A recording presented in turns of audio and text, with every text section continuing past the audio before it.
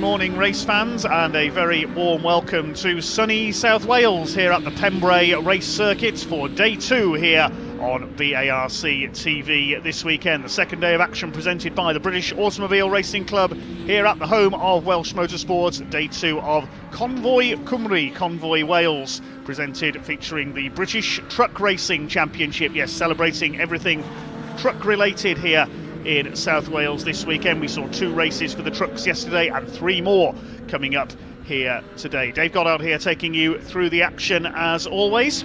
Full programme of racing here today from the British Truck Racing Championship, supported by the Pickup Truck Racing Championship with the 2 races today. We saw 1 race from them yesterday. We've also got the 3rd race of the weekend for the Mini Challenge Trophy, sponsored by Quaife.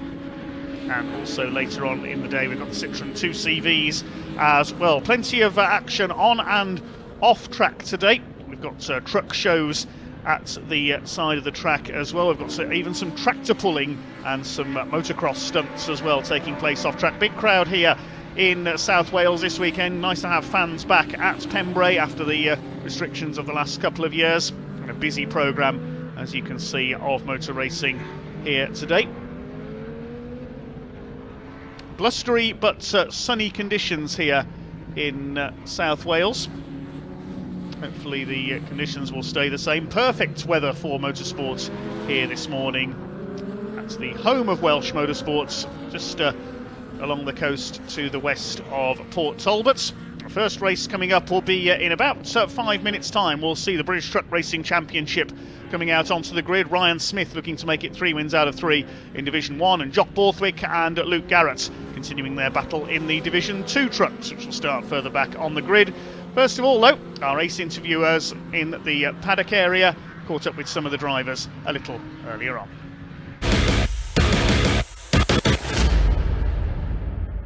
Well, race ready down here at Pembrey Circuit with Steve Powell definitely wearing a different T-shirt to yesterday.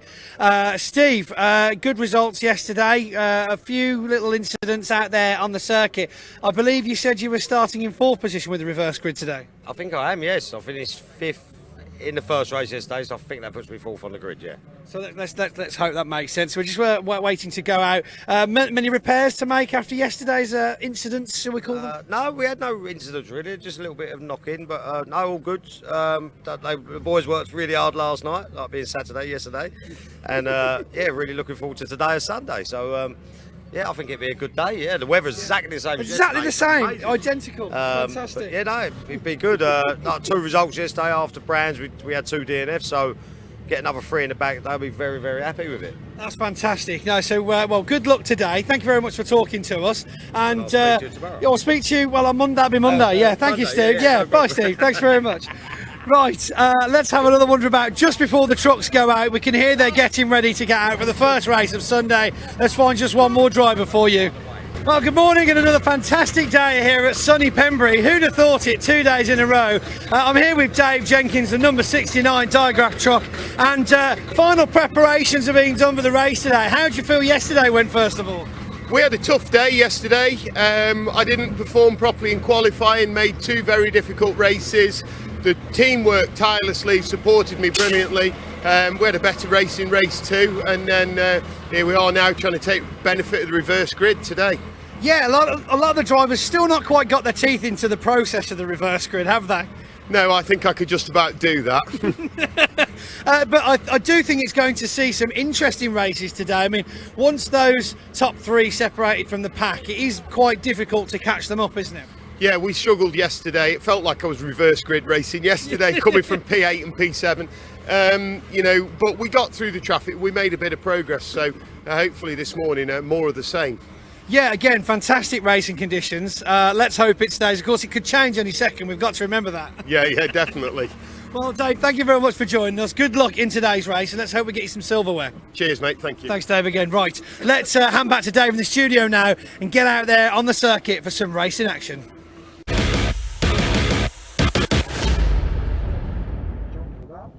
Thanks very much, Pointy. Yes, we'll be hearing from Pointy and Ewan, our interviewers down in the paddock and Parc Fermé as the day goes on.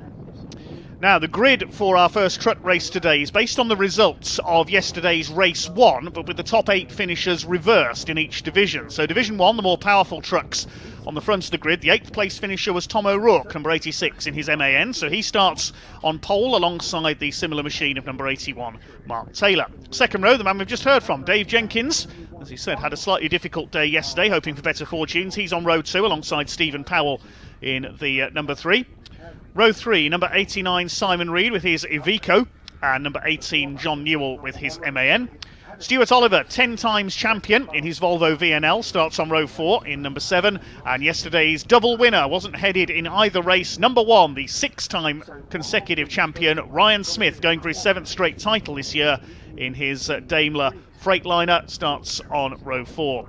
On row 5, 95 Ricky Collett and Bradley Smith, number 46, with a pair of MANs. The 6th row, 68 Craig Reed in his Iveco, the reigning Division 2 champion, and we should see number 92 Simon Faulkner, but he had some problems yesterday, didn't appear for race 2 in his Iveco. He should be on row 6, and Michael Oliver, who also had problems yesterday, sadly, son of Stewart, number 12, should complete the Division 1 grid. Then there's a gap, and we've got the slightly less powerful Division 2 trucks, and it'll be Brad Smith at number 16. Yes, just to confuse us, we've got Brad and Bradley Smith. He'll be on pole in his DAF alongside number 10 Craig Evans in an MAN. The Division 2 championship leader coming into this round was John Powell, number 6 in his DAF after 3 wins in the opening round at Brands Hatch. But he had a few problems in race 2 yesterday. He starts alongside Luke Garrett, who won that second race yesterday. Then on the 3rd row, 32 Jock Borthwick with his MAN. Number 14, John Bowler, should be there. He had problems yesterday as well. And completing the grid, the Volvo White Aerodyne of number 5, Adam Bintz. John Bowler had a gasket fail on his engine in the first race yesterday in his DAF. And parts had to be ferried down from his base up in Stockport in Cheshire. They didn't arrive in time for race 2, though, here in South Wales.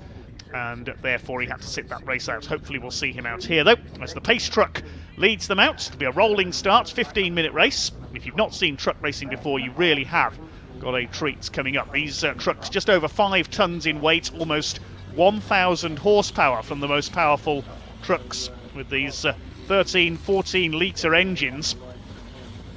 Very special machinery out there indeed. There's Stuart Oliver, number 7, the black Volvo. There is Flying Ryan Smith, the number 1, looking for title number 7 this year. The Division 1 trucks come out onto track. I didn't see Stephen Powell, so hopefully he is there. Maybe just a bit late out of the assembly area. Simon Faulkner is there, though, the red Iveco there. After some problems yesterday, he got flagged in race 1. He got the black and orange... there's Stephen Powell, he is there.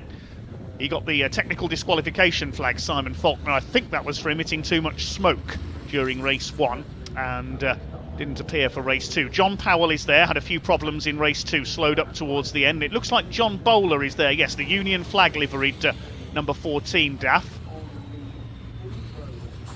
So he's managed to repair his engine. It looks like we've got a full complement. There's Adam Bint at the back in the Volvo.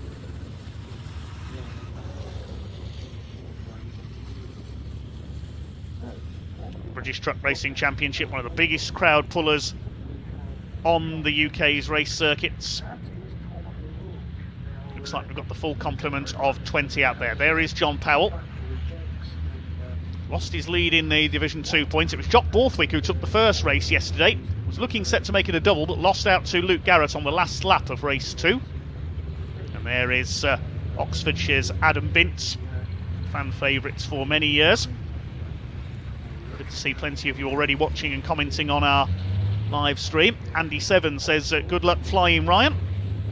Jess Hatch supporting Luke Garrett in the number 42, the former 2-time Division 2 champion. His father Ross was a British champion as well.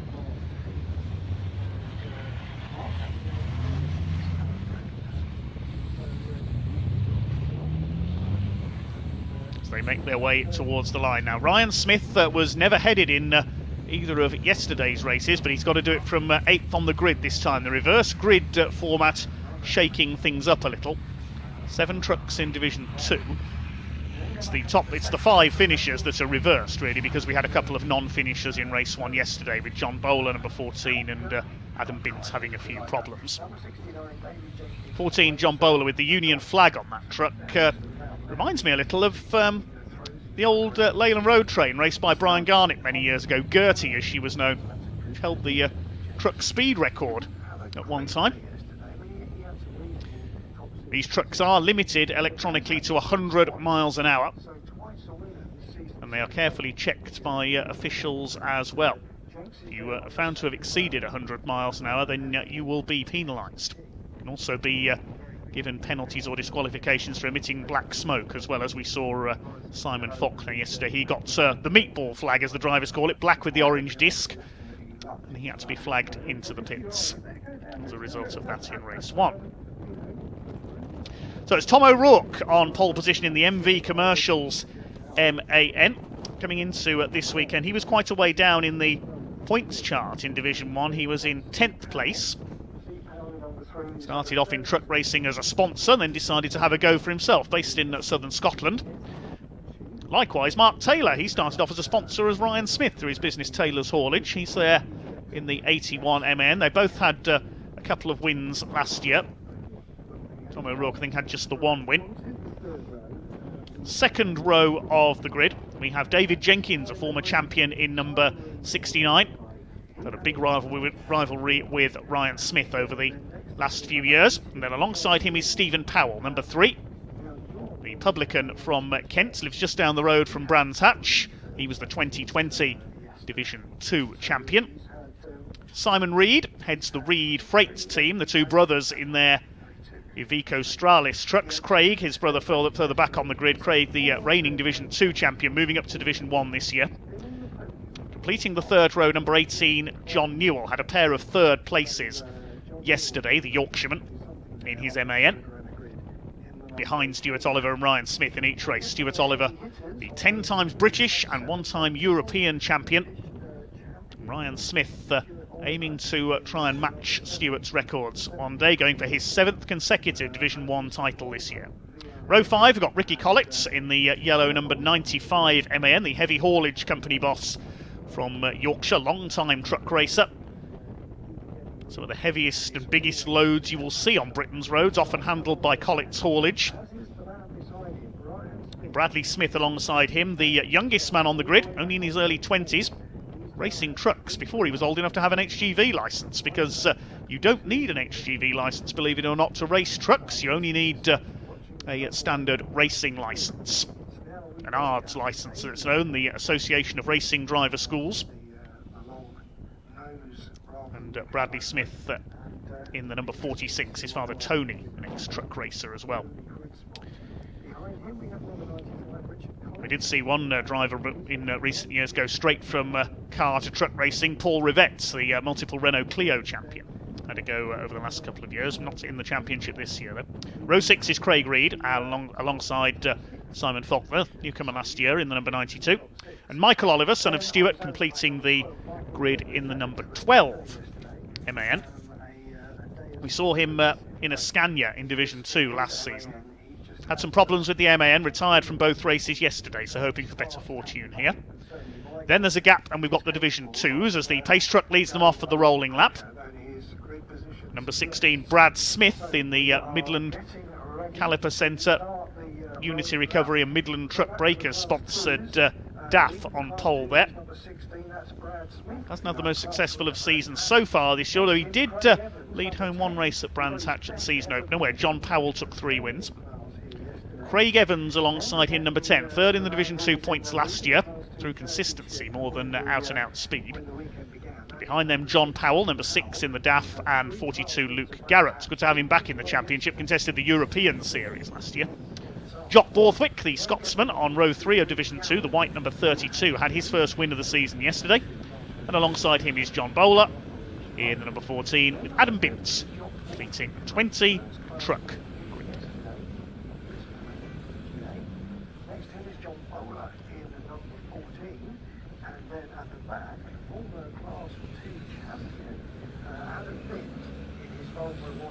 Paul Kenny cheering on Jock Borthwick in this race, and we're told as well Jock had a tyre go down on his truck in the latter stages of race 2, which is why he lost the lead to Luke Garrett.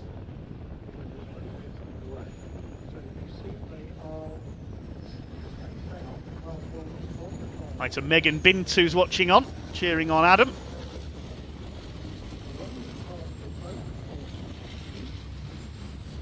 Thanks for all your comments so far. One comment asking how much power these trucks have. The quickest ones have close to 1,000 horsepower. Phenomenal machines. If you've not seen truck racing before, prepare to be amazed. Fling these machines around like they're rallycross cars. Pembrey, a popular venue for rallycross.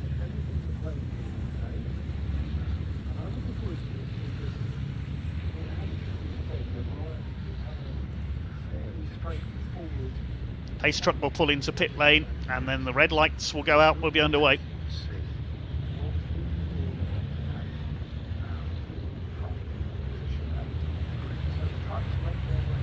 There's Adam Bint at the back of the field in his classic Volvo. This truck heads them along Speedway Straight up towards Carter's Curve, and then the final corner as Honda. Then it'll be the charge of the truck brigade into Hatchett's Hairpin. Tom O'Rourke and Mark Taylor in the two MANs. The MAN's numerically dominant in Division 1. We've got the Daimler Freightliner, the Volvo out there, the Ivecos as well. In Division 2 it's a mix of MANs and DAFs plus Adam Bint's Volvo. Pace truck is in pit lane. It's up to the front row to control the pace around Honda Curve. Up towards the red lights, and when the red lights go out on the gantry, we will be underway. Time to go racing here at Pembrey Circuit. Race 3 of the weekend for the British Truck Racing Championship gets underway. Good start down the outside by Stephen Powell in the number 3. Tom O'Rourke and Mark Taylor side by side as they go into Hatchett's Hairpin, the right-hander for the first time. Who's going to be latest on the brakes? Taylor's just got his nose in front. They're going to squeeze together as they go round the right-hander on the inside. Wait to see who's going to come out with the lead. David Jenkins switching towards the inside. He barrels up the grass on the inside as well. I think Jenkins a bit sideways there. Luke Garrett's got the lead meanwhile in Division 2. But who has come out of that with the lead in Division 1? It's Mark Taylor who's got the lead ahead of Tom O'Rourke. David Jenkins, a bit of a grassy moment there on the inside of the right-hander at Spitfires, and he's managed to hold it together in third place. Luke Garrett leads Division 2. John Bowler's got away well. He's up into second place from the third row of the Division 2 grid. Two bonneted trucks, Stuart Oliver and Ryan Smith nose to tail, chasing Simon Reed in the number 89. Watch for those two coming through. Two all-time greats of the British Truck Racing Championship in the 7 and the 1, but it's the 81 that leads of Mark Taylor. Tom O'Rourke second, David Jenkins third, then Stephen Powell, John Newell and Simon Reed. Smith up the inside. Quite a rivalry developing with Stuart Oliver. Stuart sliding wide there through Honda Curve. Don't think there was any contact between the two, but Ryan Smith has made up one place. It's Taylor that leads ahead of O'Rourke and Dave Jenkins. It's MAN's out in front, the German machines. Swing through a Hatchett's Hairpin for the second time in this 15-minute race. David Jenkins is on the attack. He had a bit of a disappointing day yesterday. Didn't manage to find any top-end speed. He's challenging Tom O'Rourke for second place, but already Mark Taylor is pulling away in truck number 81. Stephen Powell in fourth place in the number 3 has repaired a bit of bodywork damage to that truck from yesterday. That's Newell, Simon Reed, Ryan Smith, Stuart Oliver, Ricky Collitz, Michael Oliver and the rest of them. Dave Jenkins, a little bit of damage to his front bumper there. He had a bit of contact on the first corner. He tried to move up the inside to try and take the lead. It didn't work. He had to go onto the grass on the inside the right at Spitfires. They head round Brooklands corner. Tom O'Rourke is under real pressure now from Dave Jenkins, the man from Staffordshire. Through Carter's. Then up towards Honda for the second time. Mark Taylor pulling away in the lead as everybody else starts to bottle up behind Tom O'Rourke for second place. Over the line they go. The lead's already 2.5 seconds for Mark Taylor. Dave Jenkins dodging about to try to take second place. I don't think he'll get round the outside at the hairpin. See the steam coming off the wheels, water-cooled brakes on these race trucks. Powell fourth. Then it's John Newell. Ryan Smith's got ahead of Simon Reed, so he's made up another place on his chase through from 8th on the grid. There's Craig Reed towards the back of the Division 1 trucks. Division 2 is being led by Luke Garrett ahead of John Bowler. He's running well, and Brad Smith in third in Division 2.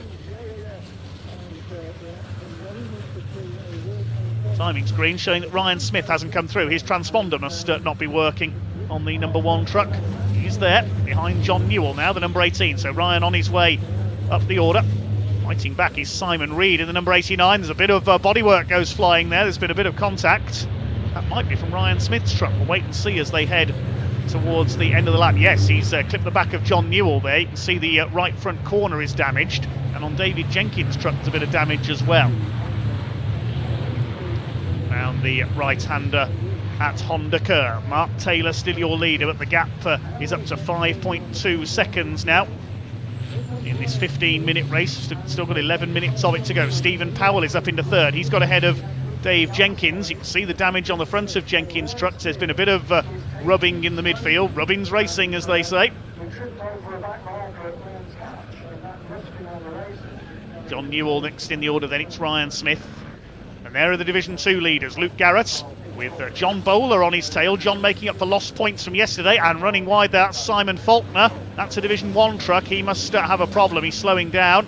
Through go the Division 2 drivers further back. Back of Division 1 there, Bradley Smith under fire from Craig Reed. Here comes the orange MAN of number 42, Luke Garrett, former champion in Division 2. He and John Bowler clear of the rest of the field. It's great to see that very patriotically liveried, hand-painted number 14 truck going well. John returning after a couple of years out of racing. Luke Garrett back in the British series after racing on the continent last year. Sadly, the European series doesn't visit the UK anymore. Here's the battle for second place. Good to see Stephen Powell going over, but he's under pressure from Dave Jenkins, trying to fight his way back into third place. Dodging about down the straight once again. He's going to the outside into the hairpin. Side by side for third place. But all this battling's allowing Mark Taylor to escape at the front of the field. Jenkins has done the fastest lap though, 1 minute 12.294 that time around. To the right at Spitfires, the left at DeBenny, then up to the crossing. Mark Taylor away and clear. O'Rourke still second. Here's a fight in Division 2. This is for third place. Brad Smith, Craig Evans, and a quieter race today for Jock Borthwick in the number 32. There's Ryan Smith. You can see the bodywork damage to the Freightliner body shell on a Daimler chassis. Very impressive looking truck, but has had a bit of a chunk bit now to its front end there. I think he clipped the back of John Newell going into Brooklands a couple of laps ago. He's in 6th position.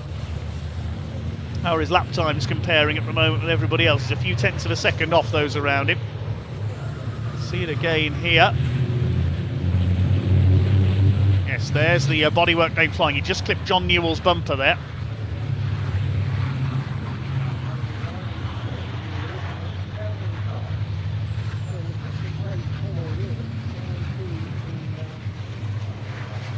Battle for second, heads down into Hatchett's hairpin.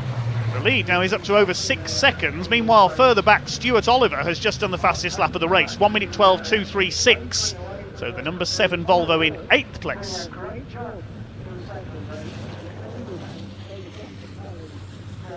Taylor from O'Rourke. There's Powell in 3rd place. Dave Jenkins has now got Ryan Smith, his deadly rival, on his tail. They've had a big rivalry for several years, those two.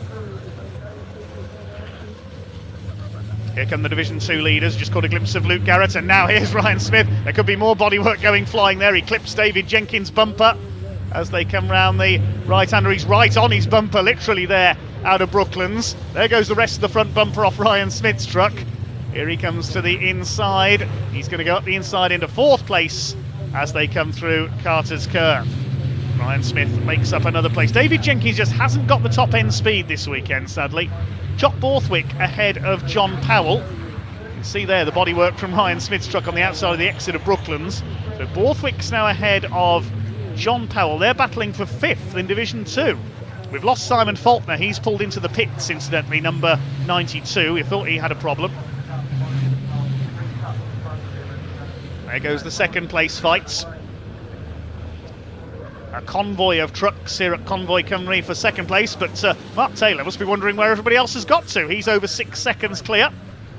Still with the fastest lap is Stuart Oliver back in 8th place, but he's stuck at the back of this column trying to chase past the number 89 of Simon Reed. Next group headed by Ricky Collett ahead of Michael Oliver, Bradley Smith and Craig Reed.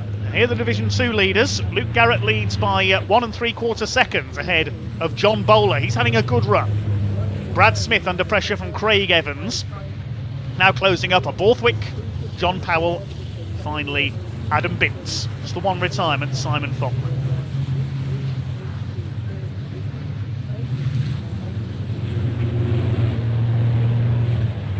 Six and a half minutes to go. Ryan Smith is now up into third place. He's got ahead of Stephen Powell in his newly lightened Freightliner. That bit of bodywork missing. John Newell on the back of David Jenkins. Could Jenkins be about to lose another spot here? Through the right-hander at the hairpin. GT Tyres truck of Stuart Oliver on the tail of Simon Reed. Jenkins actually pulls away a little bit there ahead of John Newell. Ryan Smith has just done the fastest lap, 1 minute 11.391. Second quicker than Stuart Oliver's previous fastest lap, and he's going for second place here, Ryan Smith. Now, how long is left? Oh, and problems there for Craig Evans. He goes off. That's at the hairpin. He slid wide onto the grass, loses a couple of places. Now, how long's left? 5.5 minutes. So if Ryan Smith can get past Tom O'Rourke here for second place, but Tom is a very defensive driver. Can Ryan Smith catch race leader Mark Taylor if he gets through into second place? Will he run out of time? Fourth place Stephen Powell, then it's Jenkins in fifth. John Newell sixth. Here comes Smith, he pulls out down the straights. Surely he's going to draw past the Scotsman here for second place, Tom O'Rourke. Up the inside towards Hatchett's hairpin, he gets past him before the hairpin, well before speed of that Daimler truck up into second place. O'Rourke will try to fight back as John Newell runs a little bit wide there on the hairpin. Here's a battle further back, number 6 of John Powell and the 5 of Adam Bint there towards the tail of the field. Craig Evans now behind them after that off at the hairpin last time around. Stephen Powell now under fire from David Jenkins. That's the fight for fourth position.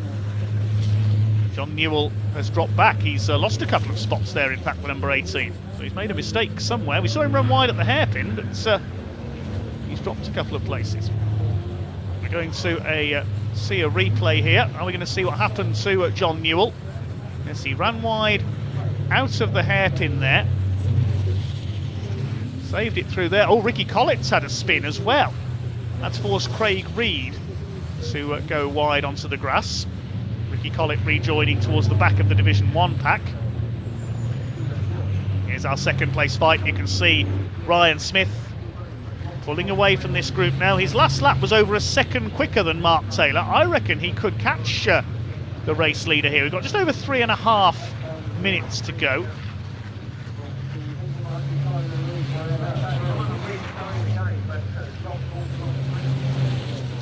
Plenty of action everywhere. Here's another replay. A spin there for Simon Reed as well. It's all happening in the midfield. So the 89 has had a spin as well. He's gone down to 12th place. Here's a scrap in Division 2. Adam Bint's got ahead of John Powell. That's for 17th overall and 5th in Division 2. So we've got battles going on all the way down the order. Craig Evans, I should say, closing back on them as well after his off a couple of laps back. 3 minutes of the race to go. And here's our two spinners from earlier on, Ricky Collett and Simon Reed. And they've got the Division 2 leader, Luke Garrett, behind them. He's dropped John Bowler slightly. He's 2.8 seconds clear of Bowler. Brad Smith still third in Division 2. Still Mark Taylor, who leads overall, the number 81, who's led from the starts. But Ryan Smith is closing. He's just done another fastest lap of the race, 1:11.089. 10 laps completed. 4 seconds in it now for the lead. Is Ryan Smith going to catch our race leader? He's got 2.5 minutes to do so. So there'll be a couple more laps in this race. They're lapping over a second different. I reckon Ryan Smith will catch up to the back of Mark Taylor, but I don't think he's going to get past him. I think he'll run out of time. We'll wait and see. Luke Garrett is safe at the front in Division 2, looking for win number 2 of the weekend. There is Flying Ryan. Now, let's see if he can catch Mark Taylor. There you can see the gap. 2 minutes to go. He's got the hammer down, Flying Ryan. Mark Taylor's going to have to watch his mirrors here. There'll be 2 laps to go this time for Mark Taylor, looking for his first win of the season. Ricky Collins under fire from Simon Reed, recovering from their spins earlier on. Plenty of action in this first British Truck Racing Championship race of the day. 2 more to come later on. Luke Garrett still ahead of John Bowler. John will be very pleased with second in Division 2, his best result of the year so far. Just got a couple of laps to negotiate. David Jenkins, he's lost that bit of bodywork off the front of the truck now, still behind Stephen Powell in 5th place though. In a safe third at the moment is Tom O'Rourke. The gap is down to 2.5 seconds now. 1 minute 10.884 for Ryan Smith. He is really pushing here, but can he catch Mark Taylor?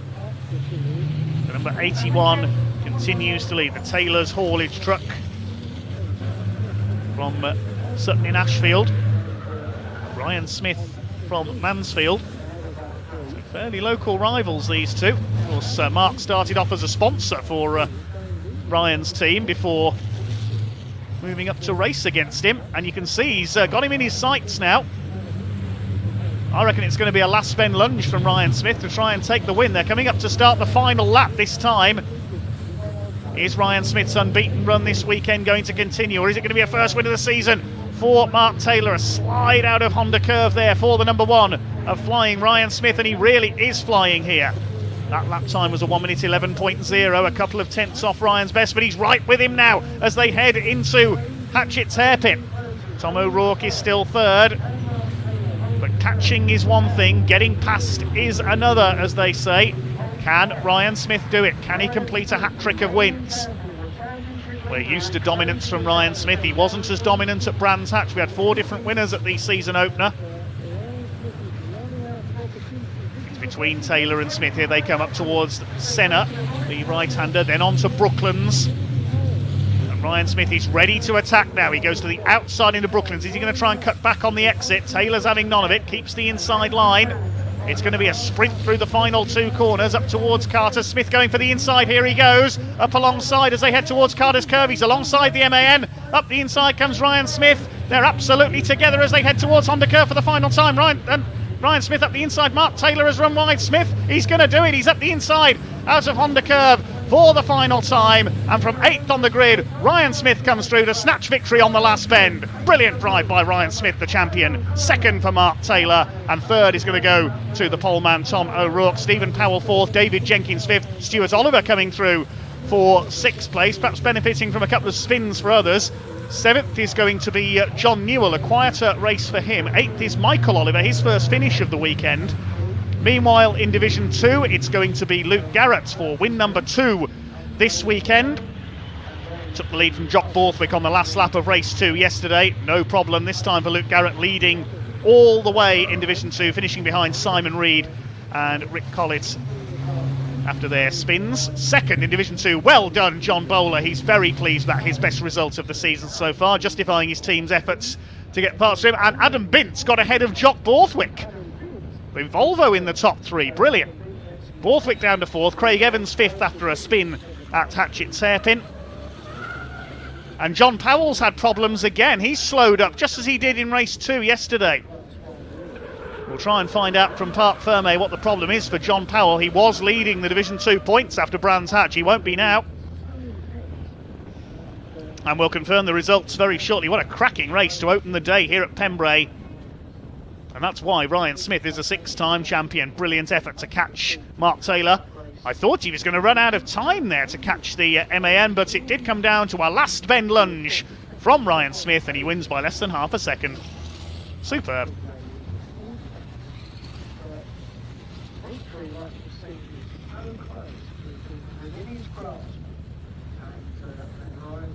Pause for breath before we give the results to you. Ryan Smith the winner by less than half a second from Mark Taylor, and Tom O'Rourke finishes in 3rd place. Stephen Powell in 4th, David Jenkins back in 5th position, stuck in traffic for most of that one. Stuart Oliver coming through for 6th ahead of rather subdued John Newell. Michael Oliver gets his first finish of the weekend in 8th. Bradley Smith and Craig Reed completing the top 10. Simon Reed and Ricky Collett both had spins. They finish 11th and 12th, while Luke Garrett takes the win in Division 2 in 13th overall. John Bowler an excellent second, and well done Adam Bint coming through for third place after a few gremlins with the Volvo yesterday. Behind him was Jock Borthwick having to settle for fourth in Division 2 this time. Craig Evans was next after an off at the hairpin, and then Brad Smith, and finally the rather hobbled truck of John Powell completing the finishers. We lost Simon Faulkner into the pits on lap 5. Superb from our first truck race of the day then. Next up on the programme, we will have the pickup truck racing championship fairly shortly, but hopefully before then we can hear from some of our truck racers with our man Pointy down in Parc Ferme. Pickup trucks will be out fairly shortly. If you've not seen them before, they're not the pickup trucks you see on the road with your local tradesmen driving around in them. They are custom-built race vehicles built by Sonny Howard's concern, SHP, with either Vauxhall or Ford engines, 2.3 or 2.5 litre race-tuned engines, Ford Duratec or Vauxhall. We should see 18 of them out for their second race of the weekend later on. We had a red flag in yesterday's race for an incident at the hairpin. Alan Cooper and Dan Fisher tangled and went off. It was a 5-lap sprint for the line, won by Michael Smith, number 93. Took the win in our first pickup race yesterday. We'll have the pickups out for the second of 3 races this weekend for them here at Convoy Cymru. Crossing open for spectators to head across. The Orange family, the marshals in attendance. Thanks as always to our volunteer marshals. We could not go racing without them. If you want to get closer to the action, you can become a marshal. Sign up to volunteer, find out details on the BARC website, barc.net, or look online for the British Motorsports Marshals Club, marshals.co.uk is the website.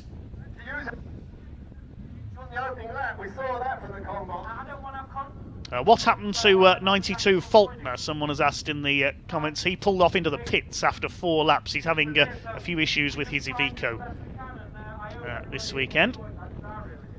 Well done, Ryan. Look forward to the next one.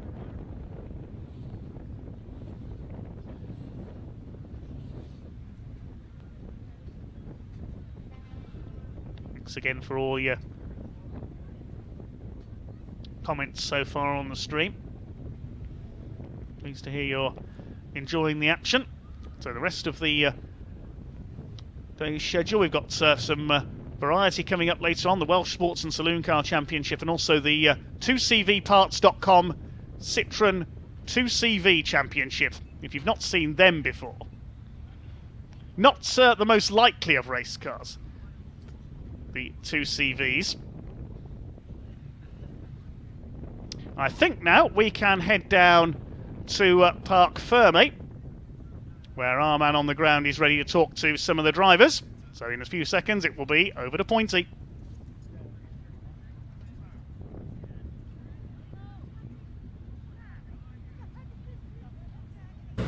Well, good morning. What a fantastic race we've just had here in Parc Ferme now. Ryan Smith, again, first driver back as well as first driver to cross the line. First of all, we'll get you, sir. What a fantastic performance we just saw there. Coming from reverse grid, back of the pack, to passing the front runner for the entire race on the last lap. I tell you, I know I've been in that race, so my communication went down and I didn't realise how long was left, so I thought, listen, fans have paid a lot of money to be here and watch us, and I thought, listen, let's have a go, and yeah, it come good.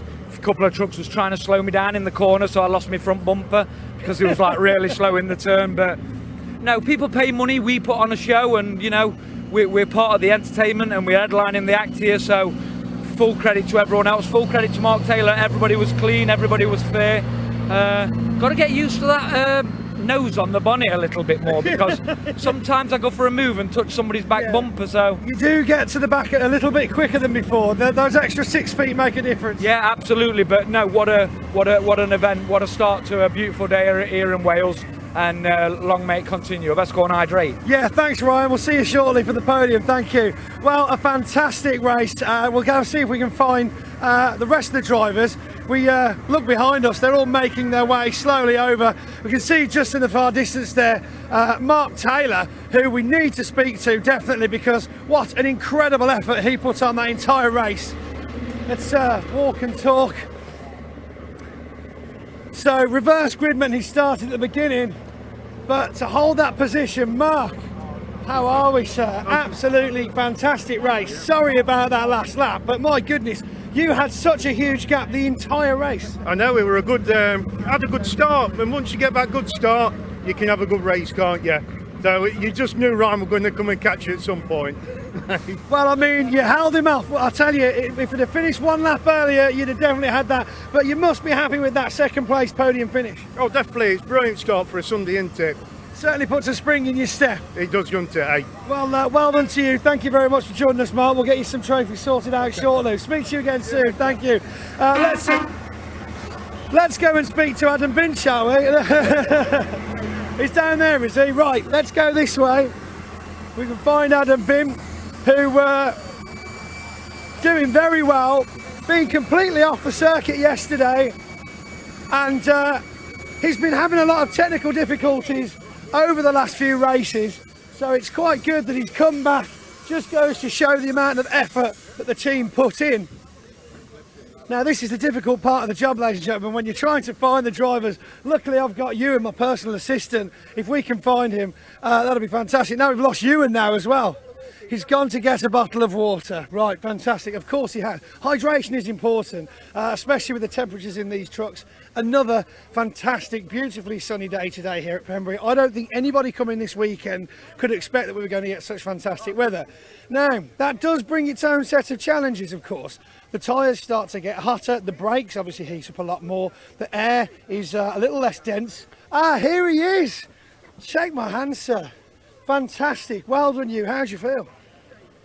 Exhausted, but excited, the adrenaline's pumping now. We had an issue with the water tap for the water brakes, so that's why I had to start from the pit lane, so I had to get into the pits, get them to make sure it will somehow close it off and then get back out. We managed to get up to third place. I could see Brad and Jock falling over each other when I got to him, so I thought I'd just back off for 2 laps, and the door just opened when they was battling to nick up the inside around Honda, so yeah, I mean, to be honest, from the sidelines, we watched that race from the pits, and it looked a little bit loose at the first couple of laps. We're like, oh, blimey, Binty, what you doing, mate? And then all of a sudden, it's like, oh, okay, there he goes. Yeah, it was a bit of angry driving, just trying to get I needed to get everything heated up quickly to then close the gap onto John Powell first. So it was just not what I wanted to do, really, but. Well, the tyres was definitely suffering from the abuse. Yes, it's definitely got the result you deserve, though. That's the main thing.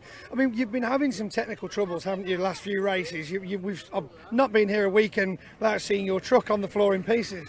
No, if we don't have any luck at all, it wouldn't. You know, it's bad luck all the time. But we had a turbo blow up yesterday, and we managed to do the race yesterday afternoon. But where it's a different turbo, we needed to program the ECU to it, and obviously we had no data to go with, so I sat down last night and altered it a bit, so we were good to go. Well done, and massive congratulations to your team as well. There's plenty left to do here today, 2 more races. We can't wait to see how they go. I think it's time we hand back to Dave in the studio. Cheers. Thank you. Thanks very much, Pointy. Good to hear from some of our drivers down there here at sunny Pembrey. We get ready for pickup truck racing. Now, how the grid works for pickups, the times from qualifying, the second part of qualifying, set the grid for race 2, but the top 6 are flipped around. So the 6th fastest driver in qualifying was Danny Hunn, number 39, and he starts in pole position. Alongside number 72, Alan Cooper. He started on pole in race 1 yesterday, but unfortunately crashed out. Second row, the reigning champion, number 28, George Taricki, and number 83, Dale Gents, whose race was spoilt by a spin yesterday. Yesterday's winner, number 93, Michael Smith, on row 3, alongside the man who was fastest in qualifying, veteran campaigner 65, Mark Willis. Row 4, number 40, Rhys Jones, and 7, Roger Dormer. But Rhys Jones started from the back after some problems after qualifying yesterday. We'll see if he is in position today. Then on the 5th row, we'll have number 21, Dean Tompkins, and 50, Jeff Dixon. Row 6, Pat Kiley in 56 and number 2 Jamie Liptrops. Row 7, the first ever pickup champion, number 3 Jeff Simpson. Back in 1998 he won the title, making a comeback this weekend. And number 29 Tom Hutchins. Then on row 8, number 12 Paul Tompkins, father of Dean, and 51 Gavin Pike. And at the back, making his first appearance of the season, number 37 Neil Tressler. We should see number 5 Dan Fisher out there. He didn't make it out for the second part of qualifying yesterday, so I imagine he'll be at the back of the grid. Car number 5, that's truck number 5 rather, that's the truck that Alan Cooper tangled with yesterday. Trucks in position on the grid then, with the big Dodge Ram pickup truck ready to lead them round on the pace lap. It'll be a rolling start, 15 laps as opposed to a timed race. It's Danny Hunt, comes from a famous Essex-based hot rod racing family from the short ovals. A lot of these drivers have made the move up from short oval racing over the years. Alongside Danny, it is the number 72 of Alan Cooper. He ended up in the tyre wall at Hatchett's Hairpin yesterday. Ex-Formula 2 stock car racer. George Taricki will be a man to watch. Had a double win at Brands Hatch, looking to win his 3rd consecutive title, albeit over 4 years, because the pickup truck championship didn't run in 2020 due to the pandemic. 83 on the second row, the pink and green truck. That's Dale Gents.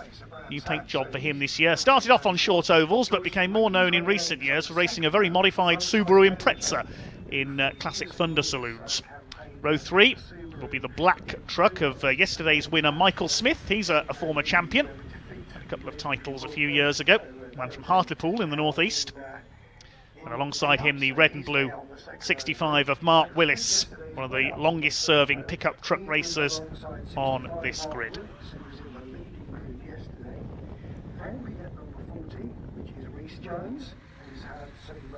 There is a 3rd race for the weekend coming up later on. I'm not certain at the moment how the grid is going to work for that one. I believe it's going to be the aggregate results of the first 2 races, and again the top 6 reverse, but we'll wait and see how they line up a bit later on for race number 3.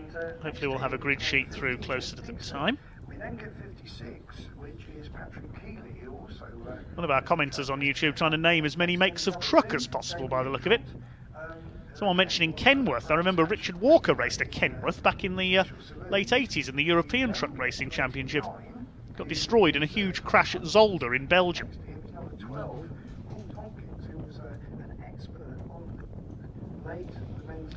Looking back to our grid. We've then got the 51 truck, which is Gavin Pike next to him. Behind Mark Willis, we should have Rhys Jones in the pink number 40. Had a terrific battle with George Taricki for the win at Brands Hatch in race 2. Just lost out on the final corner. Alongside him, Roger Dormer, best known on the short ovals for his success in lightning rods, as they're known, the Ford Sierra-based formula. So he's used to rear-wheel drive. All these pickups are rear-wheel drives, as you said, powered by Ford or Vauxhall race-tuned engines. These trucks built by Sonny Howard, who's been behind various initiatives in UK racing. He was one of the men who brought Legends cars to the UK. He was the man behind Eurocar, the Space Frame Ford Mondeos back in the 90s. Pickup truck started off as part of the Eurocar package. For a long time it was Sonny's ambition to try and bring NASCAR to the UK.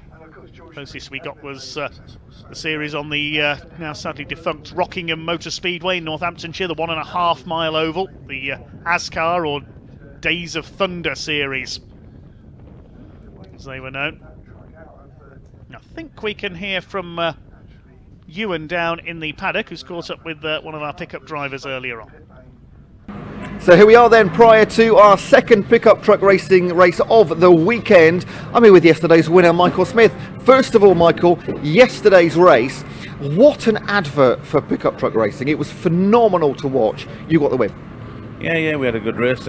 We started in quite a good grid position, and I think we got up into second at one point at the beginning of the race, and then I think we dropped down to about 4th or 5th, and then managed to claw way back up to 3rd when the caution came out, and then just built it from there really. We had 5 laps to go after the caution, and I think George Taricki ran wide, so I got put up into second place, and then I ran wide, and then I managed to pass Mark Willis going into the hairpin for the lead, which I managed to maintain till the end really. Now, for those of us, and a lot of us haven't watched pickup racing before, it's new for BARC TV this year. Is it always like that yesterday? It was so great to watch. Yeah, the racing is always pretty close. Everybody's so much on the same lap times, so you do really get some really good close racing every weekend really. So is it driver quality that wins races in pickup truck racing? I say driver quality. I mean, everybody's in with a shout. Everybody's got the same equipment, so it's down to setup and a bit of luck on the day and track position and stuff. So yeah, everybody's sort of in the same ballpark really. Now, with success in pickup truck racing comes ballast. We can see here for your win yesterday, Adam, have a look here, 30 kilograms on the car, and they're the plates in there. Talk us through sort of the rulings with pickup truck. I think you can have up to 60 kg in there, can't you, with 2 wins? Yeah, you can have a maximum of 60 kg, and after every other race after that, or if you get 30 kilos, for example, and I finish in the, say for example, 4th today, I would lose a ballast plate. As long as you're out the top 3, you can potentially lose 10 kilos every race. But if you win again today, you'd end up with 60. So then you've got to carry 60. As long as you're in the top 3, you'll be continuously carrying that. Yeah, I think George Turicki had 60 kg from Brand Satch on yesterday. I mean, in terms of a lap time, what is 30 kg doing to that? 30 kg ain't that bad. You'll probably stay around the same lap times. But when you start getting to 50 and 60 kilos, you probably start to feel it a lot more on your brakes and a lot more on your tyres, so then it might have an effect. But you just got to try and adjust the car to suit the extra ballast and hope for the best really, that it still handles good. Part of the MJS Motorsport team running 2 cars this weekend. Tell us a little bit about the team. Yeah, we've been around quite a lot in trucks. It's only over the last 10 years we normally run David O'Regan as well. Obviously we're racing we brought Jeff this weekend, which is his first race weekend for a number of years because we normally look after Matt. So yeah, we're sort of just a small team, but we look after a few cars as well. Plenty of experience, should have said, 2-time champion of the series. What are your ambitions for this year? Just to try and win it again really. I think that's what we're all here for. It's only one thing to go for really, so it's what everybody's aiming to do. Obviously George has won it the last 2 years, so trying to break that reign and see how we go really. Michael Smith, 2-time champion, going for 2 wins this weekend at Pembrey. Michael, absolutely best of luck to you. And right, let's go pickup truck racing. Over to you, Mr. Dave Goddard.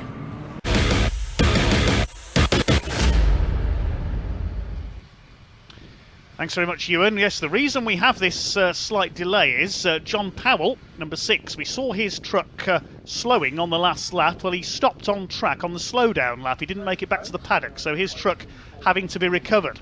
So that's why we have the slight delay here. The heavy artillery being brought in to tow him back into the paddock, unfortunately. It's going the wrong way up Speedway Straight at the moment, by the look of it, past the turning for the Rallycross course. So poor old John Powell, he had problems in race 2 yesterday as well. Chrislin of Swansea providing the truck recovery vehicle here, the big 3-axle DAF. It's very impressive, doesn't it? A DAF towing a DAF.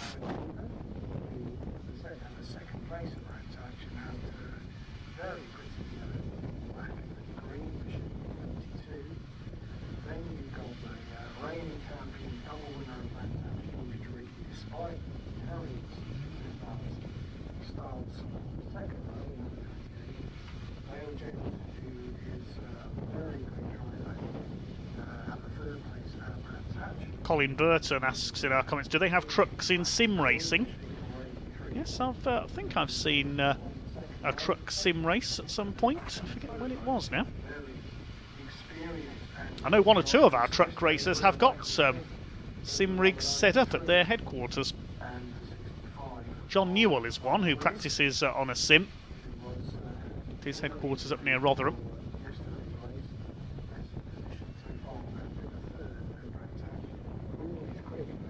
Now, the fact it's being towed using the rear axle in the air there suggests that's a transmission problem for John Powell. He's lost his Division 2 points lead. Luke Garrett and Jock Borthwick now at the top. Colin Burton also says there's no smell in the world like the burnt racing fuels, especially that of speedway bikes. The smell of speedway is actually the oil, not the fuel. They use Castrol R oil in speedway.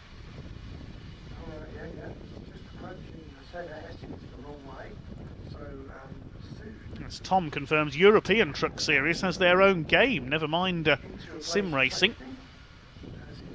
Maybe hone your skills as a truck racer at home.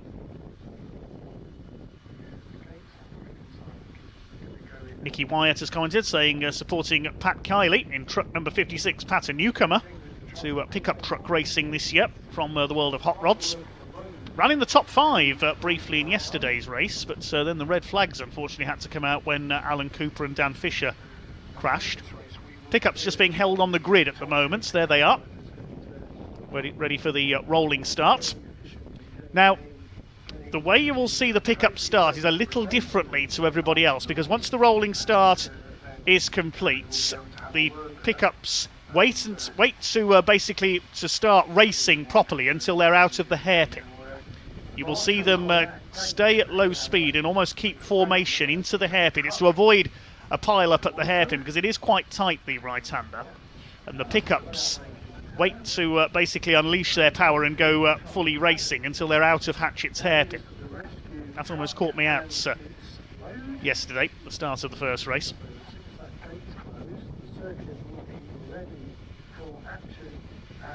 Right to Mr. Molova watching on YouTube. Thanks to all our other commenters as well.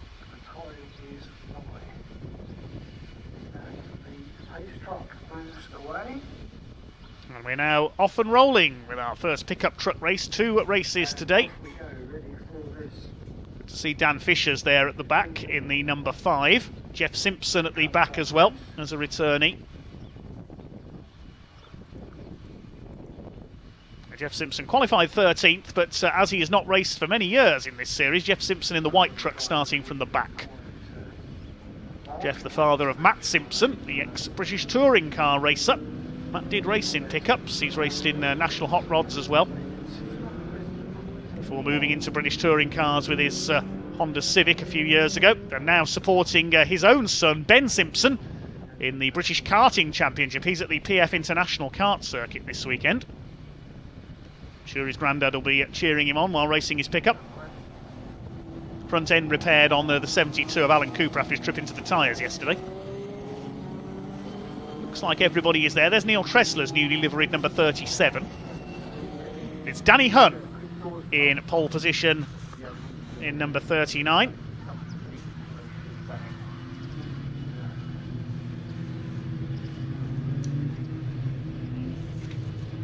From a famous hot rod racing family. Ricky Hunt was a former hot rod world champion in the 90s. He's still got the Peugeot 205 that he won that title in. Seen Jason and Terry Hunt, among others, race for the family as well. The familiar red and yellow colours of the team. Alan Cooper alongside the ex-Brisker F2 racer. George Taricki could be the man to watch, though. His first defeat of the season yesterday as he goes for his 3rd straight pickup title. Oh yes, I'm looking forward to this race. Revs begin to rise as the pace truck goes down pit road. The pack about to be unleashed as they come out of the hairpin. They'll keep formation up towards the hairpin when the lights go out. They head down the straights. First lap has started, but you see they keep the 2x2 formation, keep the speed down, just to avoid any pile-ups at the hairpin. We saw a few in years gone by. There you can see they keep formation as they come out of Hatchett's hairpin. Keeping it slow at the moment. They come up towards Spitfires. Now the power comes on. The race director, Sonny Howard, will be talking to the drivers. Now they get underway. Slightly different start procedure used by the Pickup Truck Racing Championship. Here we go then, we're underway.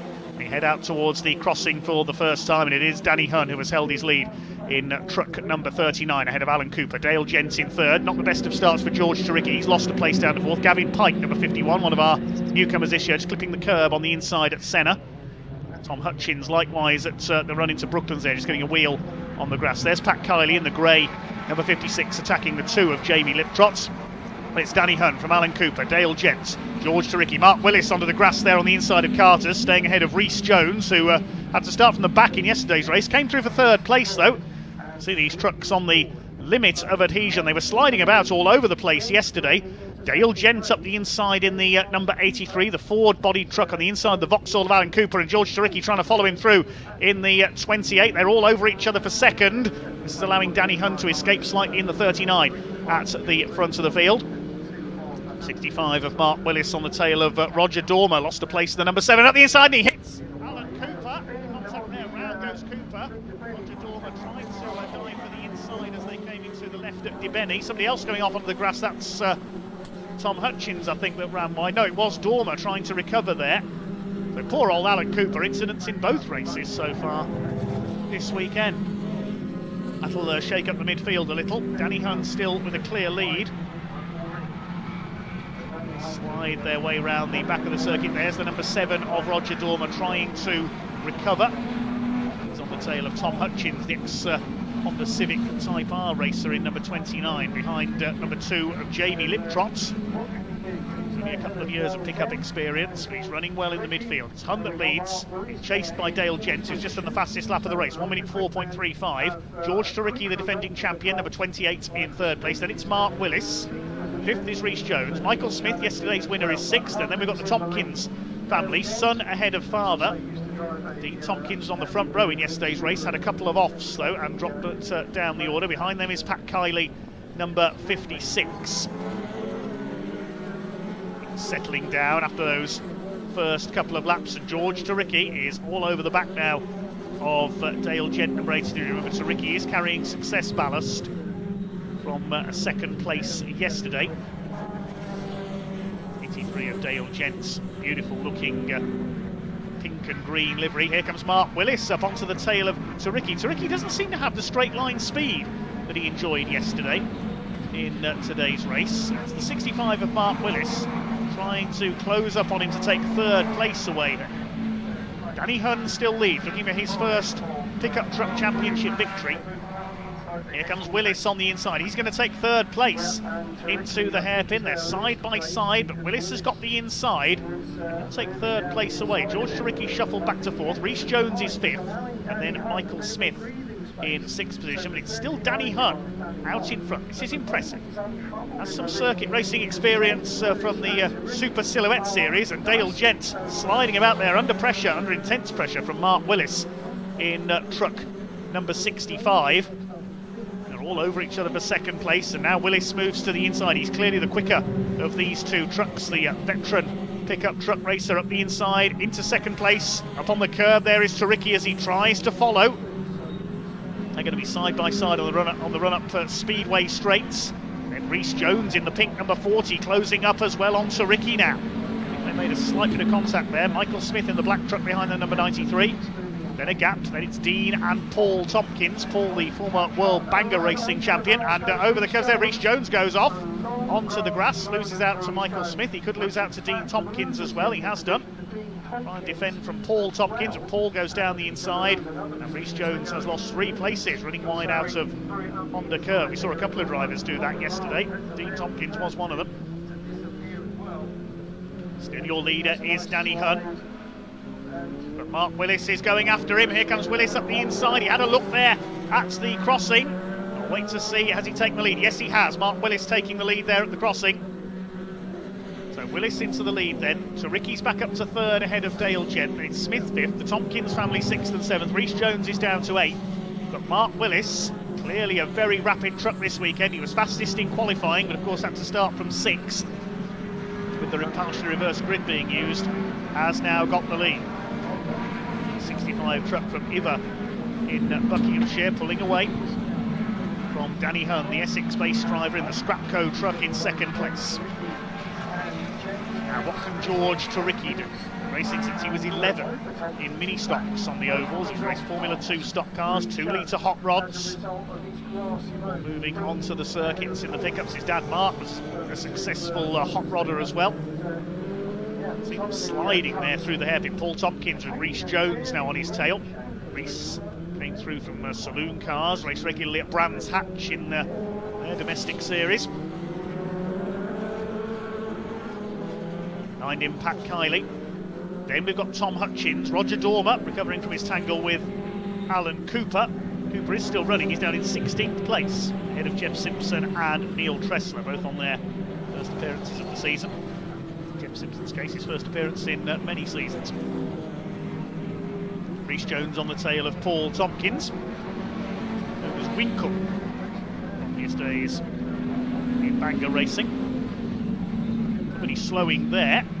Thought I saw a truck pulling towards the pit lane. Who was that? Pick that up in a moment.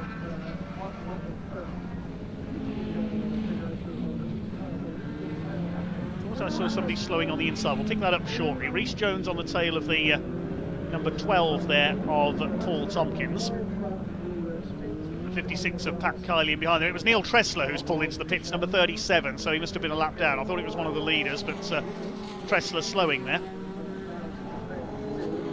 So Neil out of the race by the look of it. Still Mark Willis leads, just under a second clear of Danny Hunt. This is the battle further back for 7th place. Paul Tompkins, Rhys Jones and Pat Kiley running well. Dean Tompkins, the younger of the family, ahead in number 21.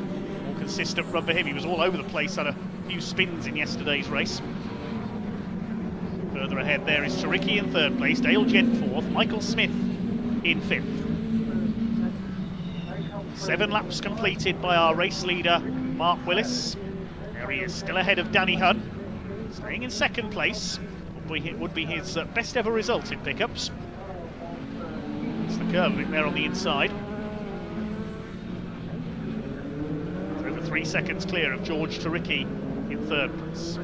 Willis with the fastest lap of the race, 1 minute 3.554. Leaders over the crossing.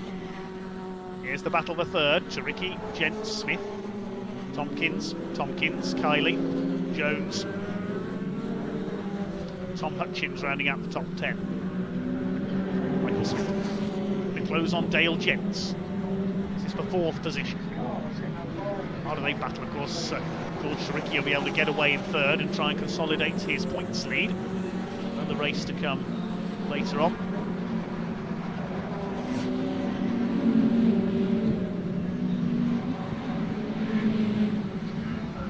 Honda curve, they are kicking up the dust on the inside. Kiley under fire from the recovering Rhys Jones after his off at Honda earlier on. On their tails is Tom Hutchins in the number 29, the red and white truck. Rhys Jones determined to recover. He's been on the podium in every race so far this year. Up the inside, Pat Kiley runs wide. Jones has to slide there to avoid him. In the DLRD truck, Dave Longhurst Race Developments. Dave Longhurst raced successfully in pickups. He's a former world hot rod champion as well, now expert car and pickup preparer. Been a team manager in BTCC in the past when Lee Wood was in the touring cars. Seen Lee in the pickups, but not for a couple of years now.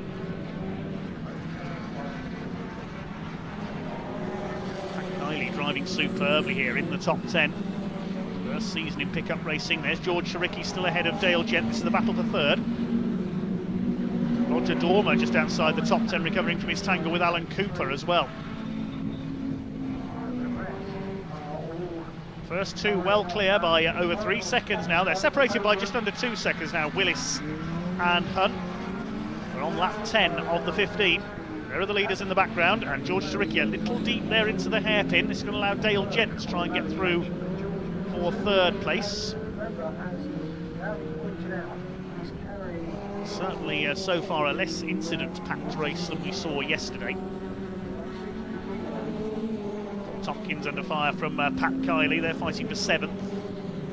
Dale Gent wants to get on that podium, trying to chase down the yellow peril ahead of him of number 28, George Taricki. Ricky certainly going to make it tricky for Gent to overtake. Michael Smith behind in number 93.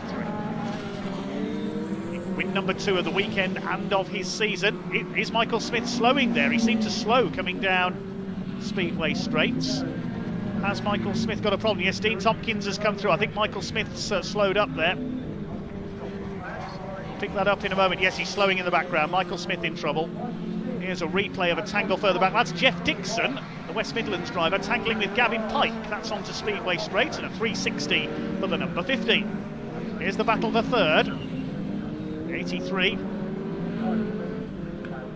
of Dale Gent chasing down George Taricki. Michael Smith, well, he's still going further back. He's going to try and make it round to the pits, I think, but his race is effectively over. Yesterday's winner is not going to make it a double. Came over the line in 12th place. Kylie still holding off Rhys Jones. 1 retirement so far, Neil Tressler. It could soon be 2 though. Jeff Dixon has rejoined after his spin at the back of the field. A national super rod racer. On these short ovals, big V6 engine machines. Here comes Dale Gent, he's all over George Taricki now for 3rd place. Dean Tompkins going well too. He's escaped from that battle behind in 5th. His father Paul is 6th, Kylie 7th, and Rhys Jones now 8th. Hutchins and Dormer next through. Rhys Jones has dropped back there, has he? No, his transponder's not working, so he's being timed manually. He's showing in 8th now. Sorry about that. We're on lap 12. There's our leader, Mark Willis. We haven't forgotten about him. Increased his lead to 2.5 seconds over Danny Hunn now.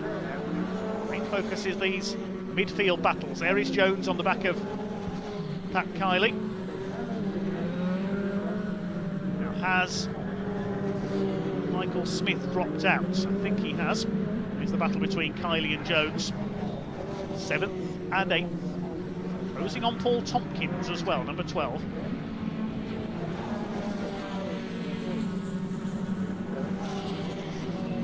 Yes, to answer one of our comments, Michael Smith is the ex-Brisker Formula 1 stock car driver. Made a comeback in Brisker F1 at Birmingham a few years ago. In, I think it was one of the Davidson family's cars, if I remember correctly. This is the battle for 3rd. Taricki still holding off Dale Gent, who gets the tighter exit from the hairpin. Taricki runs wide, he always does there. Lead gap has come down to just under 2 seconds, so Danny Hunn able to close up just a little bit on that last lap. They're 4 seconds clear of Taricki and Gent. There is Mark Willis, looking for his first win of the season. One of the most experienced men in the race, been in pickups for many, many years. Raced national hot rods on the ovals in the past. Last saw him in national hot rods in the early 2000s in a Vauxhall Corsa. The Vauxhall Tigra took over national hot rods for several years. George Taricki still holding off Dale Gent for that 3rd place. Dean Tompkins still ahead of his father in 5th position. A couple of laps to go now for Mark Willis. 13 laps completed. He's 2.1 seconds clear of Danny Hunn. Still, Dale Gent continues to harry George Taricki for 3rd place. He tries to get the cut back out of the hairpin again. Taricki just that bit quicker than the 83 off the turns. It's a little bit wide there going into the left at Debeni. Is this Dale Gent's opportunity? Moves to the inside. Taricki a bit sideways as they head into the crossing section. There's Dean and Paul Tompkins 5th and 6th, ahead of Pat Kiley and Rhys Jones. Then Hutchins and Dormer rounding out the top 10. Jamie Liptrot is next. Alan Cooper's recovered fairly well, up into 12th after his tangle earlier on with Roger Dormer. Gavin Pike is 13th, Jeff Simpson 14th, and Dan Fisher is 15th. Then we'll have Jeff Dixon. Suddenly Michael Smith and Neil Tressler out of the race. Going round to start the final lap now. Mark Willis. Here he comes, over the line. Still 2 seconds clear of Danny Hunn. It's going to be a win for the number 65, the Simpson Skip Hire sponsored truck. Up towards the right at Spitfires. So Safely clear of Danny Hunn, who's on for his best ever pickup truck finish, having led the early laps.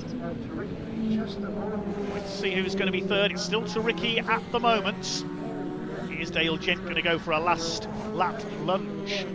Don't think he's close enough at the moment, but Mark Willis, nobody near him. Great drive through from 6th on the grid. He was fastest in qualifying yesterday. The reverse grid meant he had to start from 6th, but it's proven no handicap to him. He charged his way through to take the lead from Danny Hunn just a few laps in. Through Carter's for the last time. Up towards Honda Curve. George Taricki holding on ahead of Dale Gent all the way. It's going to be a first win of the season for pickup veteran Mark Willis. Comes in to win it. Second goes to Danny Hunn. Great drive from him from pole position. And third is going to go to George Taricki, just ahead of Dale Gent. Fifth is Dean Tompkins. Sixth is Paul Tompkins. Then Pat Kiley, his best finish so far of his first season. Rhys Jones 8th. 9th goes to Tom Hutchins. And next through is Roger Dormer, number 7. Then we've got Jamie Liptrot, number 2. Alan Cooper, after his tangle with Roger Dormer, recovers to 12th place. A frustrating weekend for him so far. Gavin Pike in 13th. Jeff Simpson is 14th, ahead of Dan Fisher in the number 5. Final finisher should be Jeff Dixon in truck number 50, who we saw have a spin midway through the race.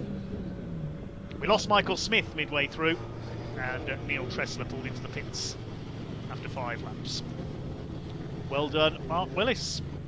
Clearly the fastest truck here this weekend. First win of the season for the number 65. He'll aim to make it a double a bit later on.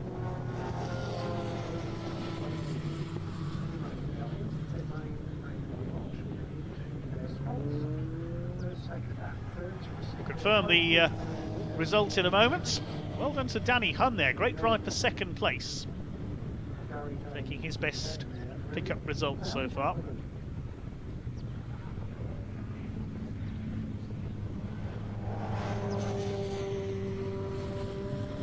In the lineup coming up, our next race will be for the Mini Challenge.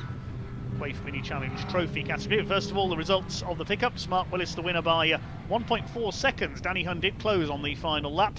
George Taricki third, holding off Dale Gent by 0.2 of a second. Dean Tompkins heads home. Dad Paul in 5th position. Then Pat Kiley, his best finish of the season so far, in 7th, ahead of Rhys Jones, recovering after that off midway through at Honda Curve. Tom Hutchins taking 9th, ahead of Roger Dormer. Then Jamie Liptrot behind him. Alan Cooper recovering after that tangle at Debeny to take 12th. Gavin Pike 13th, ahead of returnee Jeff Simpson. And it was Dan Fisher who took 15th. The final finisher was Jeff Dixon, recovering from a spin coming out of Brooklands after a bit of contact. Michael Smith pulled up 2/3 distance with a problem, and we lost Neil Tressler into the pits.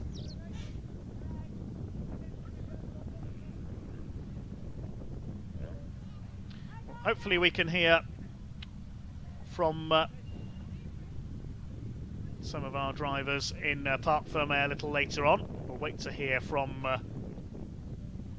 some of our pickup racers a little later on with Ewan, but next up it will be the Quaife Mini Challenge Trophy coming up shortly. Race 3 of their weekend. Nelson King took a double win in yesterday's 2 races. Just had the grid come through for race 3. It's a partially reversed grid with a draw being made, British Touring Car style. The top 4 on the grid will be reversed. So Nelson King, double winner yesterday, will have to start from 4th on the grid. We'll give you the full grid shortly, but earlier on we caught up with some of the drivers in the paddock.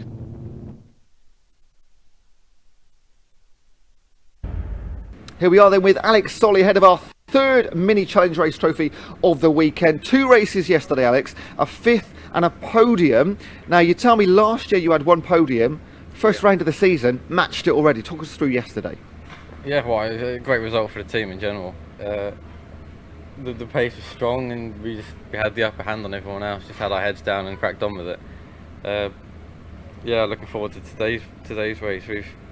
We've drawn number 4 out of the reverse grid hat, so we're all 3 of us up the front again. Tell us and myself how that works. When you say you're drawing out of a hat for the grid, I don't think many other classes do that, so yeah, talk us through that. What happens is the reverse grid, you can be between the numbers can be between 3 and 10, I believe. So whatever number they pick out that number is flipped. So whatever number that is. Do you know how it works, Alex? Number 4, for example. Number 4 is now on pole. Fine, wow.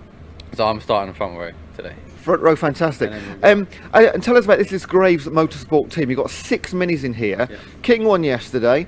Yeah. Nicky Taylor was second place. So what a great day for the team. Just talk us a bit about Graves. Yeah, they're a great team. We thought we would join them this year because we had a few rounds with them last year and they did great. So they're the only way forward, really, we thought. Best presentation of the paddock, and yeah, fantastic team. I mean, the cars look absolutely incredible. What have you done overnight, or what have your team done overnight? I think you said you shaved the tyres a little bit this morning. Yeah, just a general check, getting everything ready. Prep wise, it's all sound, so good to go. 7th in the championship last season. Yeah. Already had a podium this round already. What's your ambitions for this season? Looking to improve on 7th? I'd like to finish the podium. That'd be great. Just got to keep chipping away at top 5 finishes, and you're there really. Well, Alex, thank you for talking to us. You're one of the very few drivers that's actually awake at this time of day. So we'll go and see who else we can find, and best of luck for your day. Yeah, thanks so much. Right, let's go and see if we can wake some of our drivers up and speak to some of our other mini challenge trophy competitors. Here we are then. I have found at least one driver that is awake, and that is Sophie Wright. Welcome to Pembrey. This is Sophie's first ever season in any type of motorsport. Sophie, how did you get here? Well, I guess it started last summer when I came home from uni, and I'd been doing 4 a.m. lectures because of the time difference, and just did something fun at the track with my dad and got into it. And Peter DeVito with Delta Velocity on the back there, he helped coach me through for 6 weeks of karting and Formula 4 Continental cars, and it was just... So you've been thrown in at the deep end, it feels like, haven't you? So how was yesterday? How's qualifying being? It's your first ever track experience. How are you finding it? Fun. Pretty fun, yeah. It was a bit scary, I'm not gonna lie, but it's good. It's good. And you did okay yesterday. You were sort of mid-20s for both races, weren't you? Yeah. And you're in the team here with Louis Capozzoli, who we spoke to yesterday. Is he giving you any advice here on the A-Reed Motorsport team? Yeah, just really keep my elbows out and hold my spot. And be strong, keep going fast. Now, you're the only girl. Okay, the cars are already on their way to the grid, so we'll give you the lineup for our third race for the mini challenge. It's number 23 Lee Pierce on pole alongside 12 of Alex Solly. Second row Nicky Taylor, number 17, and yesterday's double winner Nelson King hoping for a hat-trick. Row 3, number 24 Tom Ovenden alongside 20 of Charlie Mann. Then on row 4 it's Louis Capozzoli, last year's rookie champion, and Jack Byrne, the double winner in the rookie category yesterday on row 4. Luca Osborne and Nathan Edwards on row 5. The 6th row Alfie Glennie alongside Joe Wiggin, Clark Wells and Matt Hammond, the former champion, who had a spin on the first lap in race 2 yesterday, so a little further down the grid than he would have liked. Frankie Taylor and Ollie Meadows on row 8. Nitro Ben Jenkins and James Parker. Then on to row 10 it's John McGladrigan alongside Morgan Roots. The 11th row Mike Paul and Brendan Fitzgerald from Ireland. Jonathan Sargent and Barry Holmes on row 12. David Sterling on row 13 alongside Mick Fitzgerald. Sophie Wright, who we just heard from, on row 14 alongside Paul Manning. Alex J will complete the grid, number 77. Hopefully his car's been repaired after a shunt in race 1 yesterday. One non-starter is Tyler Lidsey, number 10, after his involvement in that accident, unfortunately. So the cars are on the grid for what will be a 20-minute race, slightly longer than originally advertised.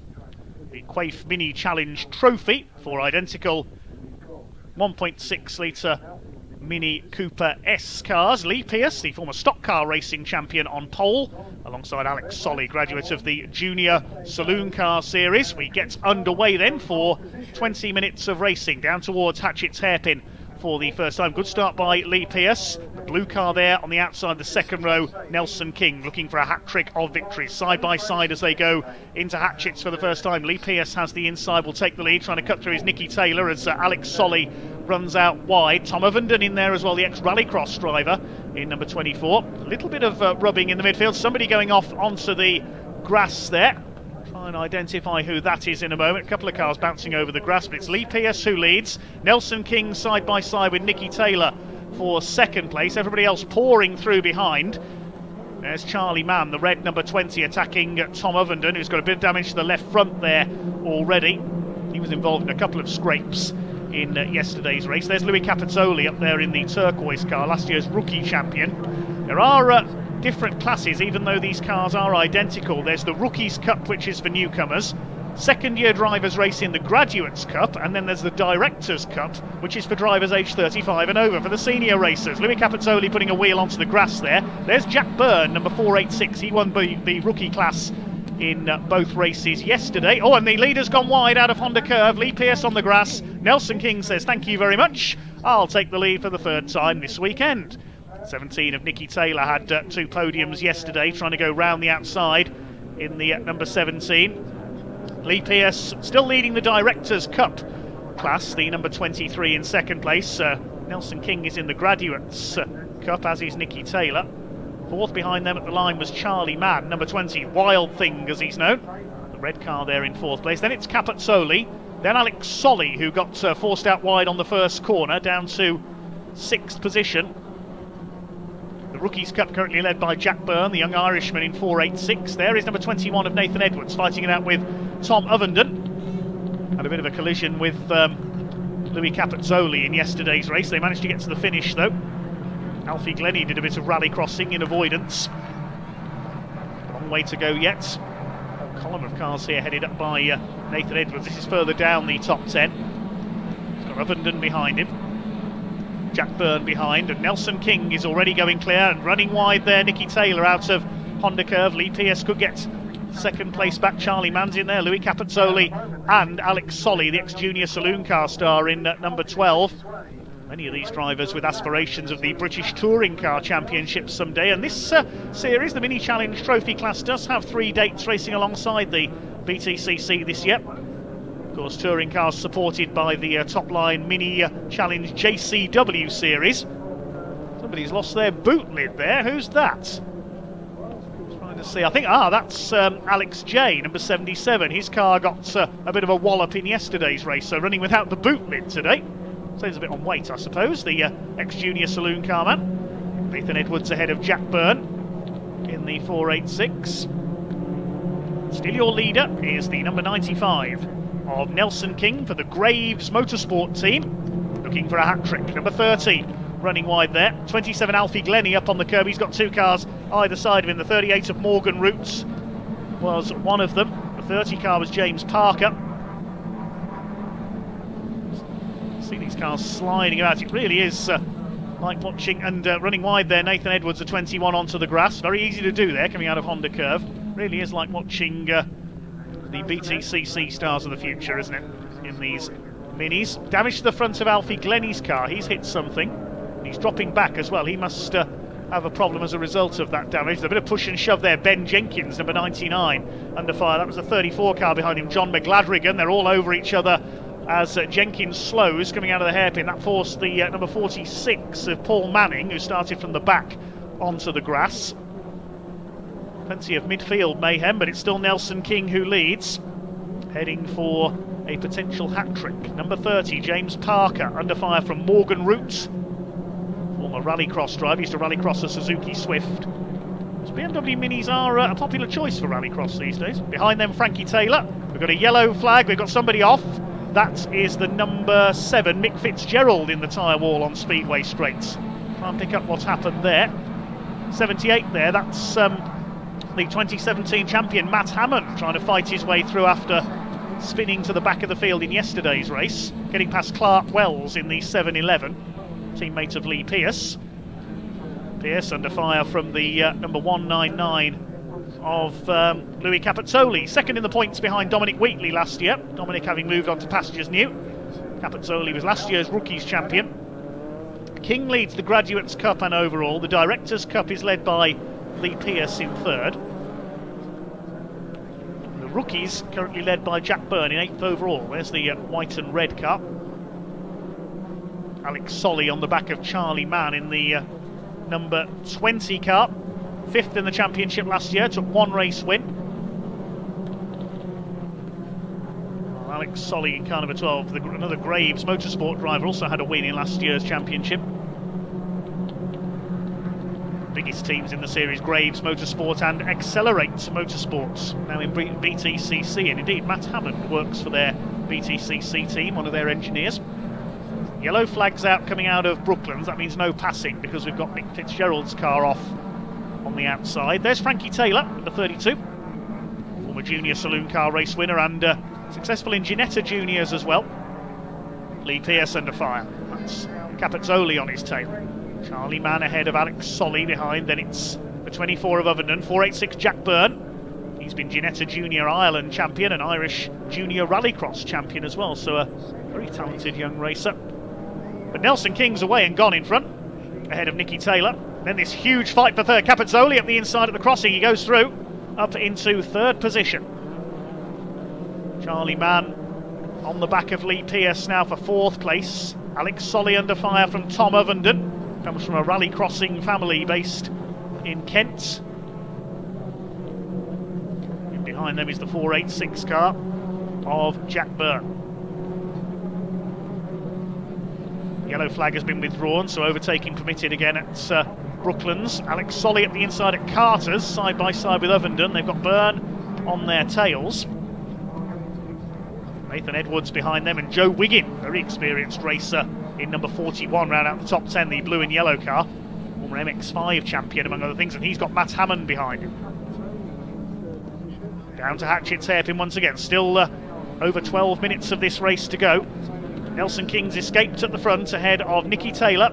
Running wide there onto the grass. That was Nathan Edwards, number 21, I think. Fight for third between Capezzoli, Pearce and Charlie Mann. Then a small gap back to the next group, which is now headed by Jack Byrne, side by side with Alex Solly. No, it's not, it's Tom Ovenden, I apologise. Similarly coloured car there. Byrne is behind them. Down towards Brooklands they go once again. Nathan Edwards, number 21, in behind them. Then it's Matt Hammond. He's fought his way through from 14th on the grid. Second in race 1 yesterday, but spun down to the back on the first lap of race 2. Had to go back up the order with how evenly matched these cars are. That is quite a tall order in the Mini Challenge Trophy. There's Joe Wiggin. He's won 24-hour races in Citroen C1s in the past. So Nathan Edwards runs wide again onto the grass. Tom Ovenden up the inside to take Alex Solly. That's for 6th position. Jack Byrne in there as well. He still leads the rookies. Second of the rookies is Luca Osborne. He's further back in 13th. Third rookie is Ollie Meadows, number 86. Son of Ron Meadows, the sporting director of the Mercedes Formula 1 team. 11 minutes of this race to go.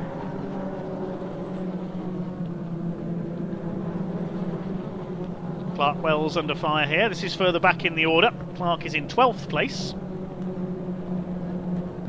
There's Alfie Glennie, number 27. He's got ahead of James Parker in the 30 car.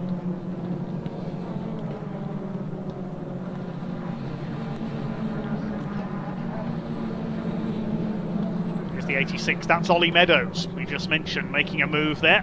Past Clark Wells. Teammate of Lee Pearce. Both of them former stock car racers. Clark Wells back on the inside. Meantime, here's the fight for third place, headed up by Louis Capezzoli.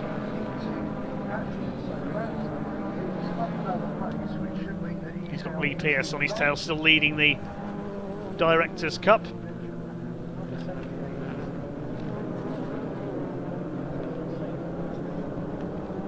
We're up to half distance now.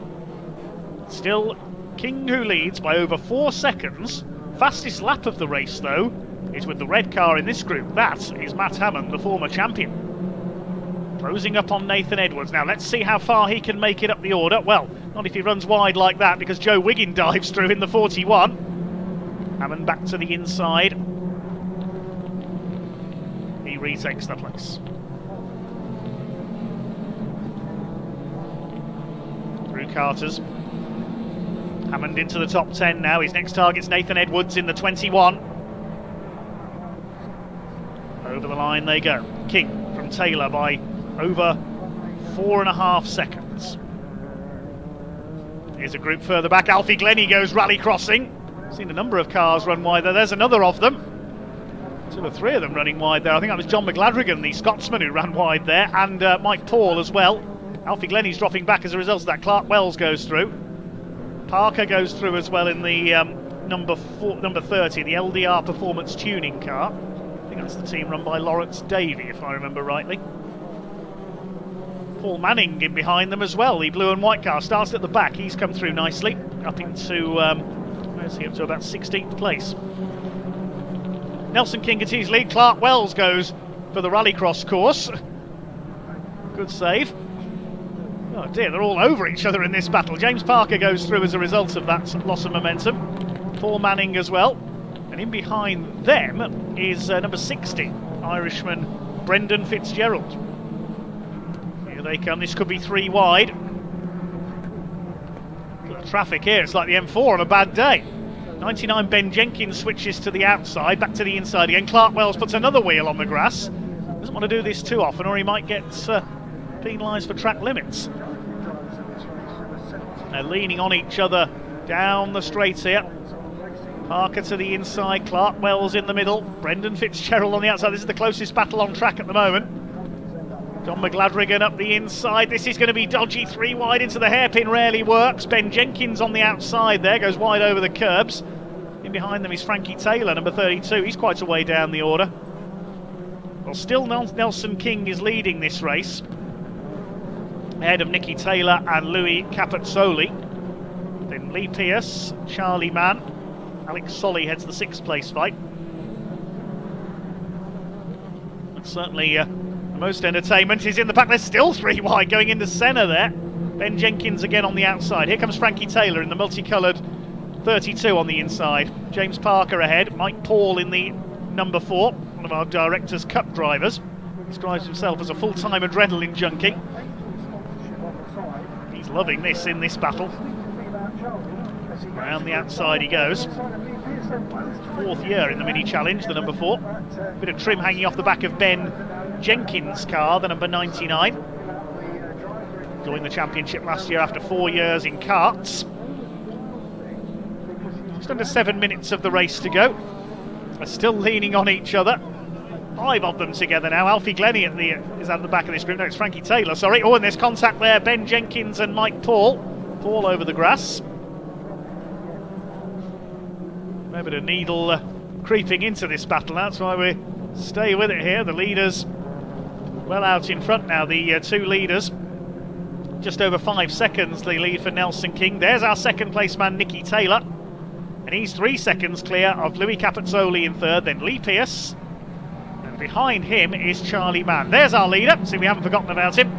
Nelson King is heading for a hat-trick. That's quite a rare feat in the Quaife Mini Challenge Trophy. Nelson King, his first win in the championship yesterday, and he enjoyed it so much he took another one in race 2. And now heading for a hat-trick here. John McGladrigan under fire from Frankie Taylor. This fight is quite a way down the order. This is for about 17th place. Alfie Glennie under fire from Paul Manning. That's for 13th place. Here's the fight for 6. Look at this as Jack Byrne is taken wide at the crossing. Now, try and pick up what's happening there because Alex Solly was making a move in the number 12. He's lost out there though to Tom Ovenden. And here's Matt Hammond in the 78, still trying to make his move up the order. He's still got the fastest lap of the race, 1 minute 8.47. 5 minutes left on the clock. So Tom Ovenden now into 6th position. He's got ahead of Alex Solly. That forced Jack Byrne to run wide, but Byrne still leads the rookie cut for the first season drivers. 2nd in that group is Ollie Meadows. Nelson King leading the Graduates Cup for 2nd year drivers. It's Lee Pearce in 4th place leading the Directors' Cup. Alex Solly on the back of Tom Ovenden. Headlights ablaze for Matt Hammond. He wants to make his way through the midfield, try and get as high a position as he can. He wants to challenge for a second title.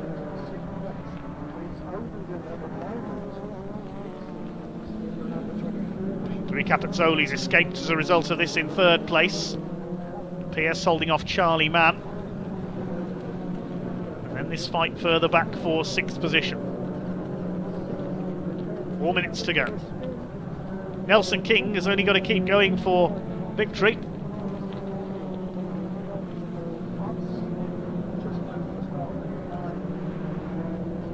We see Lee Pearce, the Directors' Cut. Oh, we've got a red flag. That's a car off on the pit straight. That is Sophie Wright, number 3, who was at the back of the field. We can't continue racing with a car in the middle of the main straight, so the red flag has come out with just under 4 minutes to go. Right, we'll see if we can see what happened there. We hope Sophie's okay. One of the youngest drivers on the grid. So the race has been stopped in the interest of safety. We'll try and see what's happened there. She got wide onto the grass, Sophie Wright. The car fishtail from one side to the other and walloped straight into the pit wall. Great shame for Sophie in her first weekend in the championship. Thankfully, she managed to get the brakes on there. That didn't seem to be too severe an impact. We hope Sophie's all right. But the race has been stopped. And with just under 4 minutes left on the clock, I think that will be a declared result. But we'll wait and see. Which, in that case, will be a hat-trick of wins for Nelson King. We'll wait to see if it's going to be checkered and red flag here. There is Nelson King, number 95.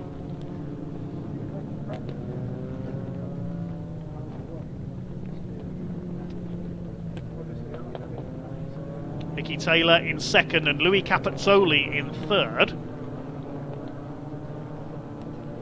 Okay, the clock has gone to 0. We haven't seen a checkered flag yet, though. We'll just wait to see. I would expect, with less than 4 minutes left on the clock in that 20-minute race, the result is going to be declared. They're heading into pit lane, which suggests that that is end of race.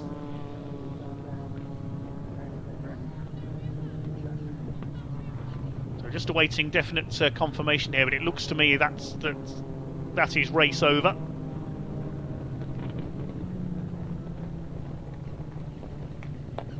We hope that Sophie Wright is okay. The Marshals is checking on her at the moment.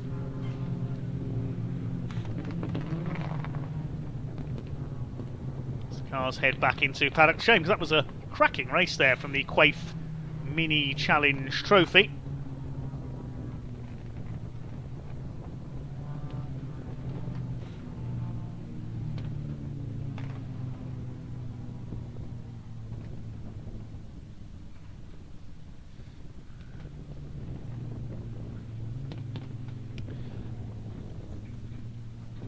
We're going to have a little bit of a break after this race. Next up will be the British Truck Racing Championship Race 2. That'll take place in around about 20 minutes to half an hour.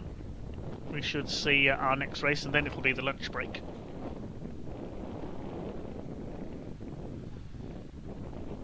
But we'll confirm the result as soon as we know if that is end of race, although the fact the cars have headed back into the pits, yes, looks like they are heading back to the paddock, so presumably that is end of race.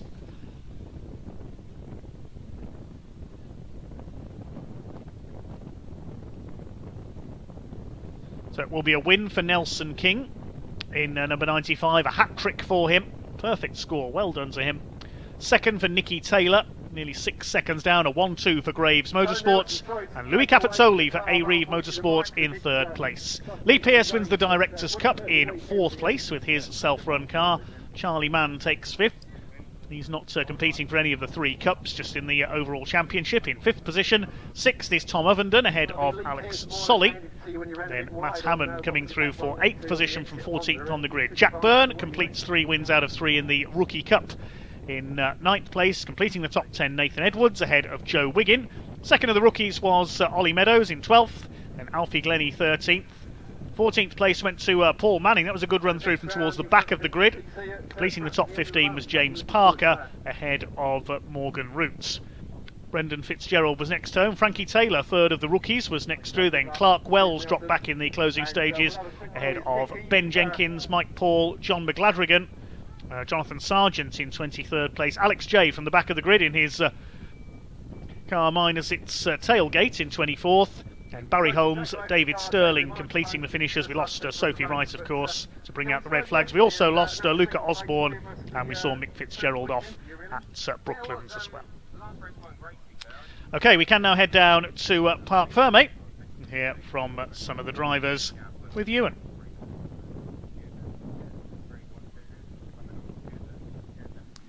Cheers, Dave. A bit windy down here in Parc Fermé, but I have found Louis Capozzoli, runner-up in the championship last year and #1 rookie last year.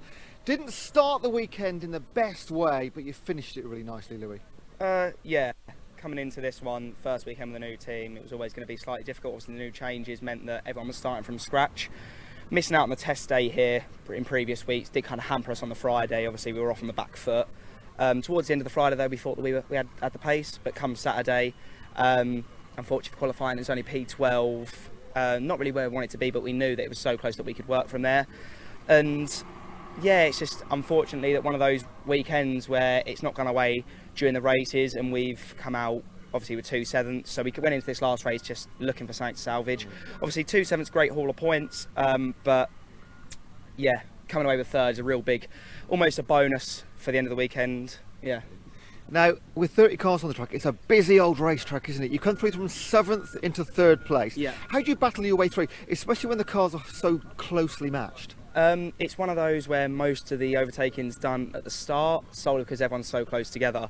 Once the race is spread out, as you can see, obviously Nelson, Nicky and myself just spread out, and then it was kind of just, the gap never really changed. So it's one of those where the overtaking has to be done early on, otherwise everyone's going to be in a pretty spread out, really. What do you take away from Pembrey? Positives that we know that the pace is there when we hook it all up. Not so much disappointment, but a little bit upset that we only got 2 sevenths, but almost happy that we know it's going to be tough this year. Obviously, congratulations to Nelson on the 3 wins. It's remarkable. Well done to Nicky as well, show great pace, and it's good that the youngsters are coming up now. You know, obviously I speak as if I'm really old, I'm only 19, but it's great to see that there's more people around my age that are now taken into the championship, and it's made it really difficult. Yeah. Louis, congrats, mate. Great weekend. Thank you very much. Thank you. Right, let's go and find Nelson King. If he's not walked too far, here he is. Nelson, 3 wins, mate. You're making this look far too easy. I don't think it's easy, but it was a nice race for me. Coming away with a win from that margin. Obviously a bit unfortunate how it ends, but hopefully she's alright and she gets out the car good. I didn't really want to celebrate too much because obviously it's not the sporting thing to do. But yeah, good weekend overall. Yeah. Of the 3 wins, which one was your favourite if you had to pick one? Definitely the first, to be honest. That kept me on my toes and I didn't even expect it, so it came out of nowhere. Seeing my team over the pit wall was great. Yeah, definitely the first one. Is 3 wins beyond all expectations? Because it's very, very rare for a driver to get 3 wins.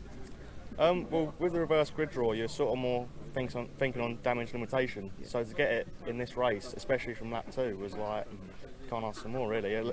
We can't get the lead into the first corner from 4th, it's quite hard, so to get that was brilliant. Between now and your next round, what do you work on now? If a weekend has gone so well, what do you go away with? When we done the pre-season tests at Thruxton, there was quite a lot to work on, so we're definitely going back there. We've got a few bits to test there, so I think different tracks interact differently. Maybe I'm good at this track, you never know. Matt might be 10 times better than me at the next track, and he might be on my toes. And same as Nicky and Louis, but I think I've got to just keep on it because you can't take it for granted. Yeah. Mate, amazing weekend, well done. Thank you. Cheers, buddy. Right, let's see if we can find. Where's Nicky? Here he is here. He's held you off twice, but 2 second places. Got to be happy, yeah. Yeah, good. At the end of the day, I didn't drive my greatest today. I think I woke up on the wrong side of the bed. So, yeah, considering how I was driving, I think second is better than anything. So, yeah, Nelson's obviously got some inner Welsh on it in him. So, yeah, just had the upper edge. But now, good weekend. 2 P2s, 1 P4, and good solid points all. How'd you catch him? I didn't. I was just like, I don't know. I was literally just. So if we had one more race today, what would you change, if anything? Eat more, because I literally had like pretty much naffle to eat, and that didn't end well. And then yeah, just preparation and look at the video and see what I was doing wrong. But at the end of the day, P2 is P2, and got to be happy with it. You've had 2 second places. You seem quite disappointed. I think I would be over the moon pretty much still. Yeah, I'm weird. I always want to be on the top step, and at the end of the day, I know I'm a bit more annoyed when I know it's my own performance that's been a bit down than when it's the teams and the car that's not up to par. But at the end of the day, the team have been great all weekend, and yeah, just my own performance needs to sharpen up for Sundays now and see how it is for Thruxton. Nicky, you've had a fantastic weekend, believe us. All right, well done, mate. We'll see you at the next round. Go, cheers. So there we go, that is our mini racing done for the weekend. 3 out of 3 races completed. Shortly we come back to, still got plenty of British truck racing to come, the 2 CVs and also another pickup truck racing. To bring you all of that live on the commentary box, it is Dave Goddard. Cheers, Ewan. Yes, so the incident on the pit straight just being cleared up by our excellent volunteer marshals at the moment. Thank you to the Orange family. We'll be back underway and racing just as soon as we can with the next race for the British Truck Racing Championship, race 4 of their weekend, which will be our last race before the lunch break. That's scheduled to come up in about half an hour.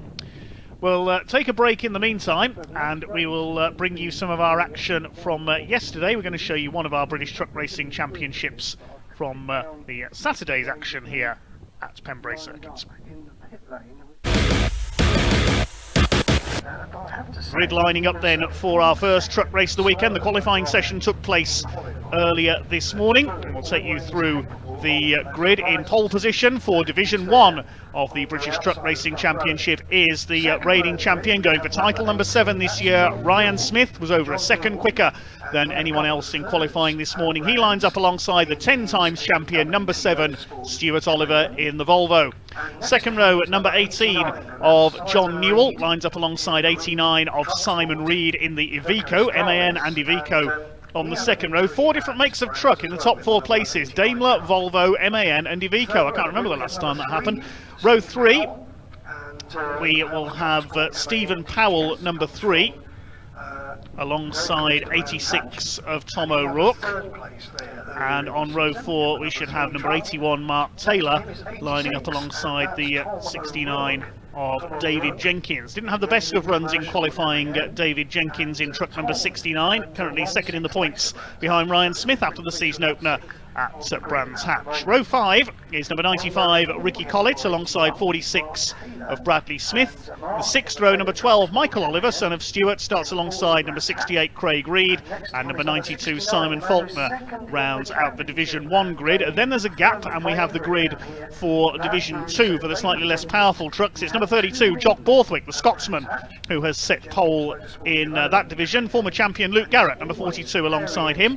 Second row of the Division 2 grid, number 5 of Adam Bint alongside number 10 Craig Evans. The third row, number 14 John Bowler alongside number 6 the Division 2 Championship leader, that's of John Powell in his DAF. And number 16 Brad Smith goes from the back of the field. He had 1 or 2 problems in qualifying this morning. And hopefully we'll hear from Pointy, our paddock interviewer, later on to find out what's happened there. Trucks ready and in position, slightly ahead of schedule here at Pembrey. Very efficient from the British Truck Racing Championship officials and the BARC, British Automobile Racing Club officials as well. A full programme of supports as well. We've got the Pickup Truck Racing Championship here. We've got the Mini Challenge Trophy category, identical Mini Cooper S cars racing, a lot of rising stars of saloon car racing there. And we've also got the 2CVparts.com Classic Citroën 2CV Racing Championship. Their first of 2 races this weekend will be taking place today. Another race coming up tomorrow. 15 minutes for the trucks then. Then after our lunch break we'll have the first race for the Mini Challenge Trophy. That will be a 20-minute race. They've lengthened their races to 20 minutes. Then it's the first race for the Pickup Truck Racing Championship, and that's followed by the 2 CVs. So the official pace truck, the DAF, in position to lead the trucks away for a rolling start. If you've not seen truck racing before, you have a real treat coming up. These trucks weigh around 5 tonnes. They're almost 1,000 horsepower, the most powerful trucks on the grid. 13 and 14 litre turbo diesel engines. And the drivers fling them around almost like they're rally cars sometimes around this tricky Pembrey Circuit. As we say, it is the first of 2 visits to Pembrey this year. Ryan Smith going for title number 7 in Division 1 this year in the Daimler Freightliner on pole position. Daimler chassis with a Freightliner body, a new truck for him this year, alongside the 10 times champion Stuart Oliver, former European champion as well in his Volvo VNL.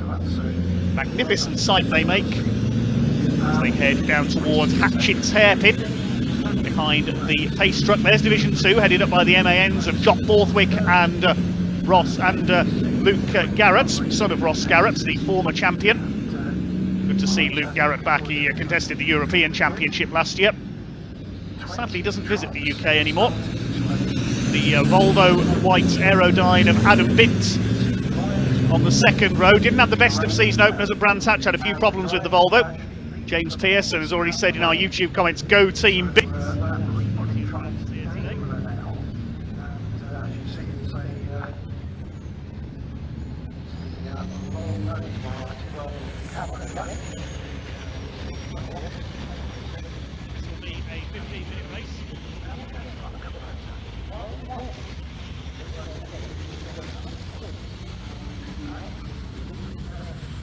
On pole, Stuart Oliver alongside.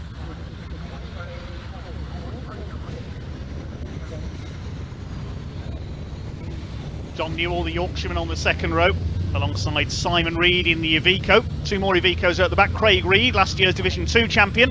Simon Faulkner at the back.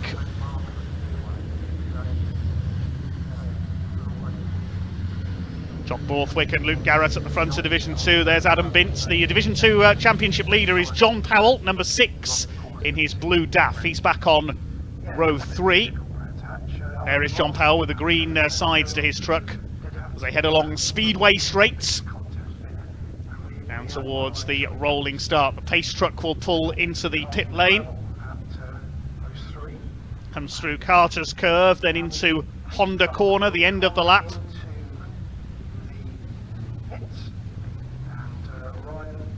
More powerful Division 1 trucks at the front of the field. Of course, absolutely nothing like the trucks you see on the motorway, these. Good to see Brad Smith is at the back after 1 or 2 issues in qualifying, the number 16. Number 14, John Bowler, very patriotically liveried truck. The pace truck is in pit lane. We are ready to rumble here at Pembrey Race Circuit. The race about to get underway for the British Truck Racing Championship, the first of 5 races this weekend, and we are underway. The power comes on and they thunder their way down towards Hatchett's Hairpin for the first time. Ryan Smith and Stuart Oliver side by side. It's going to be Smith who takes the line, takes the lead on the run into turn 1. David Jenkins trying to get the outside, 3 wide into the hairpin. That's never going to work. Stephen Powell on the inside. It was Tom O'Rourke, I think, in the middle. Michael Oliver has clipped the barrier on the inside, and the number 12 there in his MAN. Division 2 come through behind with Jock Borthwick in the lead. Apart from that momentary problem for Michael Oliver, they have all got round Hatchett's Hairpin up towards Spitfires, then the left-hander at Debenny, then over the crossing, and it's Ryan Smith who's got the lead in truck number 1 ahead of Stuart Oliver, John Newell, Simon Reed. Stephen Powell, number 3, newcomer to Division 1, he's got a bit of damage already, one of the wheel arches flapping on his MAN. There's Bradley Smith, number 46, the youngest man in the championship, chased by Craig Reed. Bradley got his first podium at the season opener at Brands Hatch. We had 4 different winners in Division 1 at the opening round. Ryan Smith not as dominant as we've seen in previous years. Here comes David Jenkins attacking the number 81 of Mark Taylor. Bit of smoke out of the back of 92 of Simon Faulkner there. The officials will be watching for any black smoke produced by the trucks. If deemed to be producing too much smoke, you can be flagged off and have to pull into the pits. Ryan Smith leads around the opening lap of the weekend here at Pembrey, sideways out of Hatchett's Hairpin. Stuart Oliver in second place. The gap was almost 1.5 seconds at the end of lap number 1. Through the hairpin they go. Division 2 leaders keeping up with Division 1. You can see there Jock Borthwick on the tail of Simon Faulkner. Jock Borthwick was on the podium in every Division 1 race at Brands Hatch. He was 2nd or 3rd in all 5 races. Didn't manage to win though. He wants his first win here. Through the Senna corner. There's that number 3 of Stephen Powell, new to Division 1 this year. You can see the wheel arch hanging off there. Bit of contact on the first corner as he tried to get down the inside. 3 into 1 didn't work. Ryan Smith increasing his lead over Stuart Oliver in number 7. Newell, the Yorkshireman, number 18 in 3rd. Then Simon Reed in 4th. Powell is 5th. It's Tom O'Rourke, number 86, in 6th position. Place in race 2. Rest of the Division 1 trucks come through. Here Here we are comes then in Division the 2. They've pits got ahead of before race 3 92 of the Simon pickups. Faulkner. He was I've got our struggling a bit in second qualifying as well. His first full season in the championship, and there's a black and orange flag out there on the start line as Craig Reed runs wide onto the grass there. Now, black and orange flag means technical problem, pull into the pits. That is for number 92. Yes, the black and orange flag, that's the meatball flag as the drivers call it, the black with the orange circle. That means technical problem, pull into the pits, and I assume it's for Simon Faulkner, number 92. I assume that's for black smoke. The judges looking on at this event, so Simon Faulkner is going to have to pit to try and rectify that problem. We've lost Adam Bint into the pits as well, unfortunately, in the number 5. I think we may have lost Michael Oliver further back as well. I didn't see the number 12 come through. Bradley Smith under fire from Ricky Collins, truck racing veteran in the 95. Based in Halifax in Yorkshire, runs a heavy haulage company. Craig Reed behind them, number 68 with the Iveco, last year's Division 2 champion, his first title in the sports. There's a green flag waving there coming out of Brooklands corner, so I assume that's where Michael Oliver has come to grief. Yes, I think he's parked up on the outside. Ricky Collett there throwing the 95 around there as they come up to Honda corner towards the end of lap number 3. Smith leads by nearly 3.5 seconds now. This is the main battle further back. Bradley Smith in 9th place. He's got Ricky Collett on his tail. Here's our Division 2 leader with the very Scottish livery, white with the tartan sunstrip there. Jock Borthwick from Luke Garrett. John Powell's up to 3rd in the number 6, the championship leader in the DAF. Then it's the number 16 of Brad Smith. Brad Smith and Bradley Smith, just to confuse everybody. Brad Smith, very experienced truck racer, has got Craig Evans, number 10, his second full season in the championship behind him, was 3rd in Division 2 last season. So we lost a couple of trucks early on. Michael Oliver has pulled off at the top end of the circuit. Craig Reed on the tail of Ricky Collins here. 10.5 minutes of this 15-minute thrash still to go. You see the green flag from the marshal there in the background. That means out of the danger area. There's yellow flags at Brooklands. I believe that's where Michael Oliver has come to a stop. 3 trucks into the pits at the end of the last lap. Adam Bint, we mentioned, had pulled in. There's Michael Oliver in the background. We've also lost Simon Faulkner. He was flagged in by the officials for black smoke. And John Bowler's pulled off as well in the number 14 into the pit lane. Bradley Smith, number 46, was racing trucks before he was old enough to drive a lorry on the road, would you believe? You only need an ARDS racing licence to race trucks. You don't need an HGV licence. Well, there's Ryan Smith. He's away and gone. That beautiful looking Daimler Freightliner. Bodywork purchase from the Freightliner team based in the Czech Republic. Stuart Oliver in 2nd. There's John Newell, the Yorkshireman, in 3rd in truck number 18. Returned to truck racing a few years ago after a long break.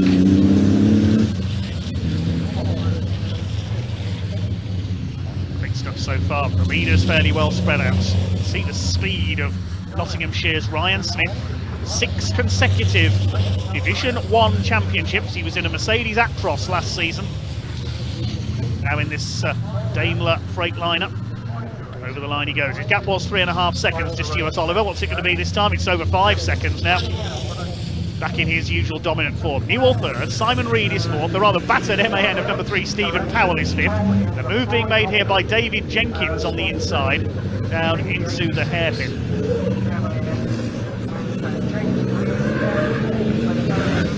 Division 2, Jock Borthwick continues to lead the way in truck number 32. We'll see what his gap is back to Garrett. It's 3.5 seconds. Luke Garrett in 2nd. There's Michael Oliver parked up. He's been there for a couple of laps now. Picked up some damage, I think, on the first corner. Maybe he's just looking at having a good look at trying to buy that motorhome. Looking impressive, isn't it? Parked next to the circuit. Simon Reed up there in 4th. Back after a couple of years away from racing. Tom O'Rourke under fire from David Jenkins. Now, David had a bit of a struggle in qualifying. He only qualified 8th.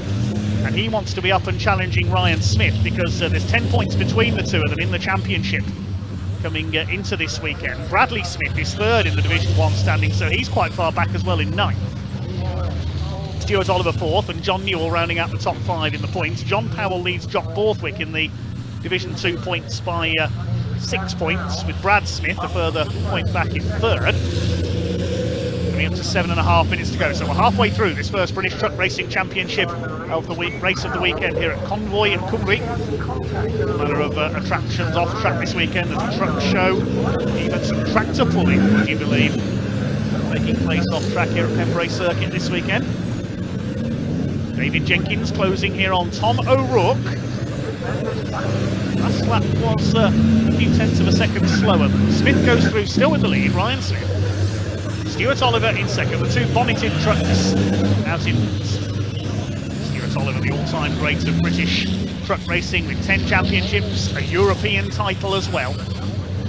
John Newell in a safe third place, clear of Simon Reed in fourth. No major changes among the front runners from the start of this first race of the weekend. There's still a long way to go yet. There's Bradley Smith. He's got a wheel arch coming loose as well as Ricky Collett attacks. Further ahead, Tom O'Rourke under intense pressure from the Digraph Transport Morris Lubricants MAN of David Jenkins. Jenkins, a former champion as well. He and Ryan Smith, deadly rivals on track. He wants to get up and attack Smith for the lead. He's got to get past Tom O'Rourke in 6th place first of all. Stephen Powell ahead of them, with bodywork still flapping in the breeze. The Truck Racing MAN moves to cover the line there. Tom O'Rourke, the Scotsman, boss of MV Commercial, one of the sponsors of this championship for a number of seasons. Behind them, Mark Taylor in the number 81.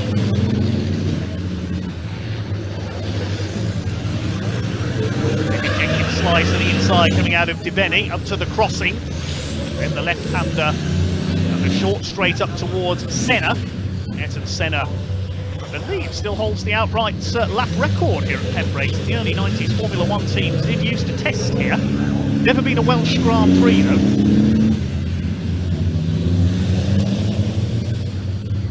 Now Craig Reed on the tail of Bradley Smith. Ricky Collett's already gone through, sideways as ever in his MAN. Great to have Ricky Collett back. He didn't race last year, had repeated engine problems with the MAN. Craig Reed having a go to the inside. Bradley Smith seems to be struggling here. I think it's the first time that young Bradley has raced at Pembrey. Still this battle for 6th position. O'Rourke, Jenkins and Taylor.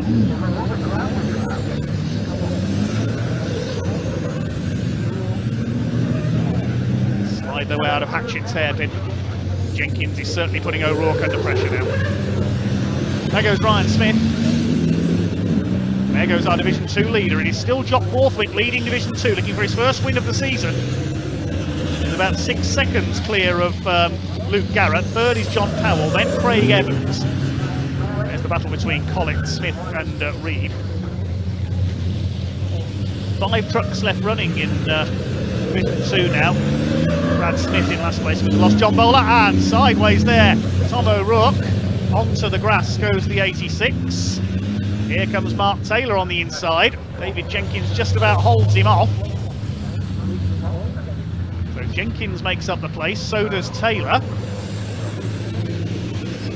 thought we were going to see Tom O'Rourke go spinning off into the grass there. He had a spectacular crash, of course, O'Rourke at Bruxton a couple of years ago at the chicane. Avoided the barriers this time. Just under 4 minutes of this race to go. There is Jenkins. Raced by Mark Taylor in the Taylor's Haulage, number 81, MAN. Further ahead of them, still Stephen Powell. Here's a replay of that moment up at Brooklands. I don't think there was any contact there between the two. There was a bit of contact as Mark Taylor tried to come through. And if Tom O'Rourke hadn't got the brakes hard on there, he would have been heading for England, I think. Tom O'Rourke now under fire from this next battle. Ricky Collett behind him, then Bradley Smith, and then 68 of Craig Reed. Here's Jock Borthwick, he's away and clear in Division 2. Lost a win in the opening race at Brands Hatch when he spun through his hairpin. He won't make that mistake this time, and still the battle raging on between Jenkins and Mark Taylor. David Jenkins seems a little down on power. in this race so far. He struggled in qualifying. Maybe just needs some more top-end speed out of the truck. He's got time to have a look at it. The next truck race coming up later this afternoon. At the state of Stephen Powell's MAN there. Up in Division 2 for the first time, in Division 1 for the first time this season. He's the 2020 Division 2 champion. But the two bonneted trucks at the front are away and gone. Ryan Smith leads Stuart Oliver by over 7 seconds now. There's a further gap of 5.5 seconds back to John Newell in third, and he's nearly 3 seconds ahead of Simon Reed. So the leader's well spaced out. All the battles are further back in the order. The top 5 are pretty much set at the moment. The main battle for 6 is this fight between Jenkins and Taylor. Then Tom O'Rourke, who's got clear by a couple of lengths again ahead of Ricky Convoy. 2 minutes of the race to go. So it's kicking up a bit of dirt there. It's a wheel onto the grass. There's our Division 2 leader, 32 of Jock Borthwick. Way ahead of Luke Garrett now, over 10 seconds clear. There is the orange MAN, the former 2-time Division 2 champion, on his own in second in the division.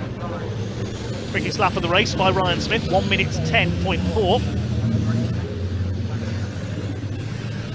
Lead is now 8 seconds for Flying Ryan. Here he comes. 1 minute 20 left to go. So he should be coming round to start his final lap this time, Ryan Smith. It's Oliver in second. 2 laps to go, I make it, in this first truck race of the weekend.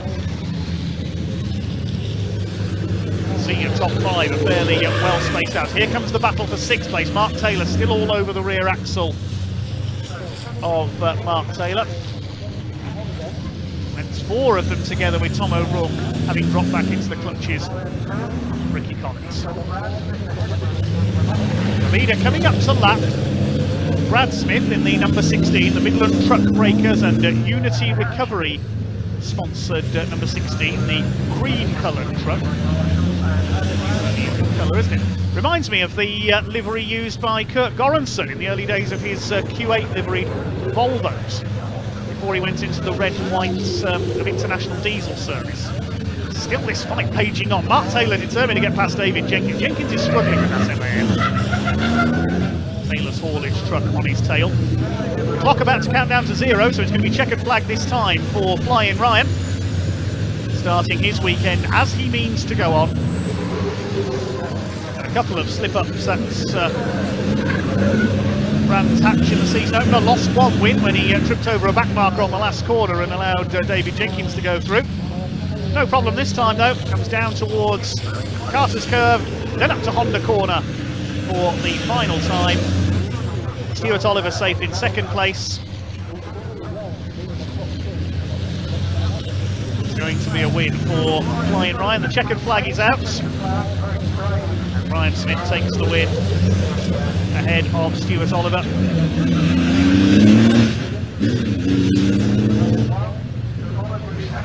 John Newell will come over for 3rd place, and Simon Reed in 4th. Good to see some of the action from yesterday. That was one of our 2 races we had yesterday, getting ready for race number 4 on the schedule next for the British Truck Racing Championship. In this race, the grid based on the result of the 2nd race held yesterday. So race 4's grid is based on the result of race 2. The top 8 flipped around in each division once again. So for this race, it's number 89 Simon Reed we should see in pole position with his Iveco alongside number 81 Mark Taylor, 2nd place earlier on today. 2nd row, number 3 Stephen Powell and 86 of Tom O'Rourke. Row 3, 69 David Jenkins and number 18 John Newell. 4th row, 7 Stuart Oliver and going for 4 out of 4 number 1 Ryan Smith. Then the 5th row Craig Reed in 68 and 95 of Ricky Collins. 6th row 46 Bradley Smith and 12 Michael Oliver and number 92 Simon Faulkner at the back. He missed race 2 yesterday.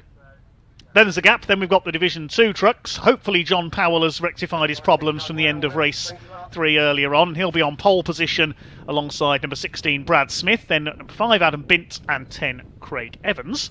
Then 32 Jock Borthwick and 42 Luke Garrett, who pipped Jock Borthwick on the final lap to win race 2 yesterday after Jock suffered a puncture. And 14 John Bowler, who missed race 2 yesterday waiting for parts to be delivered for his engine. He will be out in this one from the back of the grid.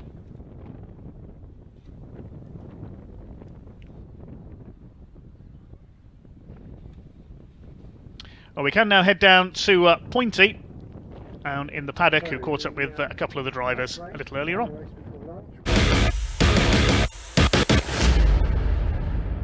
Said to him, you can't put that in there. I don't care whether he allowed it or not. Anyway, welcome, hello, welcome back to Parc Fermé, where we're just catching up with John Bowler. And catching up is the right phrase, because today, earlier on, we saw a second place finish, first trophy in the 22 championship. Where have you come from? Manchester initially. Oh right, okay, that's good. I mean, you did well to finish second from Manchester. Definitely. No, we had some teething issues yesterday. Got them all sorted out, and yeah, nice to say it's first race this season we've actually had it on song. So yeah. Because we had some trouble at Brands. Was it? I don't think we were firing on all cylinders, and that's not a euphemism. No, generally we weren't. We weren't cornering. We had numerous issues, probably because we had a little bit of time off over the last 2 years. So I think it was just giving us a kick up the.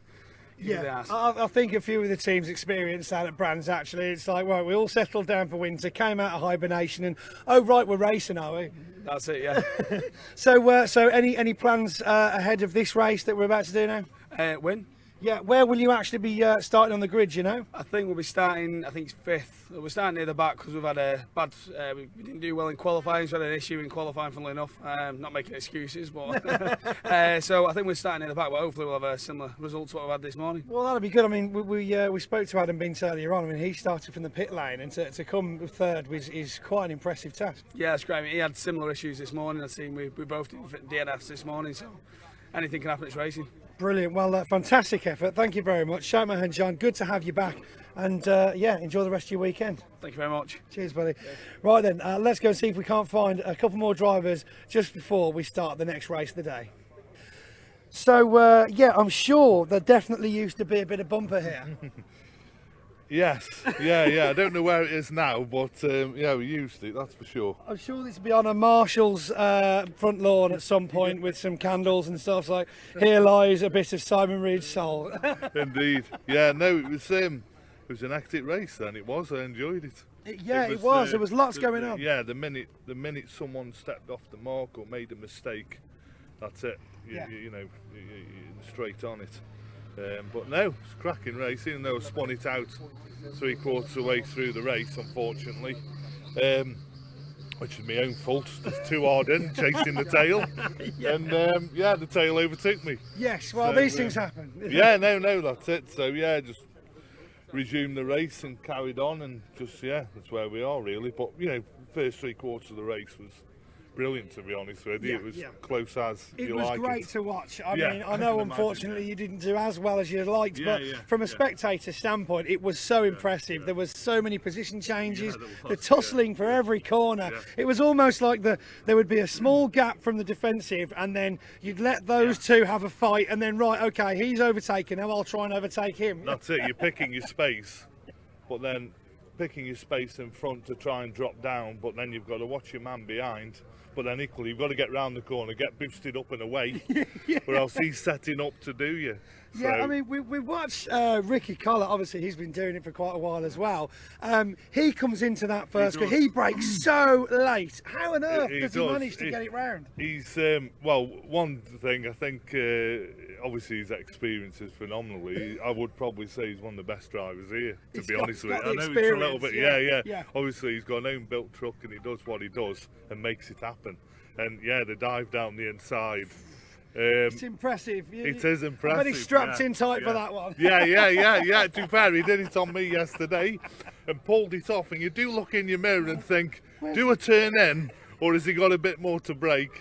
And I give him the space because I thought, it's going to end in a bit disaster. So, give him the space, and then managed to get past him in the next couple of corners. But he pulled it off. And he did it again there. Incredible. So just hold on tight, shut the anchor out. That's insane. Well, I mean, but the problem is if everybody started doing that, we'd have some serious incidents. Yeah, there's a time and a place, isn't there? There's a time and a place. Right, well, it sounds like we're getting ready to go out on track now, so thank you very much for joining us, Simon. We'll speak to you soon. Cheers. Right, that's all down here at the paddock, so we'll join Dave back in the studio now for some racing action.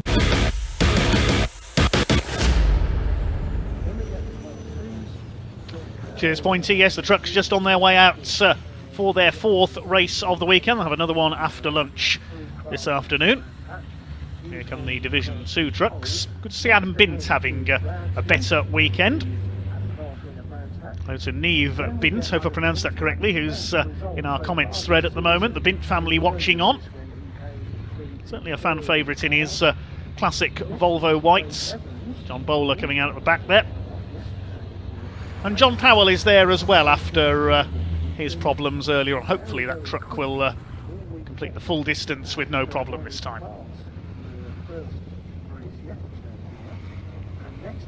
Two more modern MANs there, Luke Garrett and Jock Borthwick. Will we see them battling for victory this time? Will we see a new winner in Division 2? Division 1 trucks already in position on the grid behind our DAF pace truck. It is Simon Reed, who we just heard from, number 89 in pole position, with 81 Mark Taylor alongside him.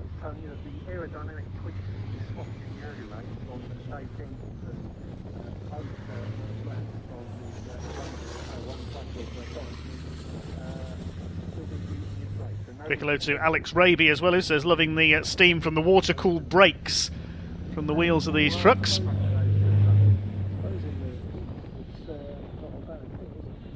And Archie Handy says 41, number 41 is missed. Yes, Archie Handy, the ex-junior saloon car racer. Number 41 was the Team Hard-backed Mercedes of Simon Cole, the Mercedes Beast, as it was known. Hopefully we'll see Simon Cole back in the championship someday. And here comes Michael Oliver, a bit late to the grid. Hope he's brought a note.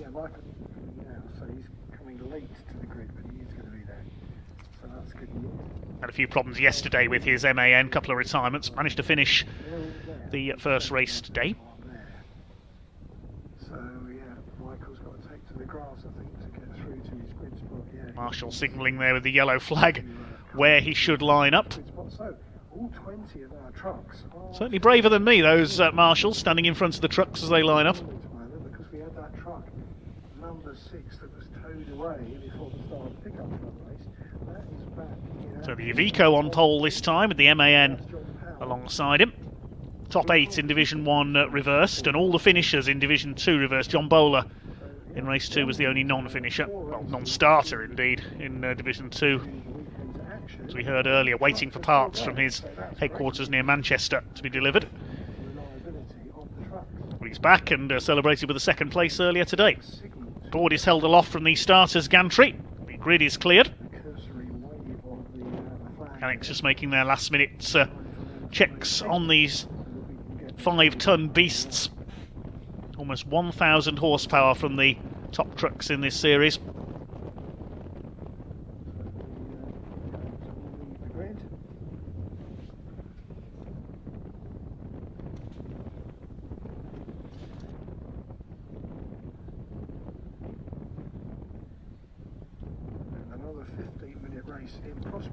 Okay, the DAF pace truck moves off. Green flag is displayed and we are rolling. We've got ourselves a convoy here. That's Convoy Cymru once again. Simon Reed and Mark Taylor on the front row, followed by Stephen Powell and Tom O'Rourke in their MANs. That's good news. John Newell on row 3 alongside David Jenkins, hoping for a better run this time in the Digraph Transport MAN. Brian Smith from 8th on the grid. He won from 8th earlier on with a last bend pass on Mark Taylor. Can he do it again and make it 4 out of 4? Alongside Stuart Oliver. Then Craig Reed and Ricky Collins. Bradley Smith, Michael Oliver, and finally Simon Faulkner. A troubled weekend for him so far. Simon in his first full season of truck racing. You come along to Snetterton at the end of August for the 24-hour 2CV race. Currently 12th in the points. Michael Oliver propping up the Division 2 table coming into this weekend.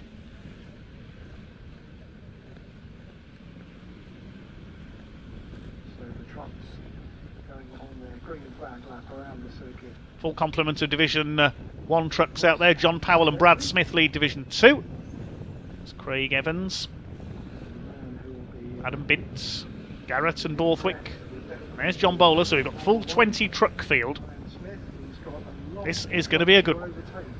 Big crowd sunning themselves on the spectator banks. A windy but dry day here in Wales. Good to see a few Welsh flags flying as well. So that is the number 1. Man to beat, flying Ryan Smith. Despite losing some front bodywork in the race earlier this morning, you can see the Daimler Freightliner there. John Powell desperate for some better fortune here after a few mechanical problems. We saw the number 6 getting towed in at the end of the race this morning.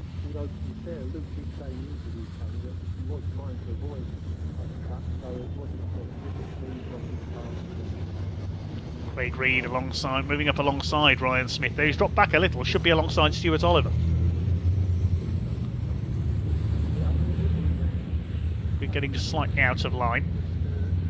Should be fully 2x2. Pace truck quickening its speed a little there. A little bit of smoke from one of the trucks towards the front of the field there. I think it's possibly Stuart Oliver with a bit of smoke there from the number 7. It was yesterday when he moved off the green flag lap as well.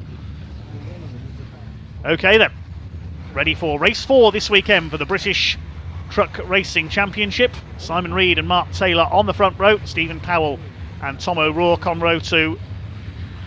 Number 1, flying Ryan Smith, the man everyone will have their eyes on as he goes for 4 wins out of 4 this weekend to fully kickstart his challenge for a 7th consecutive championship. It's anybody's race in Division 2. Luke Garrett going for 3 wins out of 4 so far this weekend. Jock Borthwick looking for his 2nd.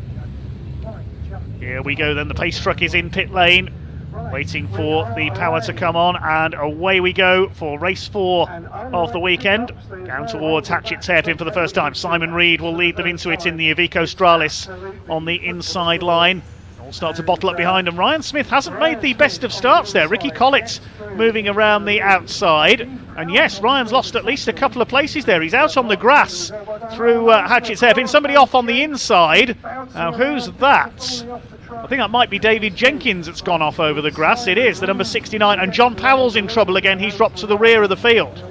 So the number 6 in trouble again. But Ryan Smith made quite a slow getaway there. Somebody else has stopped at the back, and I think that's Jock Borthwick. Stuart Oliver on the grass there out of the crossing. I think Jock Borthwick may have come to a stop at the back of the field there. I saw a white truck slowing in the background. There's Jenkins, and in the background there you can see, I think that is Borthwick. We'll pick that up in a moment because the leaders are out on the back of the circuit coming around to complete their first lap. Simon Reed leads Stephen Powell, then Taylor, Newell, O'Rourke, but a poor start by Ryan Smith. The way he dropped back a bit on the green flag lap, I wonder if Ryan's got a problem. We'll wait and see if he comes through later on in the race, but it's Simon Reed who leads over the line for the first time. Stephen Powell in his MAN in 2nd place. 3 more MANs behind him, Mark Taylor, John Newell and Tom O'Rourke. Then it's Stuart Oliver in the Volvo. Behind him is Craig Reed, then Ryan Smith with that slightly slow start there. Simon Faulkner at the back of Division 1. Brad Smith is leading Division 2. And yes, Jock Borthwick's not there, so he has pulled up. He must have come into the pit lane, I think, at the start of the race there. Sideways there, Simon Faulkner. Look at that, well sideways into the crossing. Brad Smith just ahead of Adam Bint in Division 2. John Powell dropping to the rear of the field, but he's up to speed now. So anything happening towards the back of the field here. Division 1 has settled in with Simon Reed in the lead, looking for his 2nd win of the season. Stephen Powell in 2nd. Now Ryan Smith's getting aboard, past Craig Reed. Now he'll chase down Stuart Oliver. So Ryan Smith with a slightly slow start. He got forced wide on the hairpin, but thankfully doesn't seem to be a problem with the number 1, and he's now back up to speed. Stephen Powell in 2nd. Mark Taylor under fire from John Newell, who moves across to try to take 3rd place into the hairpin. Taylor closes the door. Tom O'Rourke's going to try and come through as well in the 86. Newell slides wide. Good battle for 4th and 5th, and behind them Stuart Oliver in the number 7. Then it's Smith ahead of the Iveco of Craig Reed. So Ryan Smith up into 7th place. John Newell fighting back. You would struggle to go side by side through DeBenny there, the left-hander, but John Newell gets ahead, and Ryan Smith goes through as well. Stuart Oliver had to go wide, and now Craig Reed's behind him. Then it's Collett, Bradley Smith and Michael Oliver. Still your leader is Simon Reed, number 89 in the Iveco. Ryan Smith chasing after John Newell now in the 18. Oh, and goes straight into the side of Tom O'Rourke. What happened there? John Newell didn't see, and Ryan Smith's caught up as well. Smith goes off. 3 of them stranded on the grass there. Ryan Smith hits reverse and will get out. Look out, Division 2. Yellow flags out to warn them, but John Newell seemed to just miss his braking point there into Brooklands, cannoned into the side of Tom O'Rourke. They went spinning out.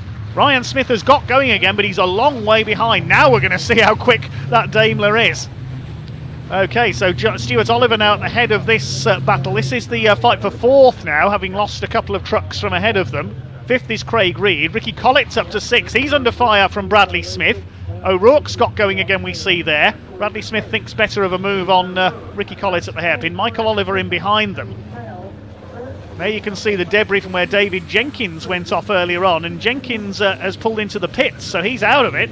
Jock Borthwick we know never got going. Now we see David Jenkins' truck in the background there, as Bradley Smith leans on Michael Oliver through the left at DeBenny. Here come your Division 2 leaders, Brad Smith in the number 16 out in front, not to be confused with Bradley Smith in car number 46, in truck number 46 I should say.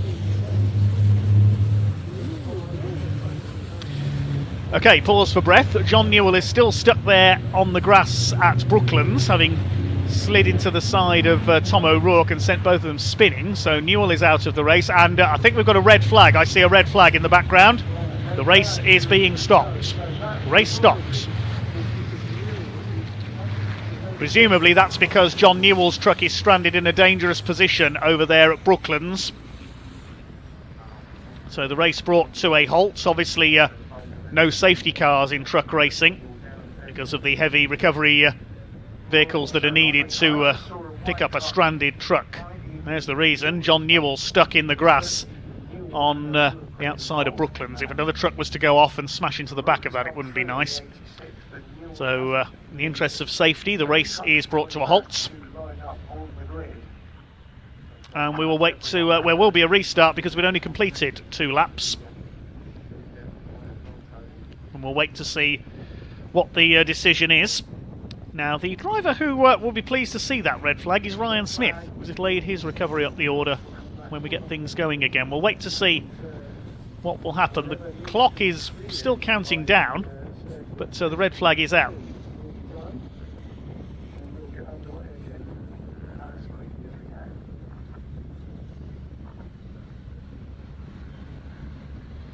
So we'll await news on what's going to happen with the restart of this race if it does get going again, which I'm sure it will.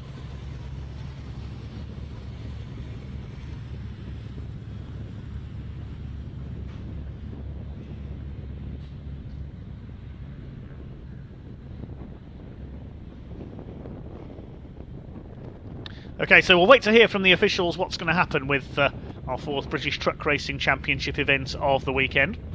Trucks have stopped on track, so it looks like we will get a restart.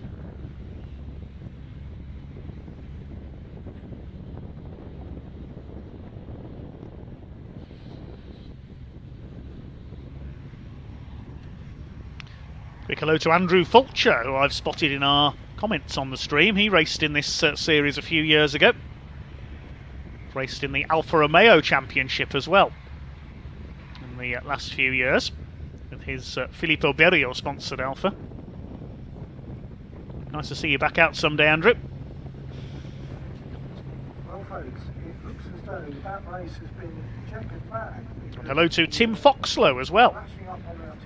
Races normally at Alton Park with his Space Frame Mark 1 Escort. Hello to you, Tim. Long-time short oval racer. He'll be racing at Croft next weekend. It's going to take too long to sort it out in just a few minutes. Possibly but circuit furniture has been damaged, as in Honko or tyres or whatever, and they know with practised eyes that that's going to take too long to fix in a matter of minutes. So Okay, just awaiting news on what's going to happen with this race. Well, it is because it's come up on the screen. It's checkered flag. So basically that means Was the recovery vehicle in attendance to pick up John Newell's MAN. We can try and see a replay of what happened. John Newell up the inside into Brooklands. He just locked up straight into the side of the 86 of Tom O'Rourke. They stuck together, and Ryan Smith had to go off in avoidance on the outside. Churned up the grass pretty heavily there. Ryan Smith hitting reverse, and thankfully managed to get out of there, but John Newell bogged down in the grass. Tom O'Rourke was able to move off under his own power. I'm wondering if after that big slide the air brakes could have been jammed on that number 18 truck. We'll wait and see. Now the trucks are starting to line up, so it looks like we are going to get a restart. we still have one complete truck race to go. But we'll wait and see officially what's going to happen. There were just over 10 minutes of the race to go. The clock seems to be counting down the same 10 seconds over and over again, so I'm not sure what's happened there. Some sort of error with the clock on our timing. Simply someone will come up and tell us in a moment what's going on, and we can tell you. But I wouldn't wander too far away from the trackside. But at the moment, it's not guaranteed that they're going to restart this race.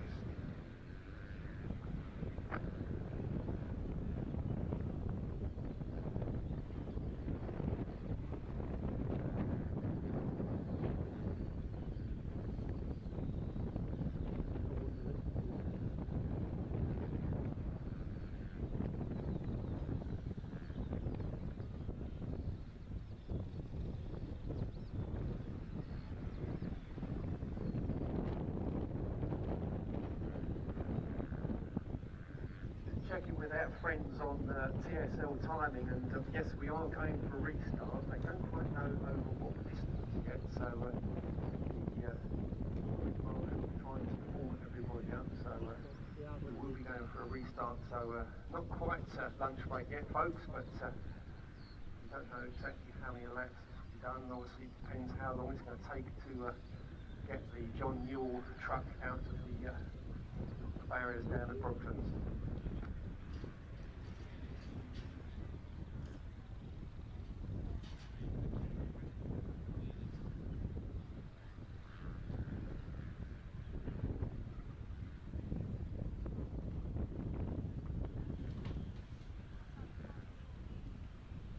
Under the red flag here at Pembrey in race 4 this weekend for the British Truck Racing Championship here at Convoy Cymru. Waiting to see the race get back underway. The trucks are forming up behind the pace trucks, so it looks like we are going to have a restart, I think.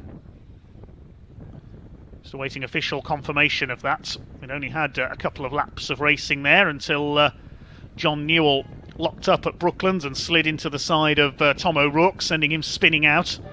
And then Ryan Smith going off in avoidance. Newell's truck being recovered. Now the pace truck is leading them. Is the pace truck leading them off track? Let's have a look at the timing screen. Nothing confirmed there as yet. Well, they're not in grid order.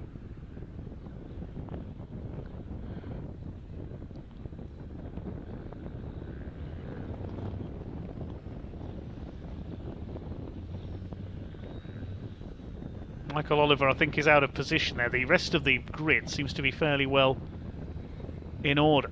There's Simon Reed. He was on pole. Mark Taylor alongside him.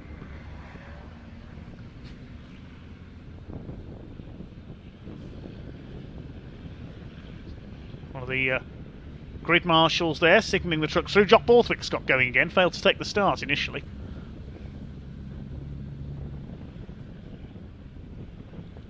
John Newell's truck has been recovered. It was bogged down in the grass. You can see the tyre marks there.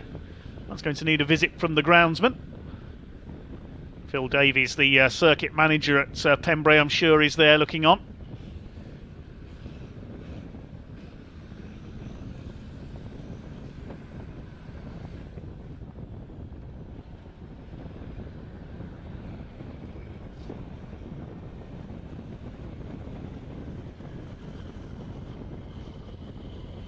Right, the timing screen has reset and it looks like it's going to be a 10-minute restart.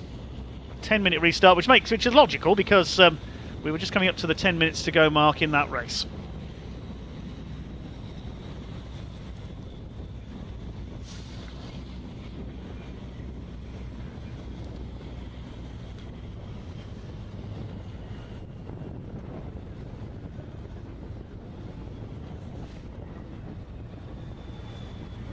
After this race, we resume at about, scheduled to restart after lunch at about 1:15. We'll have the second race of the weekend for the 2CV Parts.com Classic Citroën 2CV Championship.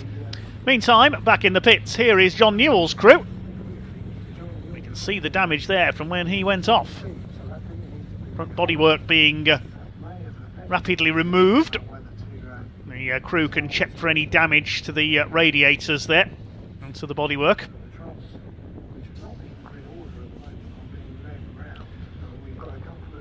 John runs tanker and container business up in Yorkshire.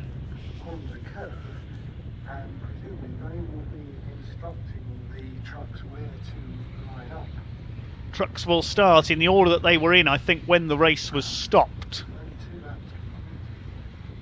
So Jock Borthwick will have to join in at the back. Be gridded up by the Orange family members on the grid, the volunteer grid marshals. Starting marshals often have one of the trickiest jobs to try and get everybody into the correct order.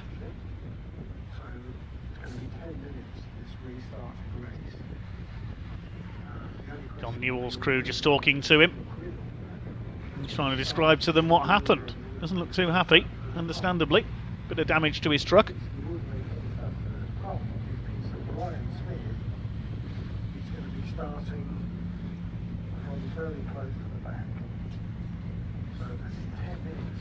Now perhaps not the best time to ask for an interview with John. He did look pretty angry there. There's that truck of John Bowler, number 14, the hand-crafted paint job. Does look beautiful, doesn't it? John Powell hoping to avoid any problems this time.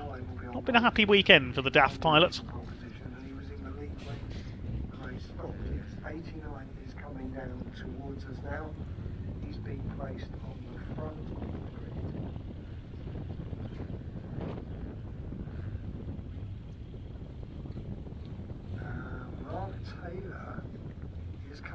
As well.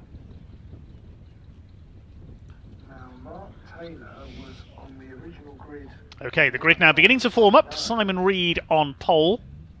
And it looks like they're going to start in single file. There's the TW Bowler Limited and Rochdale driver training. Number 14 of John Bowler. See the workmanship that's gone into that paint job. It's certainly a help to us that he has got a new paint job, because his truck used to look very similar to that of John Powell, and I always used to get them mixed up. John Powell has now got the green livery on it. Powered by Green D, I think that said, racing for net zero, it says on John Powell's truck. So they're forming up in the order that they were in when the race was stopped. Stephen Powell's MAN. I think they're signalling to him, you've got to reverse, mate. Yeah, and he's displaying the name of his pub on the front there, the Portobello Inn, just down the road from Brands Hatch. So it's not going to be, we know where the Powell family go to celebrate any successes. I think this is meant to be a restart from where they finished at first part. The Reed Freight Iveco alongside of Simon Reed. Ryan Smith, you can see poised there as well. Now, he struck lucky because I think the order has been taken from the lap before the incident there. So Ryan Smith will be fairly well up after starting to come through the field after that slightly slow start.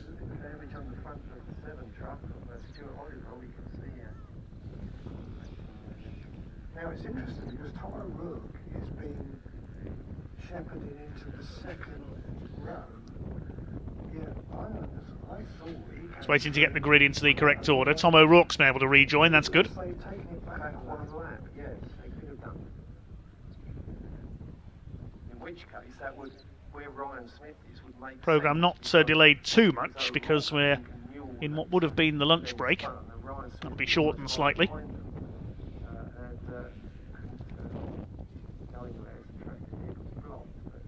Well, if that's the case, Ryan's definitely dodged the bullet. First race after lunch, as we said, will be the 2CVparts.com Classic Citroën 2CV Championship race. Second race for them this weekend. They had an absolute cracker yesterday. If you've not seen the 2CVs race before, they may not sound on paper like race vehicles, but they put some fantastic racing on. Cliff Burdett asks in our comments what time is the next pickup truck race. That's scheduled for about 2:45 this afternoon, the third pickup truck race. Crews are also in communication over headphones with their drivers, so it's not easy to manoeuvre these things around on a grid reform, is it, Tony? You can't sort of say, We are nearly ready. The grid, I think, is being cleared. Tom O'Rourke's crew taking a wheel arch with them there, so he's lost a bit of bodywork. with Adam Bint alongside him. So that's different from the original grid style. So yeah, we're surmising that they've taken it back a lap before that happened. But obviously, minus John Gill caused the accident also. Thanks for all your comments once again, and if there is anything I've missed and you've let me know through the comments, it is a big help, so thank you. I do get a chance to read when there is a gap such as this. Obviously I can't really read comments during races.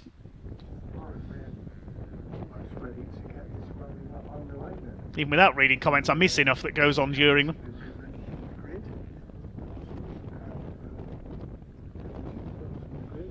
Okay, here we go then. Green flag waves, we are rolling. It is Simon Reed and Stephen Powell at the front. Second row, Mark Taylor and Tom O'Rourke, missing some bodywork. Then Stuart Oliver, Ryan Smith, Craig Reed, Ricky Collett, Bradley Smith, Michael Oliver, and 92 of Simon Faulkner. Then Division 2 are headed up by Brad Smith in number 16, Adam Bint, Craig Evans, John Bowler, John Powell, and Jock Borthwick. Now, are we missing anybody? Obviously, John Newell is not there.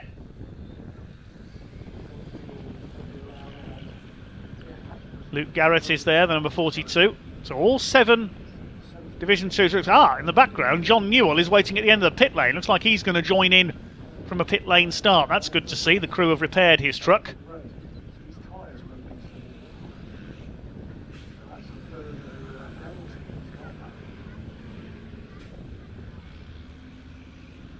The only truck we're missing is David Jenkins, so he must have picked up some damage when he went off on the first lap of the initial start. That's bad news for David, who was second in the championship coming into this round. Let's have a look as they come through. Yes, he's not there. He's gone back to Parc Ferme, I presume.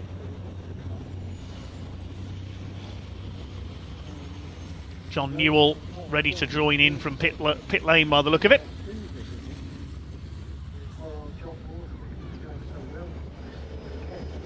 There is John Newell. Thankfully escaping without any major damage other than 2 bits of the bodywork. That collision with Tom O'Rourke. This will be a 10-minute restart. Brad Smith and Adam Bint on the front of the Division 2 grid. I saw Adam Bint take a win in Division 2 when the Division 2 trucks ran in separate races a few years ago at Pembrey, when he held the entire field off for the whole race. There's Jock Borthwick, who's struck lucky and been able to join in after a problem on the initial start. Meant he pulled into the pits as the red lights went out. DAF pace truck heading them round. Simon Reed on pole, Stephen Powell alongside. Stephen looking for his first ever Division 1 win. Brad Smith looking for his second win of the season. Adam Bint for his first. Luke Garrett going for 3 out of 4. Number 3 alongside him. Here we go then, the revs begin to rise. 10 minutes of racing on this restart, and off they go. Ryan Smith straight down the outside, wasting no time in the number 1. I don't think he'll get ahead of Simon Reed, or will he? He's leaning on the Iveco as they go towards Hatchett's hairpin. Is this going to work from Ryan Smith? They're side by side. Reed holds the lead on the inside. Smith slides out wide. He's just about got it round there. Is he going to be in second place, or is it going to be third? It's Mark Taylor in second. No, it didn't work for Ryan Smith. Brad Smith, meanwhile, leads Division 2. And it is Simon Reed who goes into the lead in the Iveco. Mark Taylor second, Stephen Powell is third. Ryan Smith, that gamble down the outside didn't work. That hairpin just too tight and he remains fourth. Stuart Oliver rounding out the top 5, running wide out of the crossing. He always does that.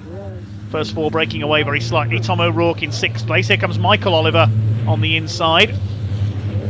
Craig Reed behind them in the Iveco, number 68. Michael Oliver having a look on the inside of Tom O'Rourke, who perhaps wisely gives him a bit of room. He doesn't want to repeat of what happened with John Newell. Goodness me, Michael Oliver nearly up on 2 wheels off the curb there. Bradley Smith behind them, then Ricky Collett in the 95. Side by side with Bradley Smith. He's gone round the outside of him at Carter's. Bradley Smith seems a little lacking in pace this weekend, the young gun in the 46. Simon Faulkner behind him, but Simon Reed continues to lead. 1.8 seconds up on the 81 of Mark Taylor. Here comes Ryan Smith on the inside attacking Stephen Powell. Goes through on the run into Hatchett's hairpin, up into 3rd place. Slides wide on the exits. He gets the power on. And Stuart Oliver behind them. Division 2 is led by the number 16 of Brad Smith, who's caught a glimpse of them there ahead of Luke Garrett up into 2nd place in the orange MAN. Adam Bint down to 3rd as they cross the line. Through go Division 1 over the crossing.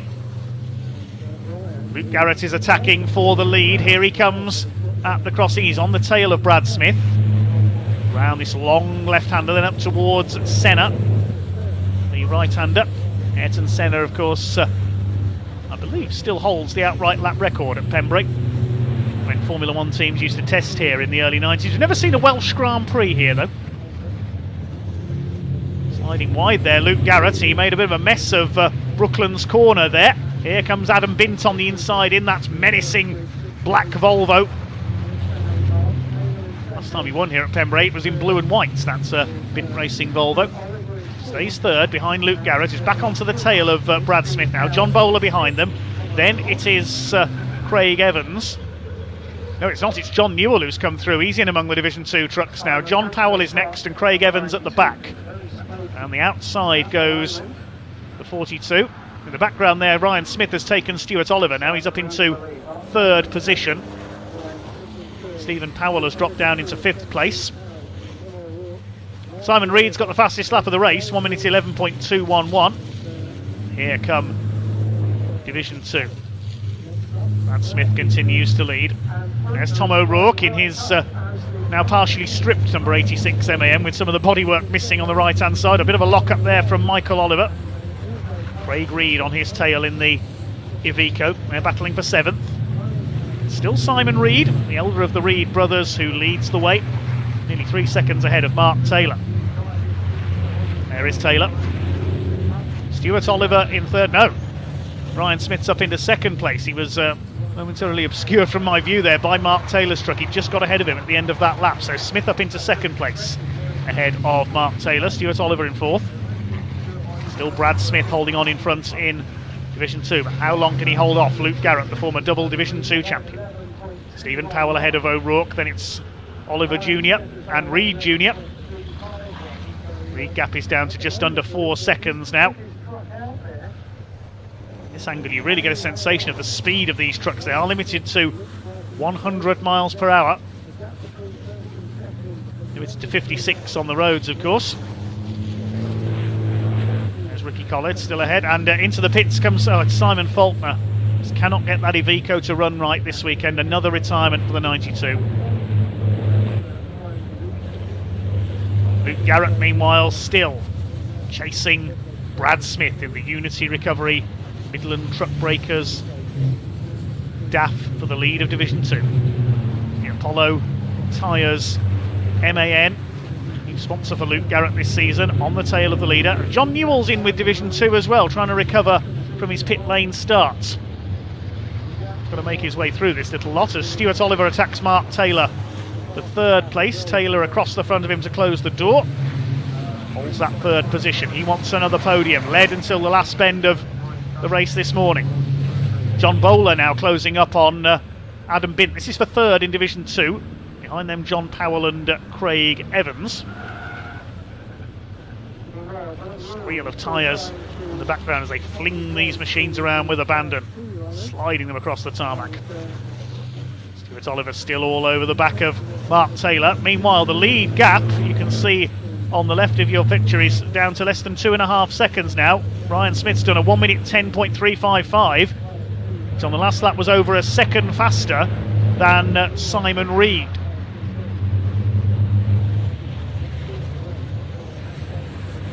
There are the leaders, and surely it's only a matter of time before Ryan Smith catches Simon Reed now. Stuart Oliver up the inside at Carter's. Mark Taylor trying to defend. They're side by side. The run towards Honda Curve. Stuart Oliver through up into third place. Stephen Powell still fifth.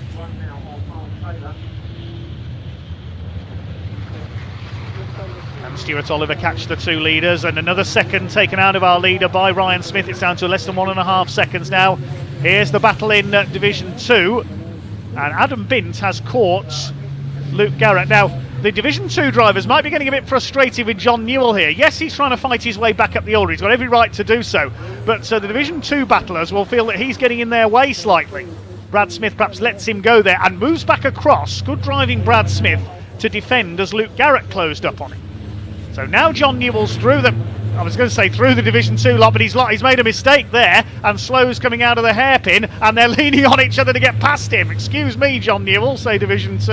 And Adam Bint's gone through into second place. Luke Garrett won't be too happy there, because John Newell made a mistake coming out of the hairpin. Luke Garrett had to slow up, and he's lost second in Division 2 to Adam Bint. Poor old John Newell, he just got past all the Division 2 trucks, makes that mistake at the hairpin, and he's back to where he was a couple of laps ago. He wants to be up racing with Division 1. We've got just under 3 minutes of the race to go. Here are the leaders. They're lapping the slowing Jock Borthwick, who's in trouble again. And now Ryan Smith is right with our race leader Simon Reed. Less than a second in it, and they're coming up to lap the Iveco of Simon Faulkner, who has rejoined out of the pits. Here's the Division 2 battle, plus John Newell. And up the inside, Adam Bint, he's clipped the back of Brad Smith there. Onto the grass goes the Volvo. That was a lucky escape. I thought Brad Smith was going to be sent spinning. They've just about saved it. This is frantic individual. Look at Luke Garrett. Oh, he's at the end of the pit wall. Goodness me. Takes a bit of barrier out there, I think. And Luke Garrett, he's struggling to get the truck stopped. That's damaged Luke Garrett's truck. He's in real trouble there. And Luke Garrett, well, how much damage has he done there? I think he clipped the end of the pit wall there as he went for the inside line. At least he didn't hit any of the other trucks. Yeah, he's all over the place, Luke Garrett. I think he's damaged either the steering or the brakes. Meanwhile, here's the lead battle in Division 1. It's impossible to know which race to watch. The two divisions here. They've lapped Simon Faulkner, and now here comes Ryan Smith, and he's ready to attack for the lead. Here he goes. He pulls to the right. Simon Reed's having none of it. Moves to defend. Holds it as they go into the hairpin. No, Ryan Smith won't get past this time. And Simon Reed continues to lead. What about Division 2 though? We've got to keep an eye on them as well. Adam Bint up the inside towards Carter's Curve. He takes the lead in Division 2. The Volvo is in front. This is fantastic in Division 2. Brad Smith trying to fight back. Then it's John Bowler. Luke Garrett still going in the MN. I thought he'd damaged the steering, but he's still in there. John Powell behind them, then Craig Evans. This is terrific. The best race we've had this weekend so far.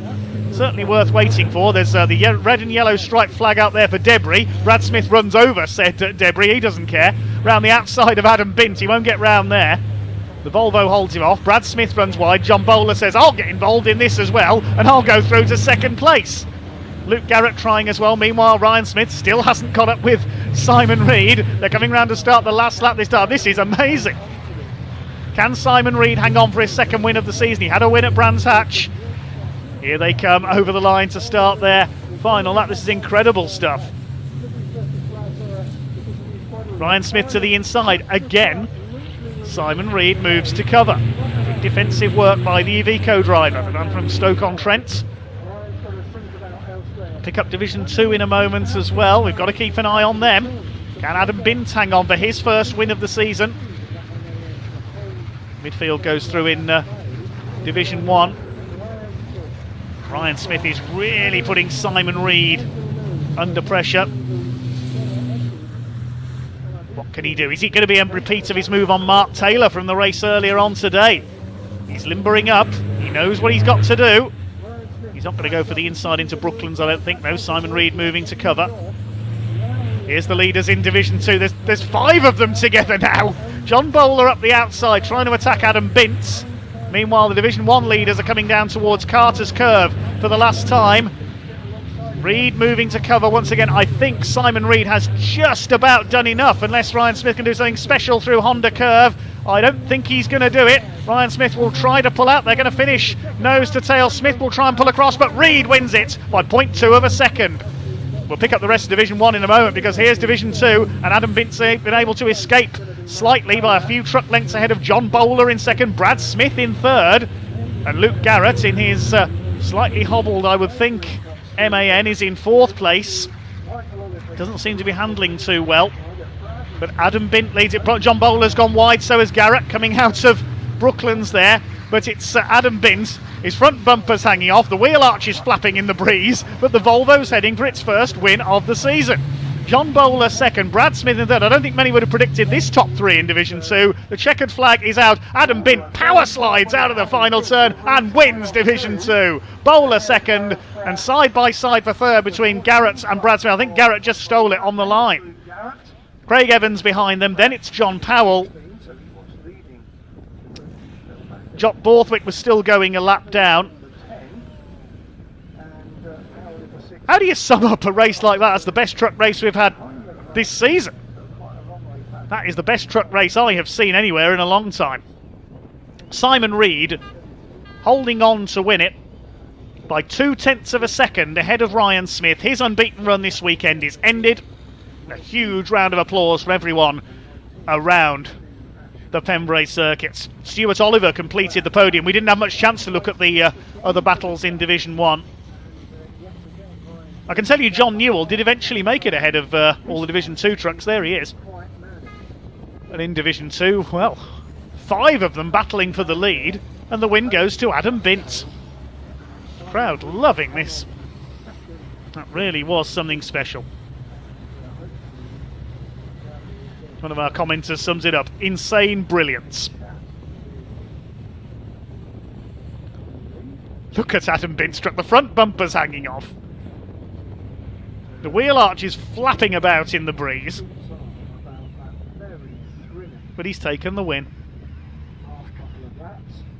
He always goes well here at Pembrey. That was a phenomenal drive. We'll try and check out the full result of that one.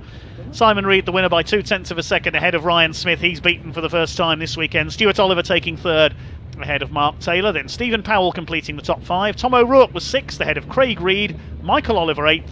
Then Bradley Smith 9th, and John Newell making it back up to 10th, having started from the pit lane. Division 2 won by Adam Bint, finishing less than 2 seconds clear of John Bowler. Luke Garrett, despite that clip of the pit wall towards the end, finished in 3rd place, ahead of Brad Smith, just beating him by a few hundredths of a second on the line.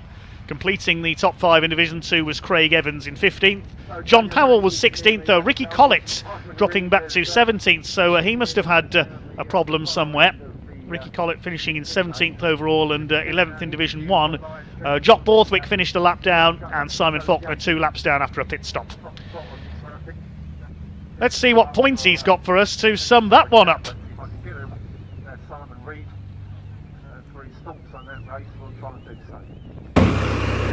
Hello, sir.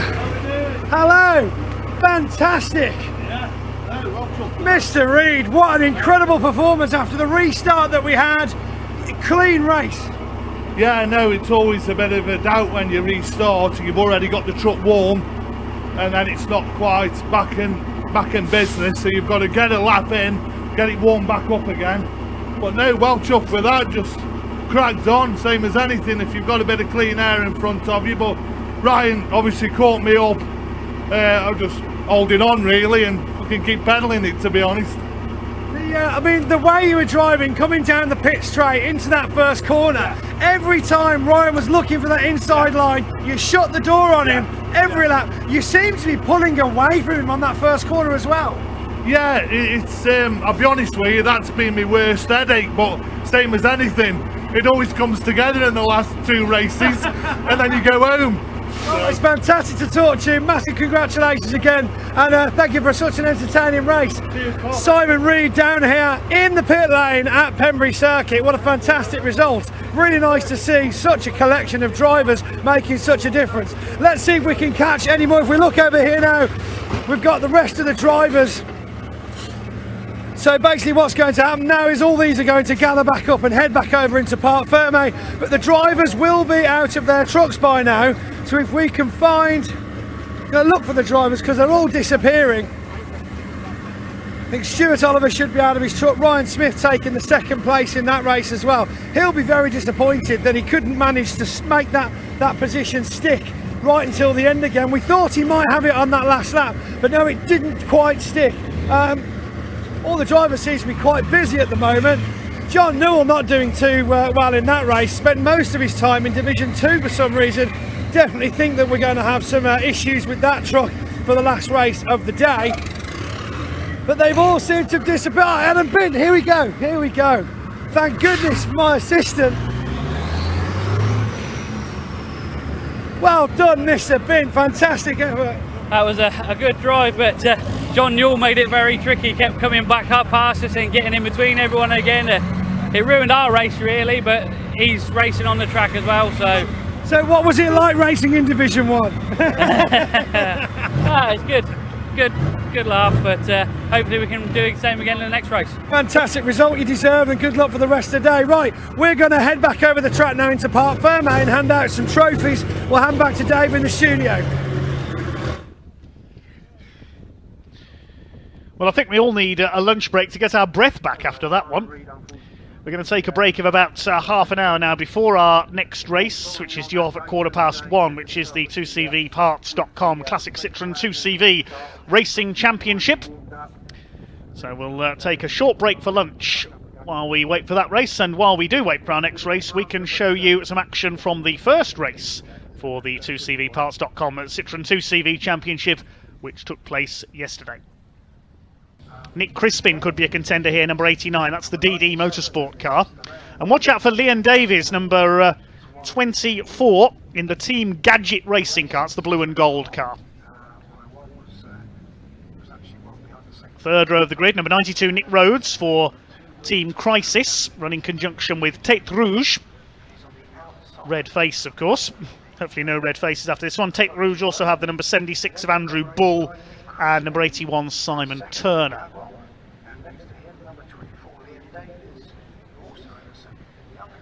Number 96 there towards the back. That's the Pork Pie Racing car.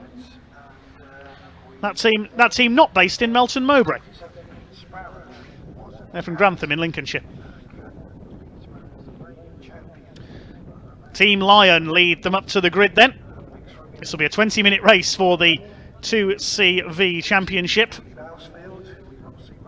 They may not seem the most likely race cars, but they are enormous fun. All these drivers in firm belief that motorsport should be fun. Many of these have raced for many, many years. And we're in for some great entertainment from them here at Pembrey. David O'Keefe in pole position. Alongside him is Gary Adnett. Those two will start as the favourites. Watch for the light grey car of Pete Sparrow from row 3. Leon Davies in the Team Gadget car as well. Oh, and the pole sitter struggling away there as we get underway. A slow start for David O'Keefe. Leon Davies weaves his way through. Both the Team Lion cars are bogged down heavily off the grid, in fact. So things are going to be a bit shaken up. And in fact, one of them has barely got away at all. I think that was the 97 of Gary Adnett, the championship leader. Leon Davies will lead the way into Hatchett's hairpin for the first time. Are they all going to make it round? I think they are. But Team Lion made a real mess of the start from both of their cars there. And in fact, one of them I don't think has got away at all. we'll wait and pick up where they are in the field. They've made their way through towards Dibbenny for the first time, and it's Leon Davis who leads. Number 89 of Nick Crispin is in second place, and it's Nick Rhodes in the Crisis Tête Rouge car in third. Pete Sparrow is fourth, and one of the Team Lion cars, the number 79 of David O'Keefe, is in fifth place. A terrible start for Team Lion though, team that does the majority of the winning in this championship. He's already fighting back up the inside there. David O'Keefe, the most experienced man in the race, up into fourth position. Leon Davies leads for Team Gadget. Go Gadget 2CV, I suppose you could say, in this one. And up the inside there, the 89 making a move for the lead. That's Nick Crispin, the bright red car. Further back in the order, we've even got some Gulf liveried cars. Look, that's the Hollis family. Hollis Motorsport there. Matthew Hollis, number 72 at the head of this group. And Nick Crispin has indeed taken the lead in car number 89 as they complete the opening lap. They're lapping about 30 seconds a lap slower than the pickup trucks we saw in the previous race. There's a yellow flag out at Hatchett's hairpin, so no passing there. And that's because the number 97 car has pulled over. So there goes Gary Adnit's hope of a hat-trick. The car let him down off the grid. Let's see what Pete Sparrow can do here, number 47. Now, that car has got a novice cross on the back. It's because a novice was racing it. I think it was Max Wyer was racing it at Cadwell Park in the opening round. Pete Sparrow is certainly not a novice when it comes to 2CV racing. He's won the championship about 6 times over the years. He's on the tail of Nick Rhodes there in the green car. Up in third place, that's the 79 of David O'Keefe, fighting back after his poor start. He's on the tail of Leon Davis for Team Gadgets. But it's number 89, DD Motorsports. Nick Crispin holds the lead. Next through in the order, the orange machine, that's Martin Ryman, ex-Fiat Racing Challenge champion of several years ago. He's still got the Fiat 127 that he raced in that series. Out in something a little more sedate today, racing for the Classic 41 factory racing team. As Leon Davies trying to get the lead back again as they come up to Honda corner. 3-2 CV's line astern. Fourth place is Nick Rhodes for Team Crisis at Tête Rouge. And it's the Sparrow Automotive car of 2CV legend Pete Sparrow, the number 47. Making a move for the lead here, Leon Davies down the inside. Can he get through at Hatchett's hairpin? No, Nick Crispin holds him off in the 89, looking for his first win of the season. See the name of Sparrow on the 79 car of David O'Keefe there as he makes a move and takes second place. Pete Sparrow does a lot of the preparation work for many of these cars, runs a 2CV specialist garage, Pete Sparrow, in Herefordshire. Side by side for second, side by side for fourth place. Now, where is Sandro Proietti up to from the back of the grid? He's made it up to 11th so far, out of the 23 cars that started. Pete Sparrow up the inside, takes Leon Davies for third place at Senna. Are we going to see Pete take his first win of the year? Behind them, Nick Rhodes making a move in the 92. Leon Davies is dropping back in the 24. Martin Ryman hanging on behind them, and Ainsley Bousfield as well. Regular race winner over the years, the number 80, the blue car there. Driving for the Maze ATB with Team Gadget set up as Nick Rhodes takes the Team Gadget car of Leon Davies there at Carter's. Somebody pulling into the pits there. It's a red car. I can tell that it might be Steve Walford because he dropped away, the number 55, the Birmingham-based driver. Now, here comes David O'Keefe. He's lining up an attack for the lead. He's got Pete Sparrow on his tail down the straight there. Surely O'Keefe's going to go through here on the inside of Nick Crispin at the Hatchett's hairpin. Under braking, the Team Lion car goes up the inside. Sparrow gets the cutback though. He's going to try and go underneath both of them. Coming out of Hatchett's hairpin. Can he take the lead here? Well, David O'Keefe led, but only for a few feet, because there goes the 2CV legend Pete Sparrow. No, you don't, says David O'Keefe. The most experienced man in the race, and he retakes the lead back again. Here comes Nick Crispin fighting back as well. We said they weren't the quickest vehicles, but they're certainly entertaining, and this is brilliant stuff. We've got 1, 2, 3, 4, 5, possibly 6 of them fighting for the lead. O'Keefe has it into Senna ahead of Crispin, Sparrow, then it's Nick Rhodes. Leon Davies should be in behind them. Yes, there is the 24. And just behind them, Martin Ryman and Ainsley Bousfield. Next in the order, number 40 of Chris Yates. That's the Blueberry Muffins team car. There it is in the background with the turquoise wings. Sadly, I don't think that's got the extra attachment we saw on it from Cadwell Park in the opening round. It's had googly eyes on the headlights that moved as the car rolled through the turns. Meanwhile, Nick Crispin having a look up the outside there into Honda. Still got over 14 minutes of this race to go. Pete Sparrow clips the curb on the inside. He's going to go to the inside. Everybody fans out across the straight. This is brilliant stuff. They could go 4 wide here into Hatchett's hairpin. Sparrow in second place. He's going to try and make a move for the lead. There won't be enough room on the inside though. Look at Liam Davies down the outside in the 24. 3 wide through Hatchett's hairpin. Davies on the grass. There's not many cars you can get away with going 3 wide through Hatchett's hairpin aboard. The 2CV is clearly one of them. This is amazing. The 89 of Crispin back on the inside, side by side with Nick Rhodes in the 92. It's Team Lion still out in front. Sadly, the championship leader coming into this round on the driver's points, Gary Adnett, out of the race at the start. But Team Lion still lead the way. They win the 2CV 24 hours just about every year, Team Lion. Nick Rhodes side by side with Crispin. Liam Davies sensing a chance to get up the inside there in the Team Gadget car. Bounces off the curb. Oh, he's forced Nick Crispin out wide. 2CV Rallycross anyone? That is part of the Rallycross course here at Pembrey. 7 cars now line astern because Ryman and Ainsley Bousfield have been able to tow up onto the back of them as well. Next group headed by Chris Yates, and he's got Sandro Proietti behind him. So from the back of the grid after an issue in qualifying, the Team Bacon racing car has been able to move up onto the back of them. So we've got Bacon, spelt with a Y in the middle, B-A-Y-C-O-N, pork pies, blueberry muffins. Who knows what they'll come up with next for these. Where do they get these team names from? There was one last season called Jelly Snake Racing, for goodness sake. Meanwhile, look at Liam Davies, so late on the brakes into the hairpin. He's going to run wide onto the grass again though, isn't he? I think he wants to take up Rallycross, Liam Davies. Stays 4th. Well, they do race these things on grass tracks in France. Of course, the 2CV was originally built to drive where there were virtually no roads, to put France on 4 wheels. The design brief was something like a car that could drive across a ploughed field loaded with crates of eggs without breaking any. I'm not making that up either. The car that put the French public on 4 wheels, the 2CV, and certainly one of the best loved car designs of all time, and you can see how much fun these drivers have with them. Still leading the way is the 79 of O'Keefe. Nick Rhodes now in second. Pete Sparrow into... Liam Davies is all over the place. I thought he was going to bounce into the side of Pete Sparrow there. Nick Crispin fights back in the bright red car after his excursion earlier on. Back up the inside of the 24 Team Gadget car of Davies. This is brilliant stuff. First 2 have broken away slightly. Nick Rhodes in the number 92 Crisis at Tête Rouge team. That was an amalgamation between Team Tête Rouge and Team Crisis a couple of years ago. Crispin back up the inside in the DD car. Oh, there's contacts, look out! Nick Crispin all over the place. I thought he was going to get spun out there.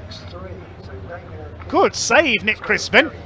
Well, if you spin a car that sharply sideways in 2CVs, it usually flips over. Luckily, he saved that. He's not happy with Liam Davies there, I don't think, Nick Crispin. He's fighting back, and now Martin Ryman is joining the party in the number 41. That car will be raced in tomorrow's second race by the marvellously named Sir Aubrey Brocklebank. Yes, really. Here comes Pete Sparrow again in the grey car. Seems unfamiliar seeing Pete Sparrow not in a Team Lion car. Up the inside, retakes second place from Nick Rhodes. Then it's Davies. Should really call him Inspector Gadget, shouldn't we? Racing for Team Gadget Racing. He's got Nick Crispin up behind. There's a bit of needle creeping into their battle after that, so a bit of contact earlier on. Then Ryman Bouncefield. The 22 is next. That's Mick Story in the Rosy racing car there, the red and yellow machine in the background. He's got ahead of Chris Yates, who's also dropped to 10th behind Sandro Proietti. That's the Blueberry Muffin in 10th place. Simon Turner, number 81, is next for Tête Rouge. And then we've got 76, which is Andrew Bull, also a Tête Rouge run car.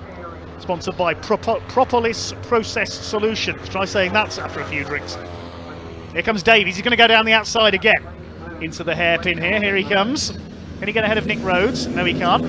Nick Crispin up on the curb on the inside. We're still only just halfway through this race as well. 9.5 minutes to go, and still David O'Keefe sets the pace, the most experienced UK 2CV racer of all. Holding off the great Pete Sparrow. Right on his bumper now. Surely Sparrow's going to attack for the lead very shortly. Swing their way through Senna. They are showing why this is one of the most fondly appreciated championships in UK club racing.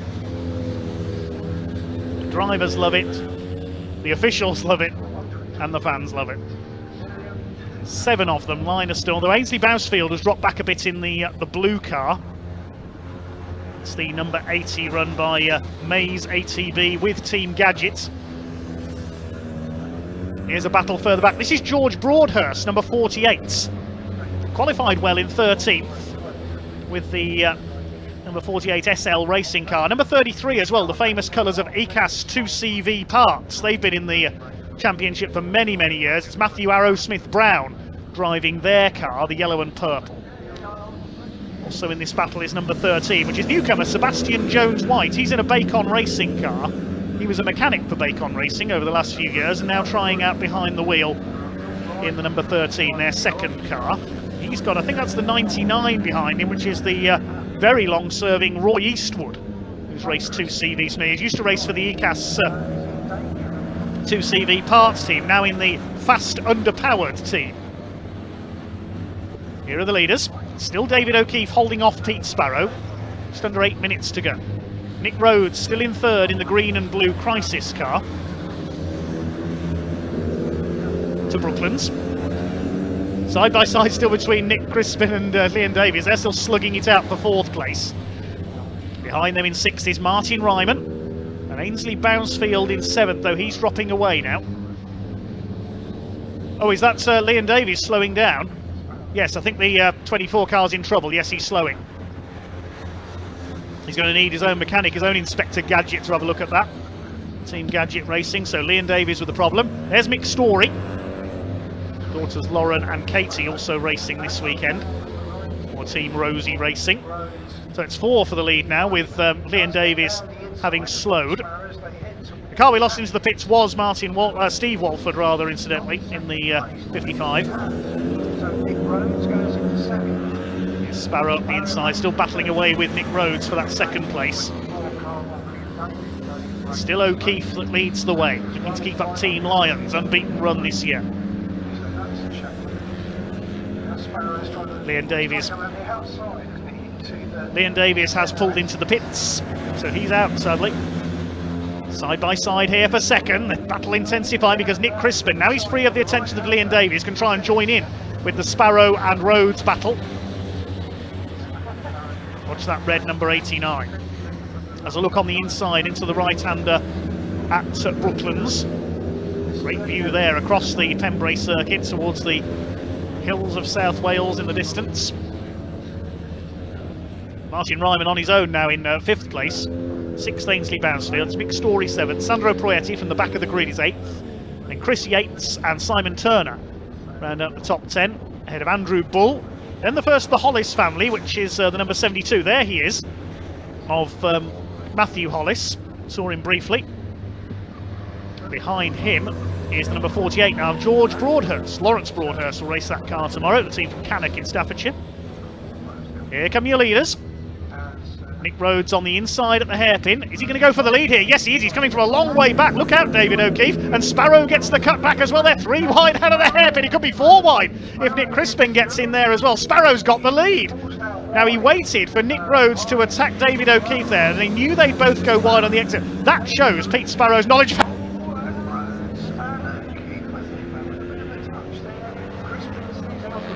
Rhodes, he nearly did get a crisis there, didn't he?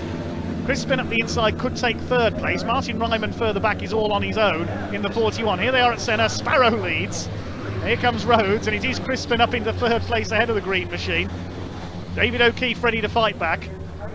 2 of the all-time greats of 2CV racing fighting it out at the front of the field. If this is the standard of racing this year, I can't wait for the 24-hour race in August at Snetterton. Here they come, down to Carter's. O'Keefe back to the inside. He's not going to be denied here. David O'Keefe. Side by side, he's back to the inside, and the Team Lion car is back in the lead. Now Pete Sparrow, we know he's not in his usual car. He normally races the number 97, which Gary Adnick's driving this season, so just getting used to a different car here. Not quite as quick as the Team Lion machine, but so we'll wait and see what Pete Sparrow can do. O'Keefe defending, there's a back marker ahead as well. Nick Rhodes side by side almost there with Nick Crispin. Who's the car that's going to be lapped? I think it's the 29, which is Lauren Story for Rosie Racing, their second car. Here's a scrap further back, George Broadhurst holding off one of the Hollis family, and behind them is Shirley Hennessy. Used to race a Triumph Dolomite Sprint in historic touring cars. That's the Blueberry Tarts car. Here come the leaders. First two breaking away very slightly now because Nick Crispin's going through for third at Senna. Our Team Lion going to hang on to take another win, or will Pete Sparrow pick up his first win of the season? The car raced by Max Wire at the opening round of the season at Cadwell Park, where the races were blighted by safety cars after a few incidents further back in the pack. Coming up to lap Lauren Story. Her sister Katie who races that car tomorrow. Here comes Pete Sparrow getting ready for an attack. He hasn't got any attention behind him this time, so he's free to attack David O'Keefe into the hairpin. Here they come. Just under 3 minutes to go, so we'll get a couple more laps out of this at least. O'Keefe moving to cover, using his years of experience. Been racing since the early 1980s in 2CVs. Sparrow tries to cut to the inside.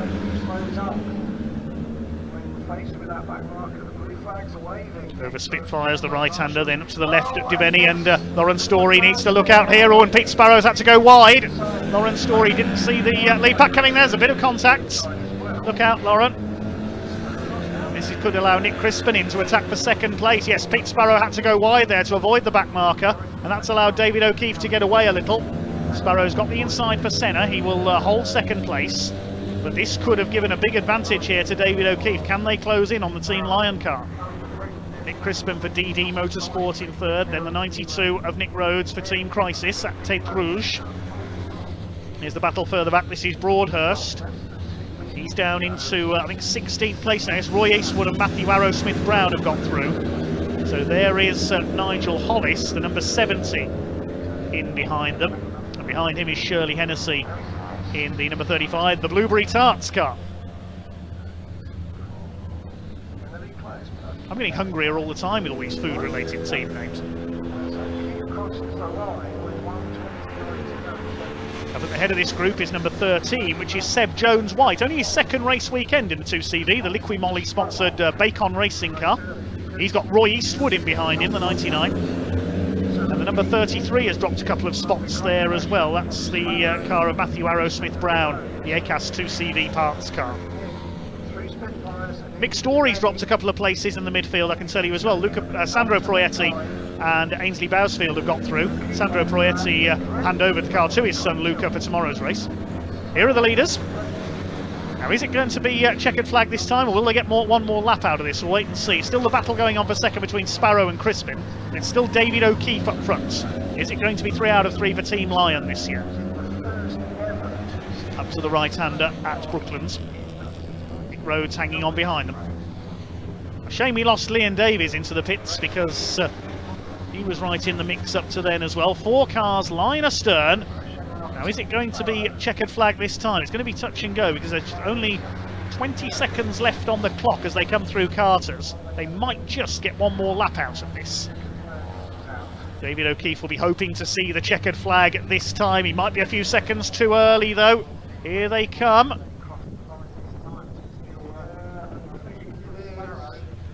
Over the line, the checkered flag did not go out. Pete Sparrow has done the fastest lap of the race, 1:23.289. Unfortunately, we have lost our camera momentarily at the Hatchett's hairpin. Apologies there. Here's the battle further back. Nigel Hollis chasing Roy Eastwood in number 99, driving the fast, underpowered Citroën racing car. Hollis team in their familiar blue and orange livery. Here are the leaders, and it is still O'Keefe ahead of Sparrow. We're on the last lap now. He arrived just a few seconds too early for the checkered flag there. What can Pete Sparrow do? Can he snatch it on the final corner? He's going to have to attack coming through Carter's and Honda. Third place is Nick Crispin in the 89 ahead of Nick Rhodes. They're heading towards the line. Here they come. It's going to be very close indeed. Can Pete Sparrow make a move here out of Honda corner for the final time? David O'Keefe using his decades of experience. Is he going to hang on for his first win of the season, or is Sparrow going to be back on top? I think David O'Keefe has done enough. They're coming up towards the line now. Nick Crispin in behind them. It is a win for David O'Keefe at the line by 0.2 of a second ahead of Pete Sparrow. Nick Crispin will take third place. Nick Rhodes in fourth. Less than 1.5 seconds covering those four after a thrilling race. Well, good afternoon, race fans. Welcome back after our lunch break. We'll shortly be getting back underway with the second race for the cars we've just seen there. That was race one for the 2CVparts.com Classic Citroen 2CV Racing Championship. They'll be on track in a few minutes' time for their second race of the weekend. But before that, our race interviewer Ewan caught up with some of the drivers earlier on in the paddock.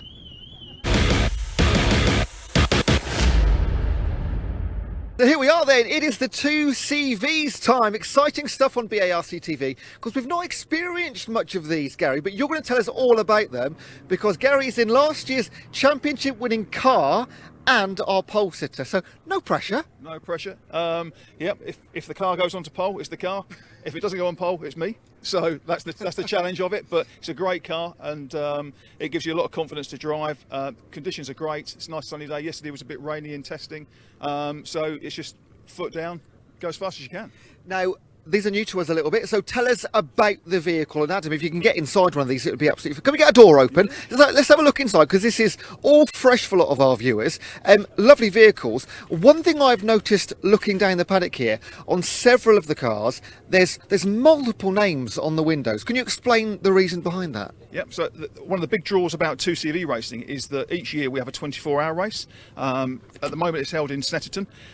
So a lot of the names in the back doors are people that do the 24-hour race in that car. Okay. So if it's only got one name in, it's typically not a 24 car. But like this one, so I did it with Pete and Dave last year. So I've just taped them out so that people seeing racing in a sprint race know which driver's in.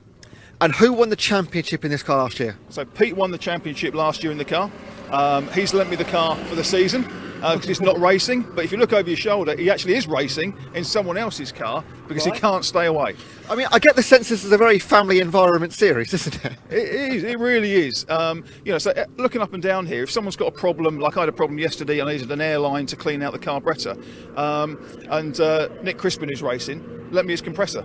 So we all want everyone on the grid. We want everyone to do well, but obviously not as well as we do.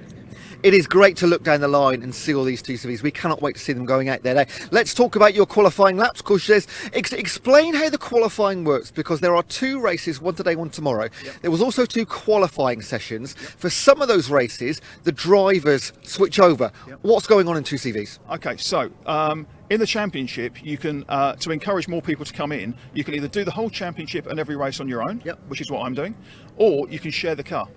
So and along here today, you've got some people who've got experienced drivers in and some novice drivers. So they're bringing new people in and getting them up to speed.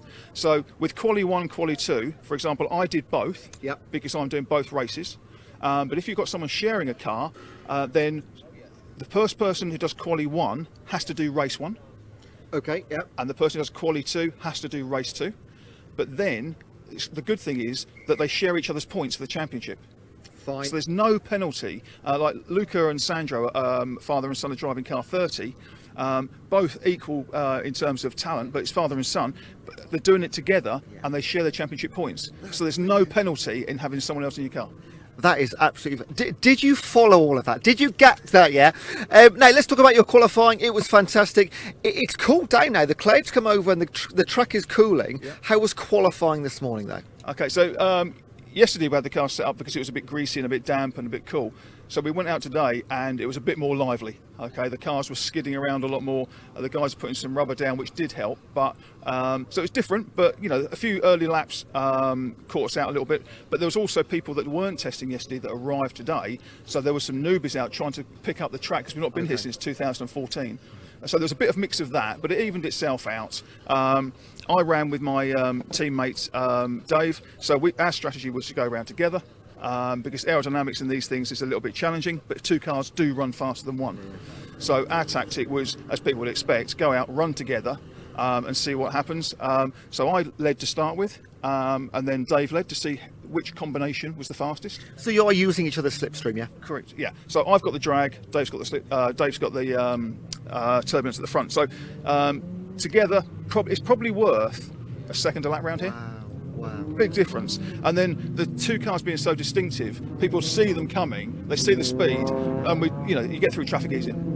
Gary, really appreciate your time. Thank you for your knowledge. Now we all know about 2CV racing. Let's go and see who else we can speak to down the paddock. Gary, best of luck. Thank you. Thanks very much. So Gary's told us all about the 2CVs, the ins and outs. Now we're here with Shirley Hennessy. Shirley, thank you for talking to us. First of all, welcome to Pembrey. Your first time here, I understand. Absolutely my first time here, but it's really lovely. Beautiful weather, beautiful surroundings, perfect. And you've been racing some time, so tell us a bit about your history of racing and why we now find you with this very distinctive car. Let's talk about more on the car in a second, but your career as a racing driver so far. Okay, my career of racing driver has been very limited, it has to be said. We're only on about race start, I don't know, 15, 16, something like that. But I've tried off and on over the last maybe decade to try and put a car together, scrape a budget together. It's never quite happened, but this season, hopefully, we'll do the full season. Doing it for fun and love, what are your ambitions for the year this year? First year in 2CVs? You know what, I'd just love to finish every race. That's what I'd love to do. Finish every race with a smile on my face. That's it.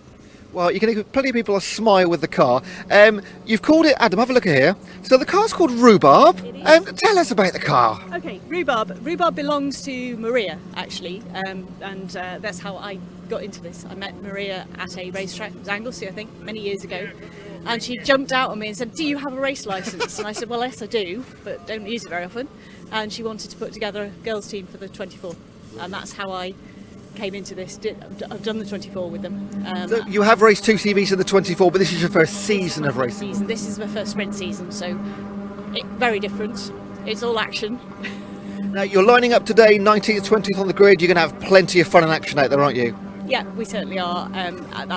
Hopefully we just have a couple of people to play with and we can have a good race, which is what we did at Cowdwell. We had a little group of us, great fun, good laugh, overtaken back, bit of a battle.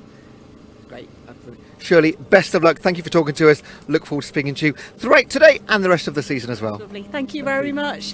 So here I am then with Nigel Hollis, who was possibly one of our most experienced 2CV drivers. You've been in this car, Nigel, for 20 years. This car for 20 years. How are you doing at Pembrey this weekend, sir? Well, not too bad, considering my age, really, yeah. Yeah, it's going quite well. It's running a little bit lean. We can't work out why, but we've rejetted, so have another go this afternoon, see how it goes. Now, one thing we noticed on a lot of the 2CVs, plenty of names. Now, you've got two cars here with Hollis written all over it. The car 70 and the car 72, sister cars. Yeah. Talk us through the names on these. I'm Nigel. My son Richard is Hollis. M Hollis is Matthew. He's here today. He's racing. And the other one is Burton Shaw, is the other driver in a 24-hour race. You and your son racing today, you and Matthew, racing with each other or against each other? Well, he's quicker than me, so I shan't see him. No, he'll be gone. Now, tell us a quick bit about your experience in 2CVs. How's it changed over the years, or is it as it was all those couple of decades ago? The main thing is you change carburettors. Okay. And we're now on actually a Land Rover carburettor, which gives a bit more power out of it. But the only thing with it, they are susceptible to dirt, so you do see quite a few people have to pull in because they've got dirt in the car. But other than that, not a lot has changed really. No. Now, there's not a lot in the car. Adam, have a look in the car. We've opened the door for him, our cameraman Adam. Now, talk us through a little bit. There's not much to talk about, of course, but just talk us through the vehicle. No, we've had to go on to a bigger fire extinguisher system this season, quite expensive. But other than that, you just got ignition, master switch. There's a AFR meter to try and get some idea of what's going on in the carburettor. Basically, that's it really. Original speedo. Goes to 70, we go over 70, so there's not much point having it really. Other than that, no, it's pretty basic, very basic roll cage in a normal car. And finally, what is it you love about 2CVs, spending all this time in them? They're quirky to drive. You've got the gear lever, you flick over and flick round and push in and push out. So you've got to get that right. Don't change down in the wrong gear rush. You'll spin the engine much too fast and you'll bend the valves. Other than that, it's just fun to drive, really. Yeah, and it's quite hairy. What's your goals for the final race of the day? I want to try and get in the top 10, but we'll see. And beat Matthew. Yeah. Oh no chance of that. Absolutely no chance. He's won quite a few races. So. Perfect. Yeah. Nigel, really appreciate your time. Thank you so much. Thank you. Cheers. Bye. Right, let's go over to Dave Goddard for some 2CV racing.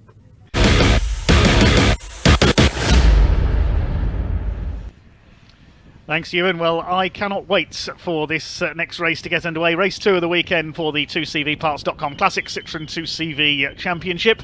And the grid set by the second half of qualifying yesterday. It's the second driver in some of the cars.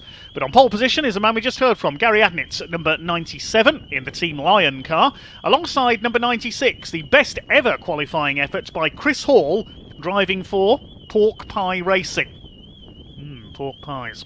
Second row of the grid, 79 David O'Keefe. He was the winner yesterday. Gary Adnett unfortunately broke down at the start of the race. That's the second Team Lion car of David O'Keefe, alongside 89 Nick Crispin in the DD Motorsport car. Row 3 at number 92 Nick Rhodes, driving for Crisis at Tête Rouge. The Crisis and Tête Rouge teams effectively running that car together. Alongside him, number 24 Leon Davies for Team Gadget Racing, failed to finish yesterday's race. Row 4, 2CV legend, with many titles to his name, 47 Pete Sparrow, not in the Team Lion car this year. He's in one of his own cars, a Sparrow Automotive car. And number 81 Simon Turner, alongside, driving for Tête Rouge Racing, Red Face Racing. Row 5, Matthew Hollis, we just heard from his dad.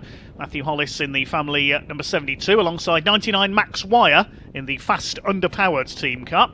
That car was raced by Roy Eastwood yesterday. Row 6 is Katie Story, number 29. She's driving for Rosie Racing. I think it was her sister Lauren who raced that car yesterday, alongside number 40 Chris Yates, driving for Team Blueberry Muffins. Where do they get these names from? Row 7, number 80, that's driven by Nicholas Home, newcomer this year. Car was raced yesterday by Ainsley Bousfield, alongside number 33 Glenn Oswin. He's in the ECAS 2CV Parts team car. It's the purple and yellow car. Matthew Arrowsmith Brown raced that car yesterday.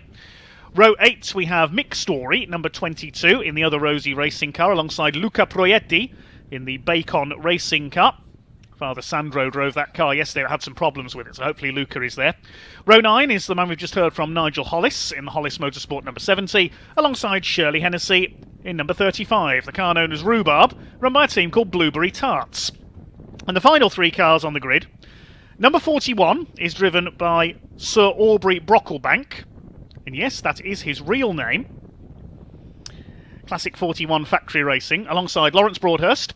Good drive by George Broadhurst in that car yesterday to take 11th place. Andrew Bull is next, number 76. He had problems in qualifying yesterday. That's another of the Tête Rouge team cars. There are a couple more cars scheduled to be at the back of the grid. Julie Walford in number 55, the Steve Walford racing car. It was, I think it's her husband, Steve, who raced yesterday. And number 13, Seb Jones-White in the other Bacon racing car is at the back of the grid.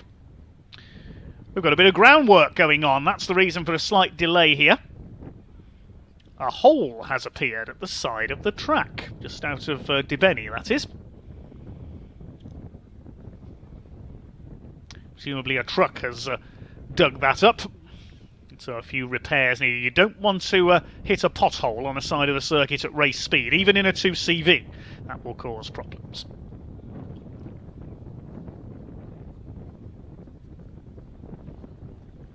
Anybody waiting for a bus?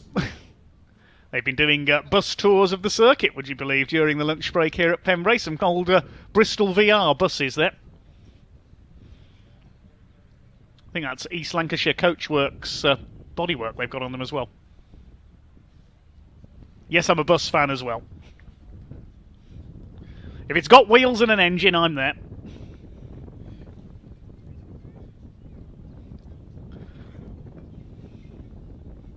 Right to Caitlin Penny, who says, I don't like pork pies, I'm much more of a blueberry muffins fan. Kira Valentine Bull says, go Bully, presumably Andrew Bull, towards the back of the grid in the Tête Rouge with Propolis Process Solutions car. It's nice saying that after a few drinks. I think Ewan is down in the pit area and is talking to one or two of the drivers while we have this slight delay.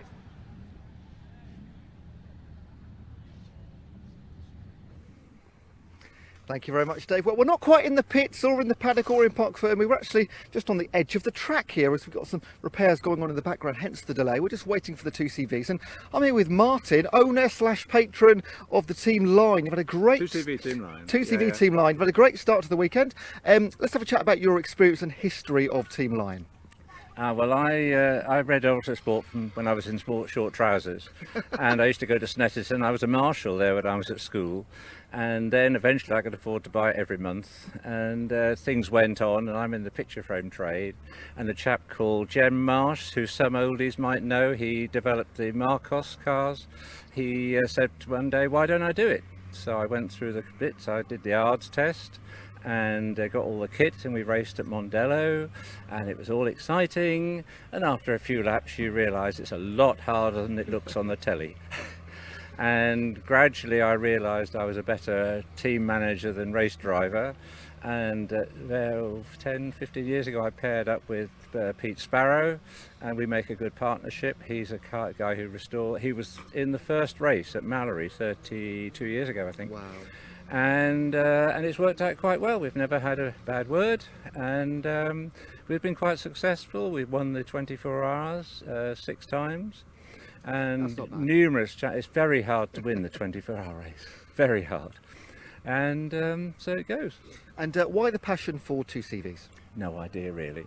I mean, a lot of 2CV people are really into it. They're owners. I wouldn't drive one on the motorway. It was just a convenient way to go into motorsport in the style that we could afford, and on the budget. And it's fun, people say it's only 85 miles an hour, but if you drove your car into a telegraph pole at 85 miles, you would know it. Absolutely. And it's very friendly. We know everyone in the paddock, uniquely in one makes. Everyone helps everyone else. There's parts, no one would refuse help. And if a guy has a big crash, they'll all pile in to help get it on. It's just a tradition of the club, and it's a bit of fun. Fantastic. I think we can just hear the 2CVs in the background going round now. Now, just talk us about... Some people call a dreadful whining noise. I wouldn't dare say that. You're successful this weekend so far, Team Line. What are your ambitions for today and the season as a whole? Well, we were a bit mixed yesterday. One car lost its gears on 100 metres from the start. The other one won the race. So something between those, I suppose. It'd be nice to come 1-2. The guys are very keyed up. We would hope to finish, earn a good finish for both cars. But there's a lot of competition out there, and we're only marginally, there's no big gap. There's about 10 cars that are only a second or so faster than us. And South Wales, beautiful sunshine, you can't beat this, can you? Well, we haven't been to Pembrey for 8 years, and really the place is lovely and fresh. The weather's been kind to us, and I think the consensus is we would like to come back. And we do love being on with the trucks, kind of little and large. And a good crowd today as well. It looks huge, yes. And of course, if they've got a big crowd, they can afford to improve the circuit, the usual thing. So yeah, it's great. And Phil Davis does a super job. He makes it all welcome, lovely preparation, super. And the more exposure for 2CVs, the better, because we don't see much of the 2CVs in the past. I think this is the first live transmission, apart from the coverage we've had for the 24-hour in the Citroën 24-hour from Snetterton every August. So watch more. And we're all enjoying it as well. Martin, thank you so much for your time. We're about to go out to the racing now. Thank you. Thank you. Thank you. And now let's go back to Dave Goddard for some 2CV racing. Thank you, Ewan. Nice to hear from Martin, the man behind Team Lion. His car's first and third on the grid for this one. Gary Adnitz, the championship leader coming into this round. He won both of the races at the opening weekend of the year at Cadwell Park. But unfortunately, his car was the one that broke its transmission at the start of yesterday's race. He didn't get away off the line. They probably had it repaired as soon as the car was back in the paddock. I mean, you can change an engine in one of these cars in about 15 minutes with enough hands on deck. And he starts alongside Chris Hall. Great to see the Pork Pie racing car on the front row for the first time, that blue machine. David O'Keefe, yesterday's winner on row 2 in the second of the Team Lion cars. And Nick Crispin in the bright red car completing the second row. Watch for Pete Sparrow. He's in the grey car with the Union flag on the roof. Runs a 2CV specialist garage in Herefordshire, and he's a multiple 2CV champion. So he's looking for redemption today. Is that bus joining the grid? On pole position, a time of 1:23. Now, I know we've got truck racing this weekend, but I'm not sure we're going to have a bus race. You've got number 96, which is Chris Hall. Where's he going? Chris going well there in the 96. Well, I've never seen this before. Next row we have There are passengers on that bus as well. He was on pole yesterday and won the race yesterday from pole position. So David is there, long time.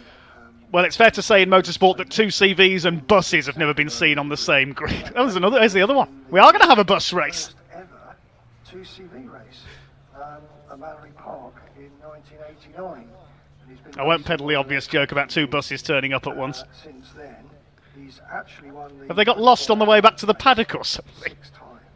So very accomplished. Passengers on the top deck are enjoying it. We've then got 89 Nick Crispin on the second row.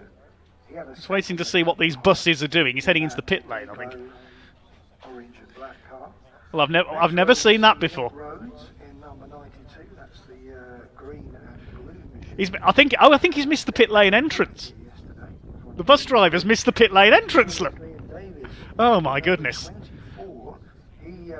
We mentioned about race licence test. Here's your bus licence test. How to do a 3-point turn in a double decker.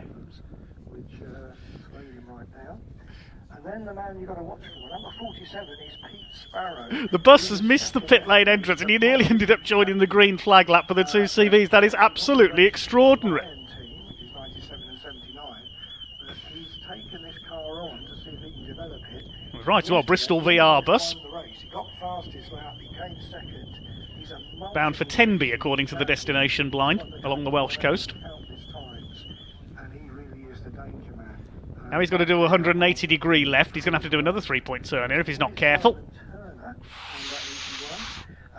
Superbly done.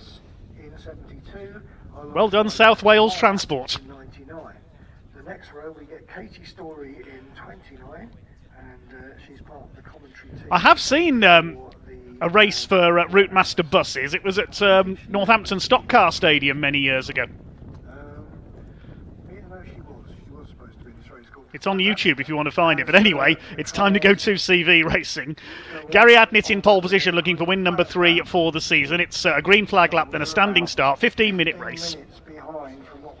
As Gary Adnett explained during his synopsis of 2CV racing, it's really the car and the team that score the points. So if 2 drivers are sharing a car, for example, it was Jennifer Hall racing the 96 car alongside Chris. Yesterday, Jennifer did race 1, Chris is in for race 2, but they will score the same number of points. It's the car effectively that scores the points. There are 4 events for the 2CVs. They've been to Cadwell Park. After this, they go to Silverstone on the national circuit and then on to Croft, I believe, in the northeast. And after that, it's the big weekend for them, the 24-hour race on August Bank Holiday weekend at Snetterton in Norfolk. There's the green and blue Crisis at Tate Rouge car. Leon Davies in the blue and gold car, that's the Team Gadget racing car. One team name I remember that is missing this weekend is Jelly Snake Racing. Jelly Snakes, blueberry muffins, pork pies. No wonder I get hungry commentating on these races. There's the number 40, that's the blueberry muffins car, driven by Chris Yates. Look closely at that car. You may have seen when we saw it in the paddock, it's got googly eyes on the headlights and they move when the car corners. That's the sort of bluish car with the green wings. Number 13 at the back there, that's Seb Jones-White for Bacon Racing. Yeah, Bacon as well, although spelt slightly differently, Baycon. He was a mechanic for that team over the last couple of years and making his debut this season. Simon Turner's got some eyes on his headlights, but his don't move. There's the number 40 with the eyes on the headlamps. Number 30, Luca Proietti, driving the car raced yesterday by his father Sandro.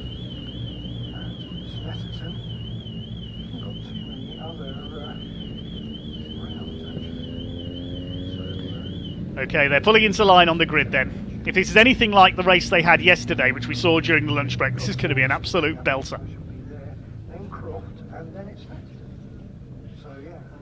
So the two Team Lion cars will start as the favourites, along with Pete Sparrow in 7th on the grid. Normally races for Team Lion, the number 97. He's won several titles in that car. Said he was taking a year out of racing this year, but you cannot keep Pete Sparrow out of a 2CV. In his own car, the grey car, 4th row of the grid. But everybody will do their utmost to provide entertainment. Car 41, the orange car further back, that's Sir Aubrey Brocklebank. Surely the greatest name in UK motorsport. Red lights are on. Revs are up from these 600cc engines, and here we go. Much better start than yesterday for Gary Adnett in the 97. Transmission let him down as he came off the grid in yesterday's race. Good start by Nick Crispin in the red car down the outside. Not the best of getaways for Chris Hall, but he was pleased just to be up on the front row in the pork pie car. Down into the first corner it is the 97. Not Pete Sparrow this year, it's Gary Adnett who leads. Nick Crispin on the attack as they come out of the right-hander at Hatchets. Everybody round the first corner okay. Back of the field, the number 13 of Seb Jones-White, one of our newcomers this season. They make their way towards the left-hander at Dibeni, and it's the Team Lion cars first and third. Adnett leads, David O'Keefe in third, behind Nick Crispin. They start to spread out around the circuit now. The leaders into Senna's, 5 cars line astern. Good start by Pete Sparrow up into 5th behind Nick Rhodes, and sideways there the 99 car is going to go off onto the grass. Whoops, that's Max Wyatt, one of the newcomers. 2CV veteran Roy Eastwood raced that car yesterday. Behind them number 22 Mick Story in the Rosie racing car. I believe Rosie is the name of that car. You kind of think that all these cars have their own pet names, don't you? That sort of cars. But up the inside there, Nick Crispin for DD Motorsports has just taken the lead. There's Luca Proietti. Bacon Racing having a few problems with that car in qualifying in the first race yesterday. He's got 76 of Andrew Bull in the Tech Rouge car. Well, one of Tech Rouge's cars. They tell, hey, somebody's going grass tracking, and we've got a spinner. Round goes the 33. That's the ECAS 2CV parts car, driven today by Glenn Oswin. He's lost it. Oh dear.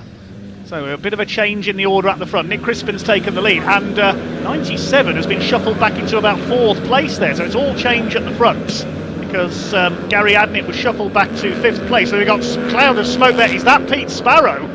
I think that's the 47 car in trouble, yes. So Pete Sparrow goes up in a cloud of smoke. He could be out of the race. Well, normally we see him right at the sharp end, but he's got mechanical problems. He's pulling off. The engine, I think, has let go in the 47 car. Nick Crispin in 89 leads, ahead of David O'Keefe and Nick Rhodes. Enough mechanics, they could put a new engine in Pete Sparrow's car. We'll be back on track in 5 laps. Said you can change an engine in the time it takes to have one sprint race in these cars. There's Luca Proietti, chasing down the number 99. He's already had a moment in this race, Max Wyatt. This is going to be pretty close, this race, even closer than yesterday perhaps. There's Mick Story having a go at one of the Hollis family cars. I think that's Matthew in the 72, yes, Hollis Jr. Behind them is Chris Hall, who's dropped back from his front row position in the pork pie. Ahead of them the 81, Simon Turner for Tête Rouge Racing. They're all sliding a bit wide out of Honda Curve. Down the straight they come towards Hatchett's hairpin. 2 laps completed. It is David O'Keefe who has gone to the front ahead of Nick Crispin. Nick Rhodes in third. Down to 4th is Gary Adnett. And then we've got number 24, Leon Davies. 5-car breakaway at the front of the field. Mick Story's going well up there in 6th place. He's just taken Simon Turner for 6th position. Through the left at Dibeni out towards the crossing. I suppose you could rename that bit of the circuit the bus stop chicane, couldn't you, with those buses in the background? Over the crossing they go. There's Story ahead of Turner, then Hollis, Hall, and the number 40 of Chris Yates, the Blueberry Muffins car. Matthew Hollis under fire from Hall. There you can see the eyes moving on the front of that number 40 car. That is brilliant. Such characters, not only the drivers but the cars in this series. Number 80 there, one of our newcomers, Nick Home, going well, chased by Luca Proietti.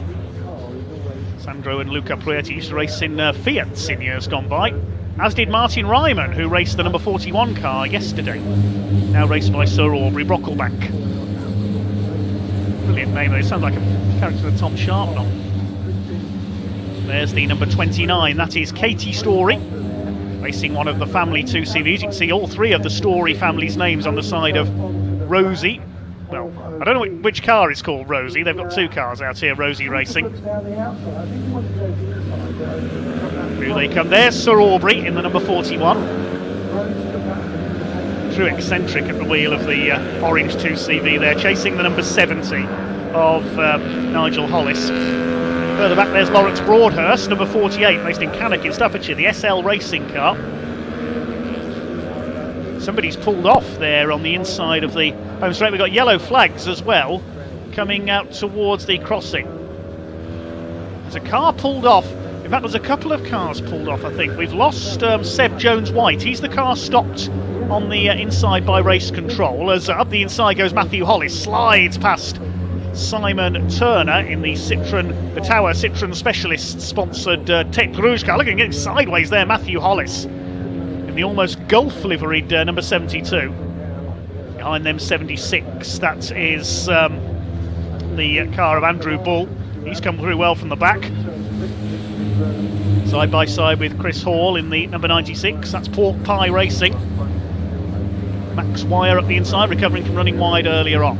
It battles all the way down the order. It's still David O'Keefe who's got the lead. Leon Davies has done the fastest lap. He's at the back of this train for the lead in number 24.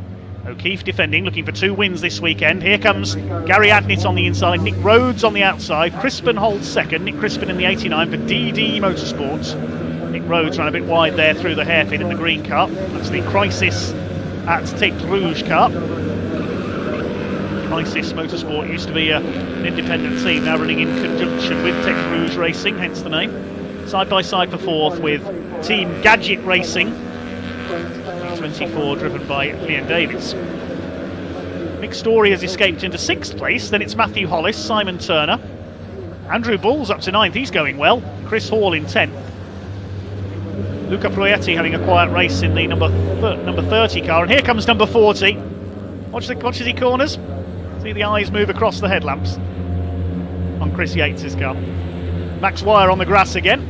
2CV Rallycross anyone?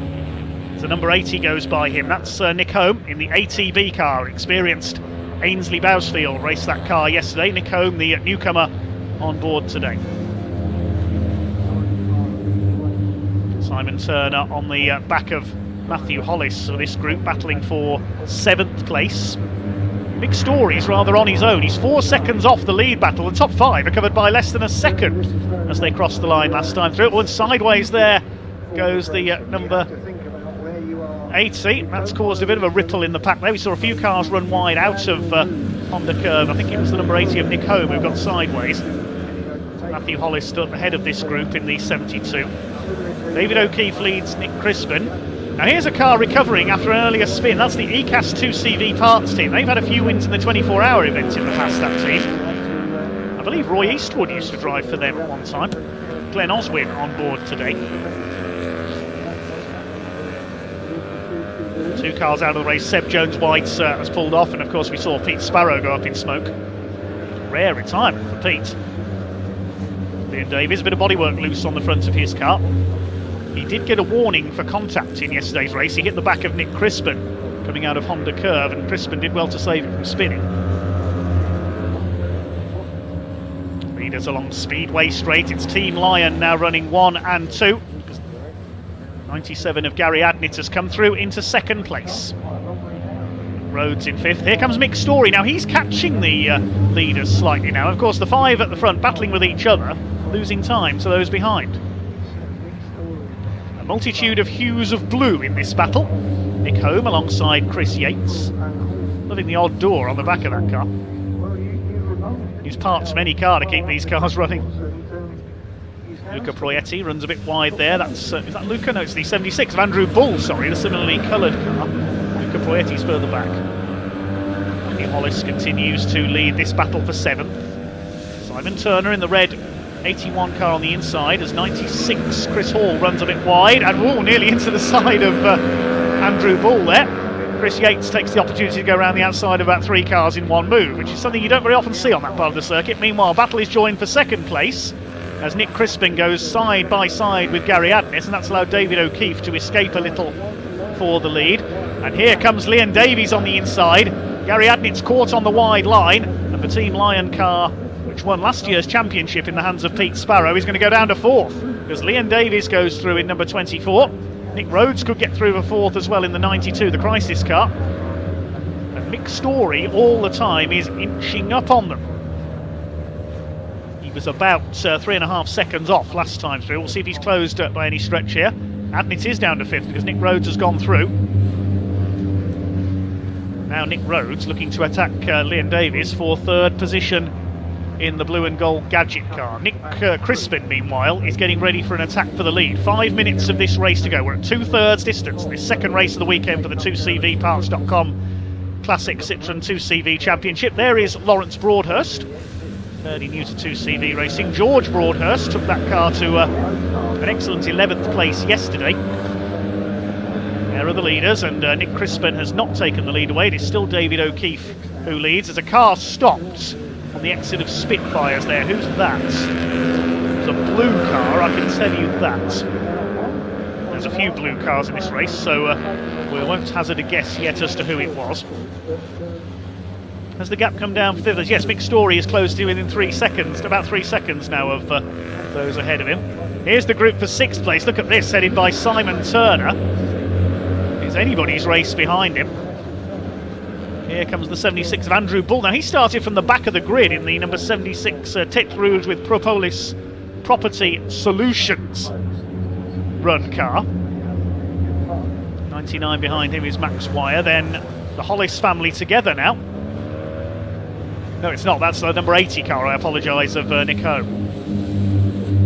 The car that stopped might be Nigel Hollis, actually. Further round the back of the circuit. We'll wait and see, though.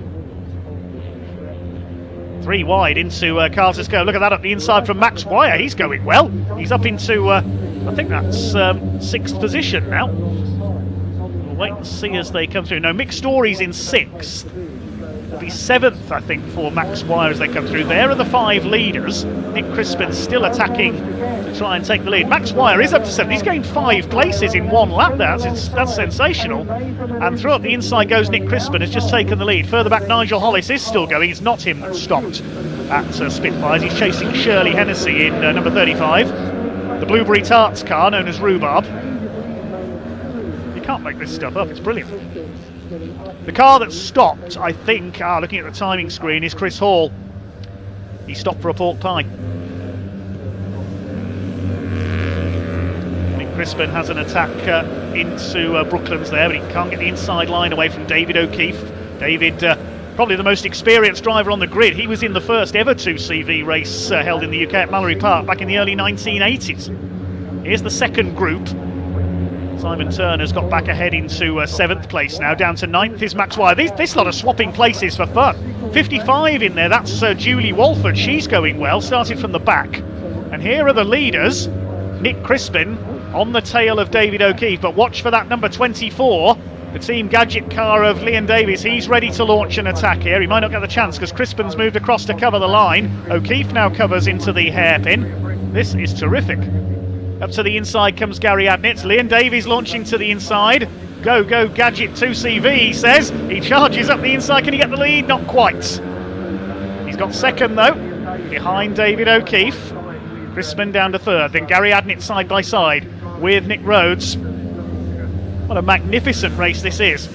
Mustn't forget further back that Glenn Oswin is still going. He's got ahead of Lawrence Broadhurst towards the back of the field. And also somewhere ahead of him is the number 41. There he is, Sir Aubrey Brocklebank, chasing down Shirley Hennessy. She's done a bit of racing in a Triumph Dolomite Sprint in classic saloon races. Nigel Hollis in there as well. And I think that's Katie Story in there with them. Side by side now, Gary Adnett and Nick Crispin. the inside into third position. Has Mick Story caught them yet in the number 22? Yes, there he is. He's less than 3 seconds back now. He's not quite caught them yet. David O'Keefe leads by a few lengths ahead of the 24 of Leon Davies, but there's less than a minute on the clock, so they'll be coming in to their last lap this time around. 5 cars line astern. Nick Crispin bounces off the curb. To the inside goes Gary Adnitz, so does Leon Davies. 1 lap to go at Pembrey. So the classic 2CV Racing Championship, sponsored by 2CVparts.com, and sending it down the outside is Gary Adnitz. That's never going to work. He goes out wide. Nick Crispin retains second. It's 3 wide for third place. Leon Davies could lose out here, and Nick Rhodes moves into a podium position in the 92 car. First 2 have been able to break away as a result of that. Here's a battle further back with Nigel Hollis still on the tail of Shirley Hennessy in the Blueberry Tarts car. Because it is an all-female crew that races that car at the 24 hours. Side by side for 4th now. Leon Davies has gone from 2nd to 4th behind Nick Rhodes and Nick Crispin. But can one of the Nicks nick the victory from David O'Keefe? Gary Adnett back in 5th. Not been a happy weekend for him. He broke down at the start of yesterday's race with transmission failure. He's only 5th as they run towards the checkered flag here. Are they going to slipstream each other down Speedway Straight? Can Nick Crispin steal the win? Is it going to be a double for David O'Keefe and an unbeaten run for Team Lion so far in this year's 4 races? It's looking likely. They come out of Carter's Curve for the final time. Up towards the right-hander at Honda. Is Nick Crispin going to be in position to make a move on the short blast to the checkered flag? I don't think he's going to do it, and it's going to be a double for the most experienced man in the race. David O'Keefe takes the checkered flag. Second goes to Nick Crispin. Nick Rhodes is 3rd, Leon Davies 4th, Gary Adnett is 5th, and Mick Story takes 6th position and gets the fastest lap as well on the last lap of the race. Here's the battle for 7th. It's going to be headed home. Well done, Andrew Bull from the back of the grid comes in for 7th ahead of 8th place for Julie Walford, also from the back. Then Simon Turner, Chris Yates, Max Wire, and a photo finish between Proietti and Hollis. Luca Proietti just beats Matthew Hollis home. Next over the line is number 80, Nick Home. Then this battle for 15th place. Katie Story catching Shirley Hennessy and Sir Aubrey in number 41. Over the line comes Nigel Hollis, though, ahead of all of them. Good race by Nigel. Sir Aubrey Brocklebank is next. Then it's Shirley Hennessy, Katie Story, and well done Glenn Oswin, who caught them up after spinning earlier on as well. The other finisher is going to be Lawrence Broadhurst in the 48 car. Here he comes. One of our newcomers, the SL Racing Team. George was close to the team's first top 10 yesterday. And Lawrence will bring in the 48 car based in Cannock in South Staffordshire. Well done, Lawrence Broadhurst. Thumbs up as he completes the finishers. Great stuff.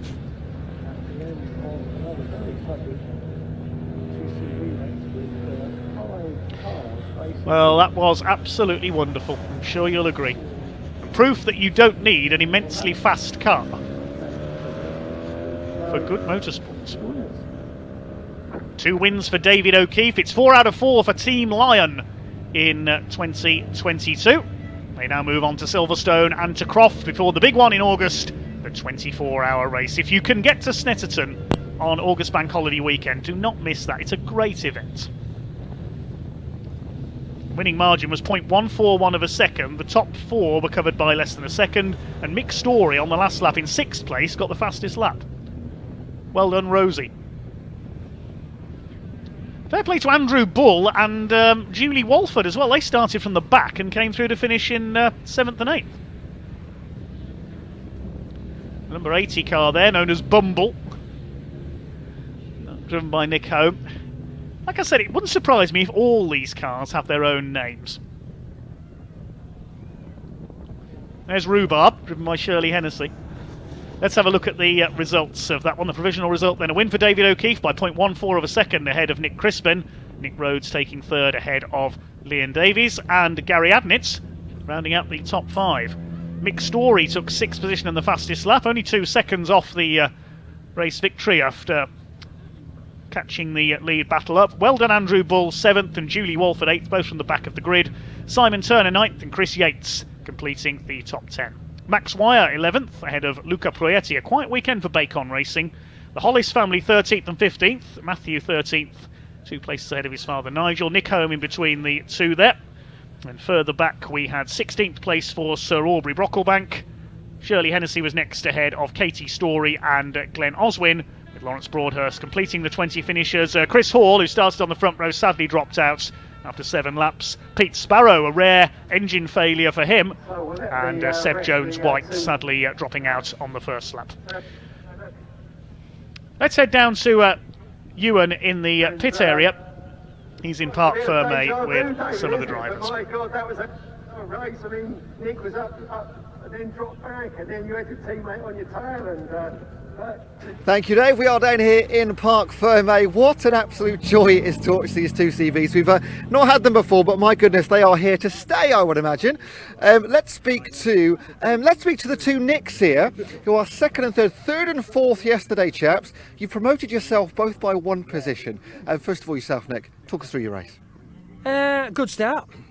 Got away well, but I knew that the pack would be hunting me, and as soon as I saw like David behind me, I thought, well, if he gets past me, then it's going to be difficult to get back past him. I did get past him a couple of times, but he just had a little bit more in certain areas, and where I had certain areas covered in speed-wise, Wily Old Fox just sort of dogged it down a bit and kept me so I couldn't go. But I think he needs to go on a diet because his arse is far too big for me to get past. But thoroughly enjoyed it. Thoroughly enjoyed that. I was just about to use the phrase "wily old fox." He's a tricky old bugger, isn't he? Well, when you get to 87 or whatever, then you deserve that, don't you? 72. Nick, yourself, talk us through your race. Yeah, How'd they get on? Brilliant to get up from 4th to 3rd today, and it was like a pack of 5 cards, really clean driving. Yeah, really enjoyed it. Fantastic. One thing we noticed here, we noticed it in the paddock before the race. It's a family 2CV racing, isn't it? Yeah, it is. Yeah, I did my first race at Pembrey in a 2CV 16 years ago, so it's fantastic to be back. Half the grid's the same people, the other half are younger than me, so we've got lots of young people coming through, and it's as long as you can get in a pack, you enjoy it. Honestly, I could enjoy it just as much in 20th as in top 5. So. And great crowds today, beautiful weather, Welsh countryside. Does it get any better? No, it's fantastic. Thanks to the crowd as well. Fantastic. Let's speak to our winner, double winner in fact. Dave, what are you doing there? Just making some... putting the tape back on.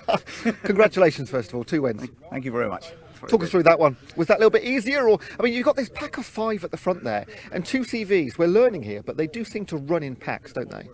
Yeah, I mean, obviously, it's all about slipstreaming and the fact you've got lack of power, so you just need to do whatever you can. And 1 minute you can be 1st, next minute you can be 5th, and then you've got to work out how you're going to get back through. So that's part of the enjoyment, really, because it's, not being rude, you've got a checkbook and you can buy a bigger car with lots of power and away you go, don't you? But to us, that's not racing. This is racing. So if you finish 1st, 2nd, 3rd, 4th, 5th, if you've been in a pack and you've had a good run, it feels good. What is the key though to your success? Because you're doing something different. Because again, you're running in packs as we did yesterday, but you seem to make your way to the front.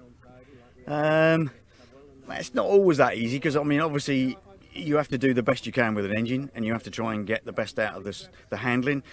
This doesn't handle as well as Gary's car, but obviously he got in the mayhem in the pack, and if you're in the pack, it is difficult to get to the front. It's easy to stay in the pack because you're slipstreaming. Yeah. You'd be amazed the hole in the wall when you're behind 2 cars. You could be on quarter throttle down here.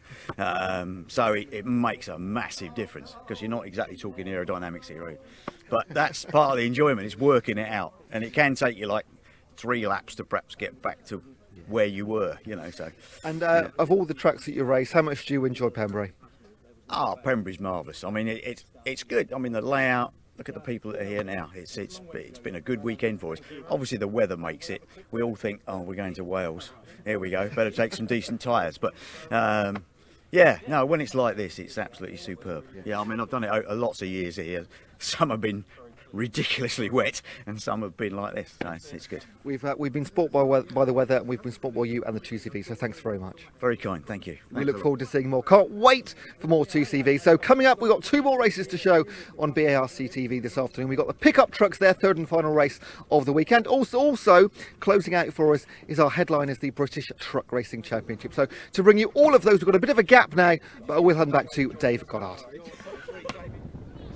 Okay, thanks very much, Ewan. Yes, we're going to take a break for afternoon tea, you could say, next up. And our next race coming up a bit later on is the Pickups, which is at 2:45 p.m. And that's followed by our final truck race of the weekend. So a couple of races coming up later on.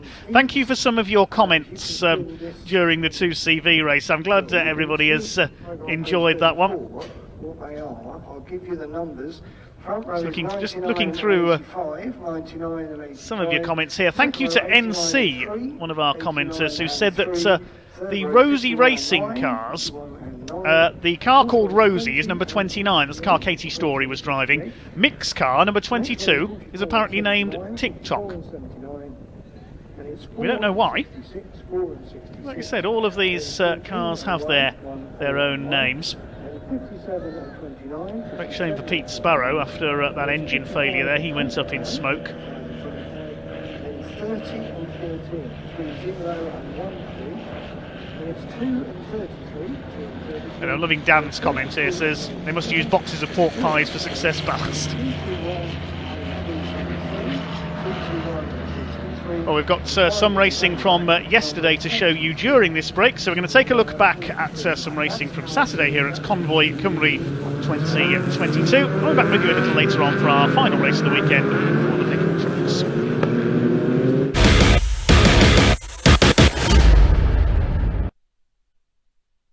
Bit of smoke there as Stuart Oliver gets underway for the rolling start. This will be a 15-minute race once again, second of our 5 truck races this weekend. Let's see what the big rigs can do this time.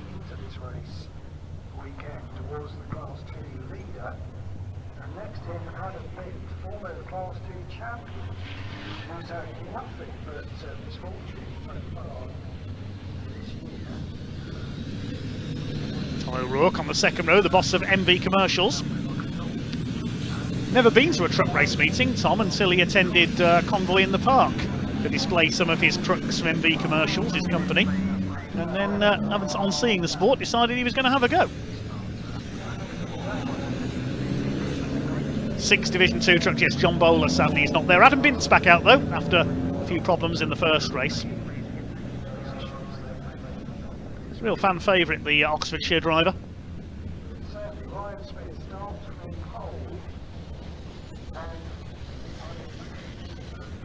Hi to Ben in the comments, says he works for NWT, that's John Newell's company, so he's cheering on the number 18.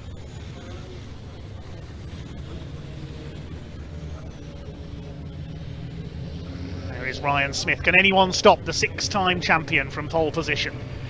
Stuart Oliver, the 10-time champion. There's David Jenkins, another former champion, back in the midfield today. Looks like Simon Faulkner possibly is not there at the back of Division 1.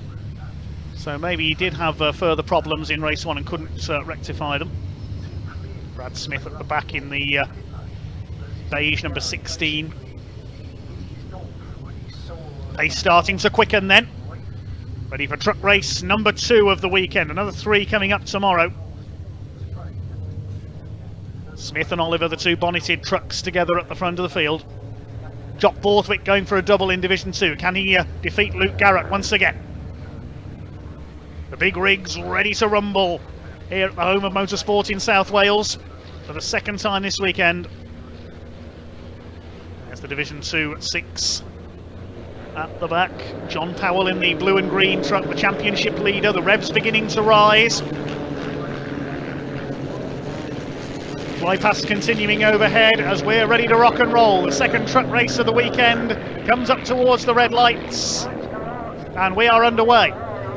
Here we go, down towards Hatchett's hairpin. What's going to happen this time then? Ryan Smith makes a good start. Stuart Oliver rather slots in behind ahead of John Newell in the number 18. Trying to get down the outside is Michael Oliver in the number 12. It's 3 wide and Tom O'Rourke up onto the curb. Oliver has to go wide. Oliver Jr. in the number 12. Division 1 all around the first corner. Okay, Ricky Collett dropping to the back in the 95. It's side by side in Division 2. Luke Garrett, the pole sitter, has the advantage. A couple of non-starters there. Simon Faulkner is not there in the number 92 by the look of things. It's Ryan Smith who leads the way ahead of Oliver, Newell, O'Rourke in 4th. Michael Oliver with a good start into 5th position down the outside ahead of Mark Taylor, then Stephen Powell and David Jenkins in the 69, who hasn't had the happiest of weekends so far. He needs to make moves towards the front of the field if he's going to catch his championship rival Ryan Smith. But Smith already leaving everybody else behind in the number 1. Through Carters for the first time, these near 1,000 horsepower race trucks. They all weigh just over 5 tons, these machines. Ricky Collett at the back of the Division 1 pack at the moment, the Yorkshireman, runs a heavy haulage business. Some of the biggest loads seen on Britain's roads are hauled by Collett's.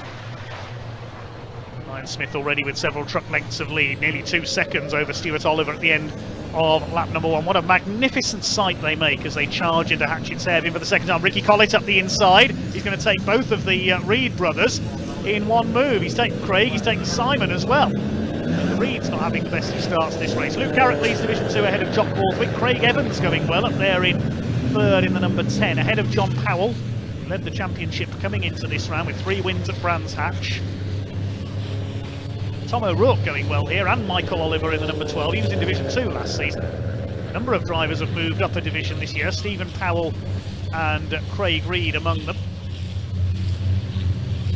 Leaving a slightly lower number in Division 2, but still close racing. Through Brooklands goes the pack for the second time. Luke Garrett in the orange machine still leads Division 2. Here comes the first of the Reeds, that's Simon. You can recognise the Reeds by the colour of the wing mirrors. Simon has white wing mirrors. He's just passed Ricky Collett there at Carter's. Now closing on Bradley Smith, the youngest man in the championship in the 46. His father Tony used to race in the series as well. None of the Smiths are related, I believe, in this series. Simon Reed now shadowing Bradley Smith. Ricky Collett trying to get down the outside. Ryan Smith has checked out at the front in the number 1. And Ricky Collett sideways there out of Hatchett's Hairpin. Always a spectacular racer is Ricky. Stuart Oliver still 2nd. John Newell 3rd. Then a gap back to Tom O'Rourke in 4th. Still Michael Oliver, Stephen Powell and David Jenkins still subdued there down in 7th place. There is the former champion. Normally see him battling it out tooth and nail with Ryan Smith. Deadly rivals on track, those two, but David Jenkins just doesn't seem to have the speed this weekend. Maybe he'll rectify that for tomorrow's 3 races. Meanwhile, up the inside, Simon Reed passes Bradley Smith. We saw Simon take a 4th place in race 1, but Iveco not so quick on his 2nd quickest qualifying lap, which decided the grid for this one. I say taking a 4th in race 1. We haven't actually had the result through from race 1 yet by the timekeepers.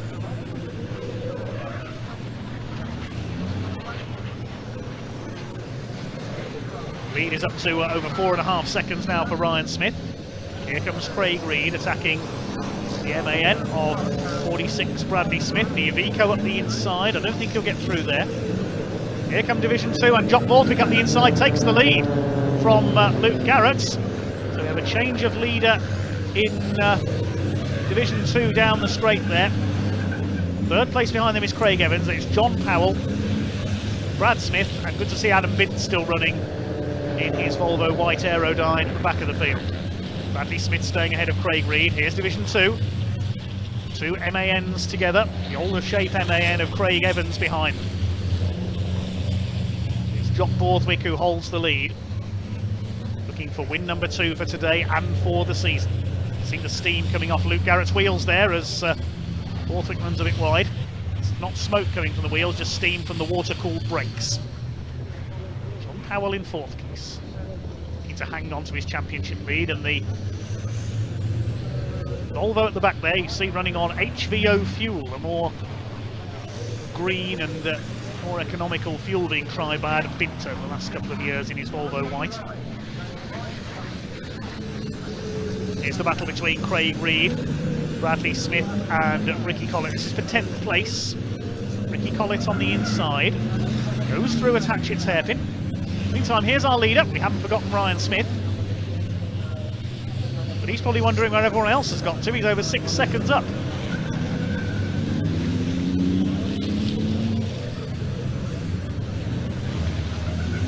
Smith, who's competed in some rounds of the European series as well. Usually goes to race at the Nürburgring in Germany every year. Stuart Oliver, the ex-European champion, and John Newell used to compete in Europe several years ago as well. Real shame that the European Truck Racing Cup doesn't visit the UK anymore. Used to be some of the biggest events of the year at particularly Donington Park. They used to go to Brands Hatch and to Silverstone as well. Back in the heyday of truck racing, the late 80s and early 90s, when British heroes Steve Parrish, ex-motorcycle star, also Richard Walker, used to take on the best of Europe. Again, Stephen Powell's truck seemingly falling apart, its bodywork there. David Jenkins stuck in behind him, just cannot get out of the midfield today. Number 81, Mark Taylor in behind him. They had a good scrap in race 1. Can Jenkins catch Stephen Powell, the 2020 Division 2 champion? Stephen Powell and his family run a pub just down the road from the Brands Hatch circuit in Kent, the Portobello Inn. There is the yellow and white MAN. Now David Jenkins on the attack as they come into Brooklands. He's got the inside. He's going through. Powell gives him room. Jenkins goes through up into 6th position. Next target is Michael Oliver. Father Stewart up there in 2nd place. Next behind them is Simon Reed. Then it's Craig Reed, the younger of the brothers, the reigning Division 2 champion. The lead gap is now up to nearly 8 seconds. Ryan Smith over Stuart Oliver. John Newell 1.5 seconds back in 3rd. Then 7.5 seconds back is this fight between O'Rourke, Oliver and Jenkins. Simon Reed made a mistake there coming out of on the curve, went onto the grass. That's half distance in this 2nd truck race of the weekend.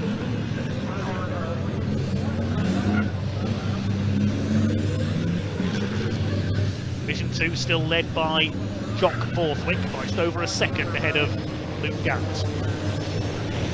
It's calming down just a little in the midfield. Mark Taylor closing up on Stephen Powell. Michael Oliver a bit sideways there. See if David Jenkins can make any further progress.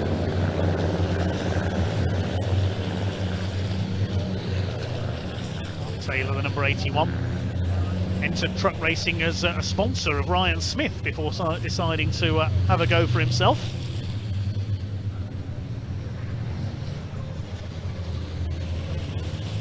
Michael Oliver are now under pressure. David Jenkins is starting to find his form now, starting to turn up the pressure on the number 12.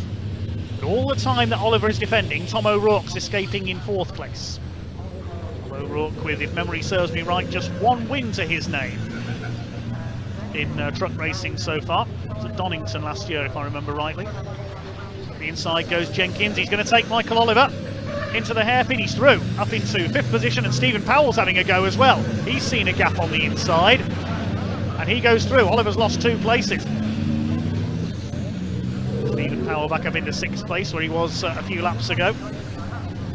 Now, can they catch Tom O'Rourke in 4th place? See what the lap times are when they come through next time. Here's a battle further back in Division 2. We've got John Powell under fire from Brad Smith in the Unity Recovery Midland Truck Breakers number 16 DAF, and Adam Bint in behind them. John Powell sideways. He doesn't seem to have the power he had at Brands Hatch. In fact, Division 2 could well be the most open it's been in many years this year. Borthwick, Garrett and Evans still your top 3, and round the outside goes Brad Smith. I think John Powell has got a problem. In fact, yes, he's slowing down. The number 6 is in trouble. Brad Smith and Adam Bint go through. I think John Powell's in trouble. Wait to see if he comes into the pits this time through. Not sure what the problem is, but he certainly slowed up on this lap. That's a great shame. He could lose the championship lead. He was only about 6 points ahead of Jock Borthwick coming into this weekend. So almost certainly Jock Borthwick is going to take the championship lead in Division 2. Oh, what problems there? Michael Oliver in trouble. Has he gone off, or is he pulling up? He pulled up in race 1 with problems with the MAN. Yes, he's pulled up there. He's heading for the airfield if he's not careful. Pulled up a long way off the circuit. And that's Michael Oliver out of the race. So that's allowed Mark Taylor up into 7th place. The Reed brothers now 8th and 9th. Ricky Collett in 10th. Bradley Smith has dropped back as well in the 46. His last lap was a 1 minute 16, so yes, he's losing pace as well. A few trucks in trouble here. Just over 4 minutes of the race to go. Now here's the fight for second place. We haven't forgotten about the leaders. John Newell is trying to close down Stuart Oliver, but there's yellow flags out at Hatchett's because of Michael Oliver's truck having pulled over. Father Stewart will spot that and thinking, great, more work for my team. And he's pulled away a bit there from John Newell over the section of Spitfires and Dibeny.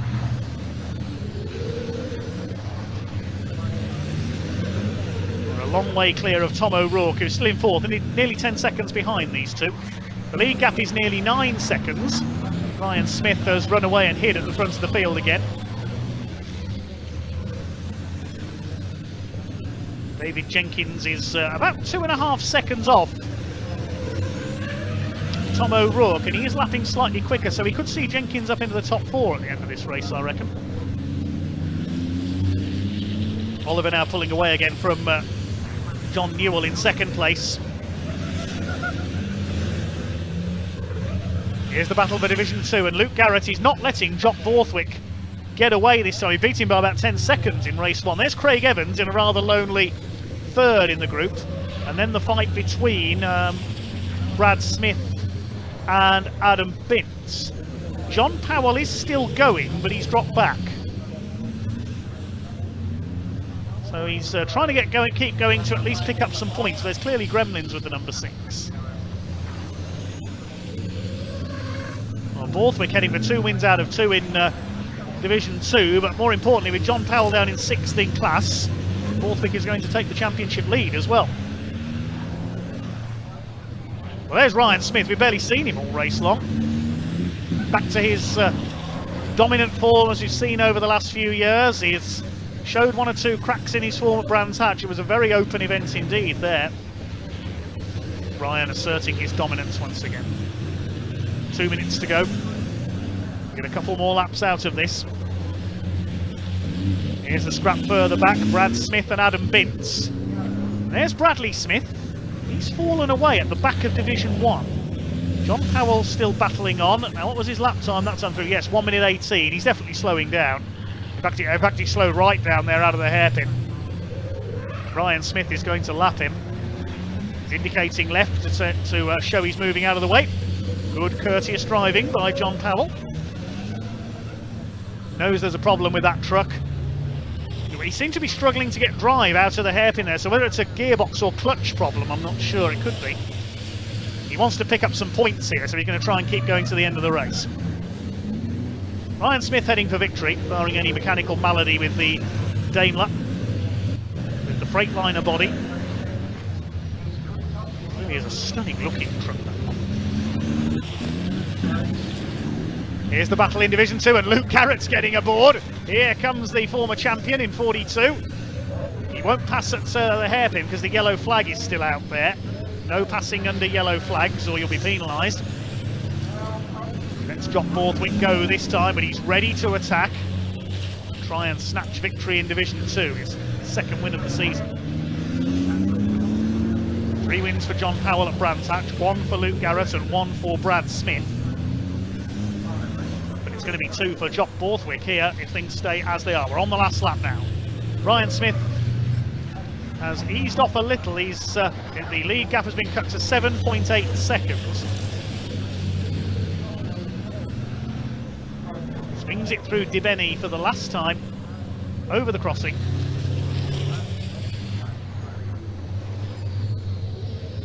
John Newell has caught back up to Stuart Oliver again for second. Looks like they're going to complete the podium for the second race in a row. Dominance here on this Saturday for Ryan Smith. Flying Ryan at the double. Already on his way towards what could be a 7th consecutive Division 1 championship. No secret, he's made no secret of the fact he wants to match Stuart Oliver's statistics in the sport. Up towards the final corner at Honda Curve. Nobody near him.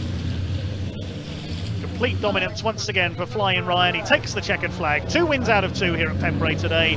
Stuart Oliver will come over in second place, holding off John Newell all the way. Newell takes third. Then further back in fourth, it should be Tom O'Rourke. Here comes Simon Reed with a late move on Mark Taylor. Oh, look out, Mark, there's nearly contact there. Mark Taylor hanging on as much as he can. There's still a bit of contact there. Over the line comes David Jenkins. He's got 4th place on the last lap there from Tom O'Rourke. Ahead of Stephen Powell, then Mark Taylor, then Simon Reed. And then we've got Craig Reed and Ricky Collett to complete Division 1. Not to complete Division 1, sorry, apologies. We've got Bradley Smith still running as well, haven't we? Here's the fight further back. Adam Bint trying to stay ahead of Brad Smith. So David Jenkins snatching 4th there on the final lap. There's Bradley Smith home, and the Division 2 win is going to go to Luke Garrett. He's got ahead of Jock Borthwick on the final lap. Well, it all happened there on the last lap. Luke Garrett takes victory in Division 2. Craig Evans will be 3rd. And here's the battle between Brad Smith and Adam Bint. Who's going to get to the line first? They're going to finish side by side, and up the line, it's Adam Bint by 0.2 of a second. Well, it's impossible to know where to look on that final lap. We had David Jenkins snatch 4th, but more importantly, Division 2, Luke Garrett pinched the win. John Powell did finish a lap down, the only retirement, Michael Oliver. It's 2 out of 2 for Flying Ryan.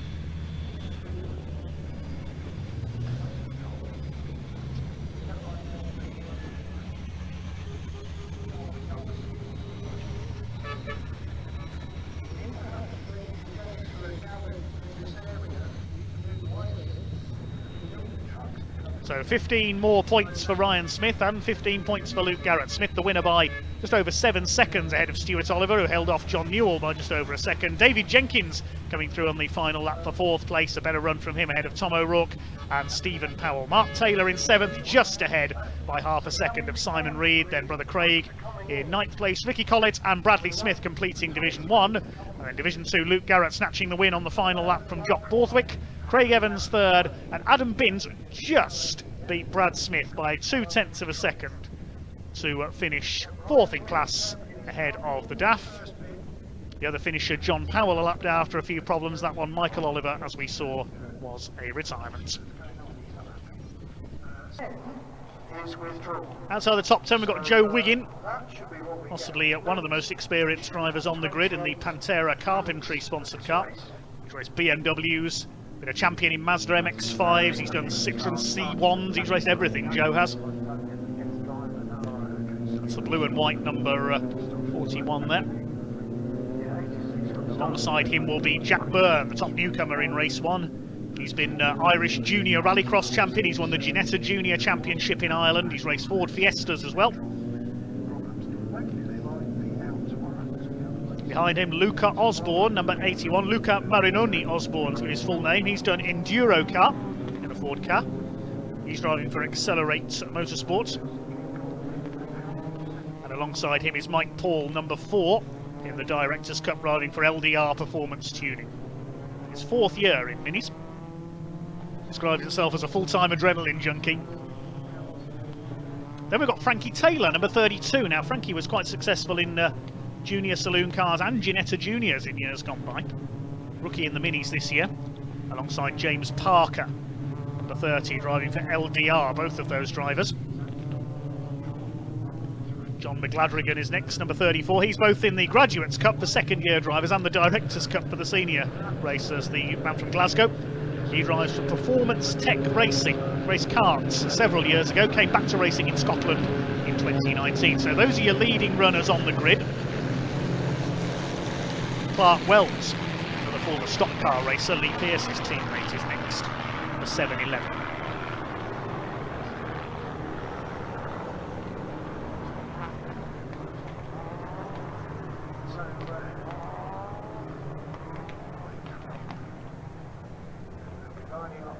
Further back on the grid, we mentioned Morgan Roots coming in from the world of Rallycross. 88 Barry Holmes, further back in this lineup as well. It's the blue and white car there. He won the Sportsmanship Award in last year's championship for Performance Tech Racing, the most sporting driver. He's raced at Knock Hill for a number of years in Minis and Fiestas. Paul Manning there towards the back in 46, the Manpower Motorsport car, failed to finish race 1. Didn't notice if the 77 of Alex J was out of that collision in race 1. Now we should have 2 cars starting from the pit lane, but I don't know if the damage from that collision in the first race may have put them out for the day. Last few cars into line at the back of the field for this 20-minute race for the Quaife Mini Challenge Trophy category. Of course, the top line Mini JCW Challenge supports the British Touring Car Championship. The trophy class does have 3 dates with them this year, but they open their season here at Pembrey this weekend. The 5-second board is held aloft from the starting marshal. The red lights will come on any second now. When they go out, we'll be underway. Nelson King in pole position.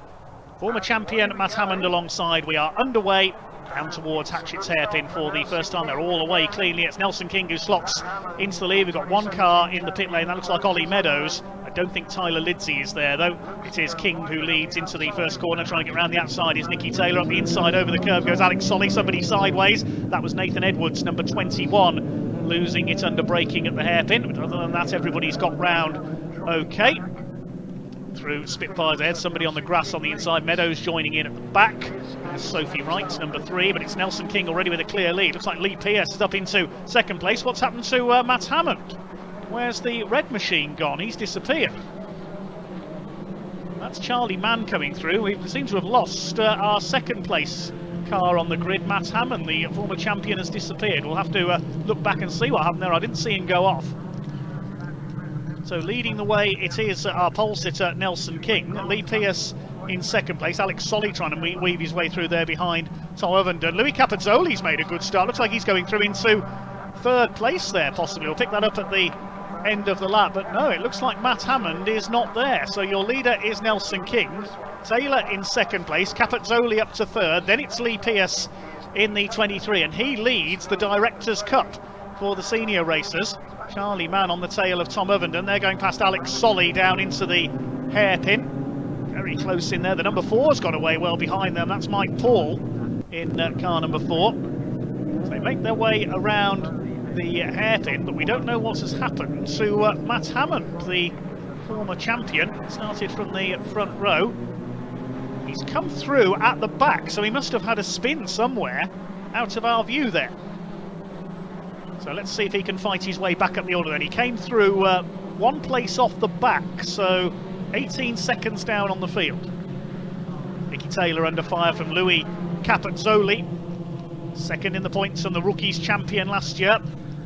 He's second in the Graduates race at the moment, third I should say. All the top 3 are in the Graduates Cup. Directors' Cup is led by Lee Pierce. And the leading rookie at the moment is once again Jack Byrne, number 486. Nelson King in the clear in the number 95 car. Second place is the number 17 of Nicky Taylor with Graves Motorsports, both of the top 2 with Graves. And Louis Capozzoli up there in third for A. Reeve Motorsports. Lee Pierce's self-run car in 4th place, being chased down by Tom Ovenden, the man from Kins. Long way to go yet though. Nelson King trying to put as much daylight between himself and Nick Taylor as he can here. Capozzoli holding off the more experienced Lee Pierce, and it's Ovenden. Solly is next through, and then Charlie Mann in the number 20. Looking down the order, has Matt Hammond been able to make any progress yet? No, he hasn't. He's at the tail of the field. The only car he's ahead of is Ollie Meadows, who started from the pit lane. So we'll wait to see if Matt can come through. Long line of cars here for second place, but if they start to fight each other, Nelson King will be able to make a break, try and head for his double. Lee Pierce looking to try and make a move for third place on the tail of Louis Capozzoli in the turquoise car. And it's Ovenden, Solly, Charlie Mann, Mike Paul going well in the number 4. Lee Pierce looking to make a move here in the hairpin. He jinks to the inside. No, you don't, says Capozzoli. Holds him off through the hairpin up the inside. Tom Ovenden says, I'll have some of that. Up the inside as the Pierce just ran a bit wide through the hairpin there. The attack didn't work, and now he's under fire from the 24. Alex Solly behind them in the number 12. Side by side, the 23 and the 24. PS has the inside line there as they head through out of the crossing towards Senna, but Ovenden will have the inside for the right-hander at Senna, and he goes through. Tom Ovenden up into 4th position. Alex Solly will try and get through into 5th at Brooklands, but he's on the outside line. Great drive by Louis Capezzoli up there in 3rd position.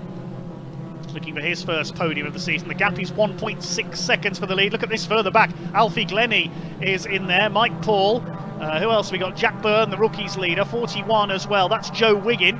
Saw him fighting with Jack Byrne in the first race. Alfie Glennie's come through to the front of this group. And in behind them is the white car number 81, that is. That's Luca Osborne. 711 Clark Wells on the tail of this group behind Nathan Edwards, who we saw go off on the first corner.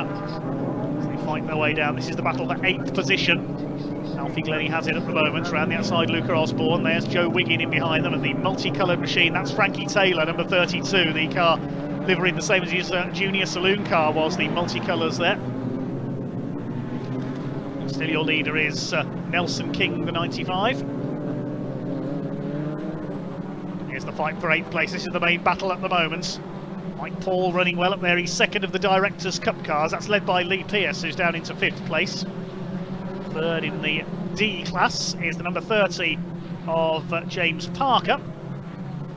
Further back in the order. Rookies led by Jack Byrne, the young Irishman, in 10th overall. Somebody's run wide onto the grass there. That was Frankie Taylor, number 32. He's gathered it up again. Through on the inside goes Mike Paul to take Jack Byrne. He won't mind too much, he's in a different class. Another of the Accelerate Motorsport drivers, that's Luca Osborne, number 81, ex-Enduro car racer. Mike Paul moves to defend from Jack Byrne. These really are the touring car stars of the future in this series. Through the right-hander at Hatchets. Luca Marinoni Osborne up there. Jack Byrne all over the back of Mike Paul. There was nearly contact there. That's delayed Jack Byrne. He bounced off the curb. May have bounced off Mike Paul briefly as well. That's going to allow the 81 around the outside. Still, your leader is Nelson King from Nicky Taylor. Capezzoli 3rd, Ovenden 4th, and Lee Pearce in 5th. We concentrate on the battles down the order. Osborne up the inside, past Byrne into 10th place. Joe Wiggin is in behind them. Then Frankie Taylor, and there's Nathan Edwards recovering, passes Taylor. Seems to be struggling with that right-hander at Brooklands, Frankie Taylor. Further down the order, has Matt Hammond made any progress? He's up to 22nd from the back. Here's a fight further back in the order, and there is Hammond, the red car, headlights ablaze, trying to make his way back up the order. It's the number 78 of Matt Hammond. He's on the tail of one of the Fitzgeralds. That's Brendan in the number 60. 23rd in the championship last year, the Irishman. The car runs out wide through Honda there. They gain a couple of places. That was the 88 rather of Barry Holmes. Here comes Hammond charging back up the order, past Fitzgerald on the inside at Hatchett's Head. I think we said he'd be one to watch. He made his way back up after an off on the first lap. So that puts the race 1 runner-up into 19th place now.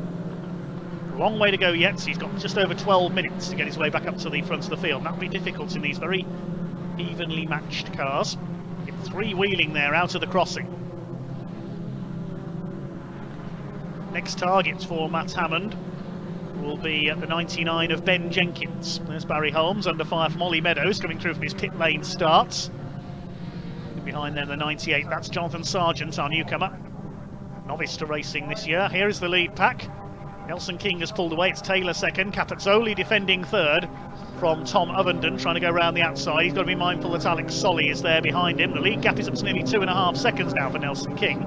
Lee Pearce on the tail of this group. He's lost out to Alex Solly for 5th. He still leads the Directors' Cup split. Still the leading rookie is Jack Byrne ahead of Luca Osborne. They're fighting for the lead in the Rookies' Cup. Graduate Cup is our overall leader.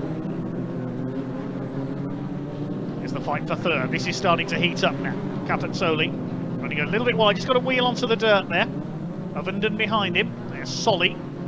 He's He's a very fast and forceful driver in his JSCC days, the Junior Saloon Car Championship.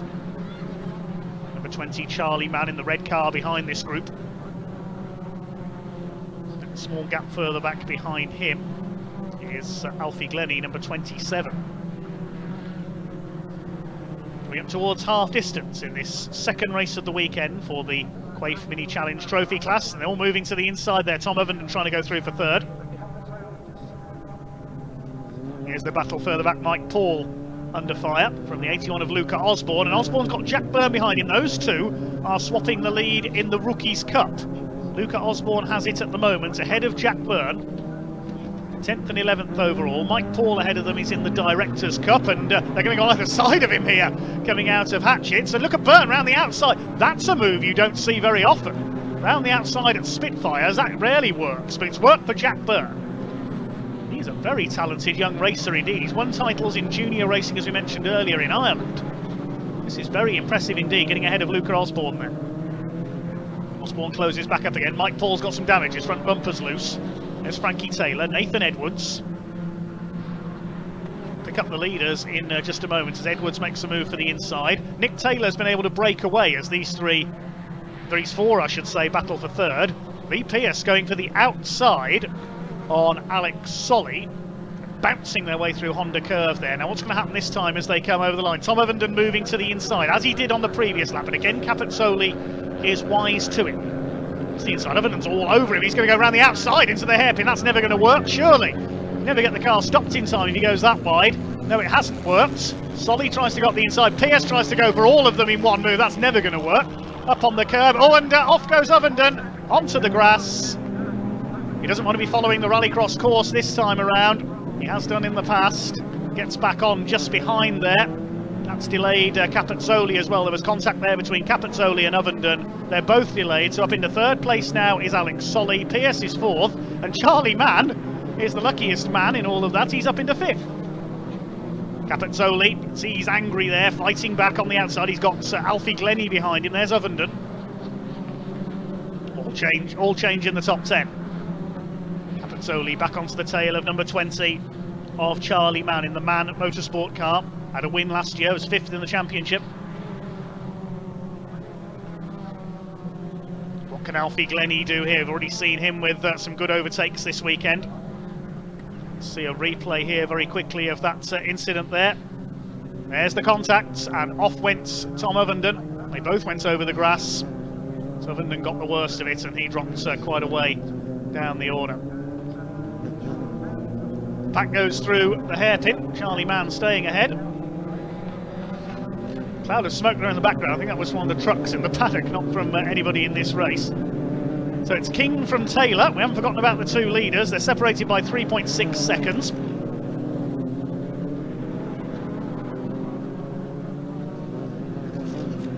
Seven and a half minutes to go. Now Charlie Mann is almost being pushed there by Louis Capezzoli. So Louis annoyed after that earlier collision which put him over the grass, but he's under fire at the same time, having to defend from Alfie Glennie, and here comes Ovenden back into the mix, the red, white and blue car. He's all over Alfie Glennie. This is really heating up now for fifth place. Solly and Pearce have escaped into third and fourth, they're together, and then we've got this scrap behind them. Great racing from the Quaife Mini Challenge Trophy class. Over 4 seconds in it now for the lead. Nelson King is running away with it. Here's the fight for fifth. Down towards the hairpin once again. Capezzoli defending from Glennie. Ovenden up the inside. Glennie defending. Ovenden goes over the curb. They're taking some risks through that hairpin every time.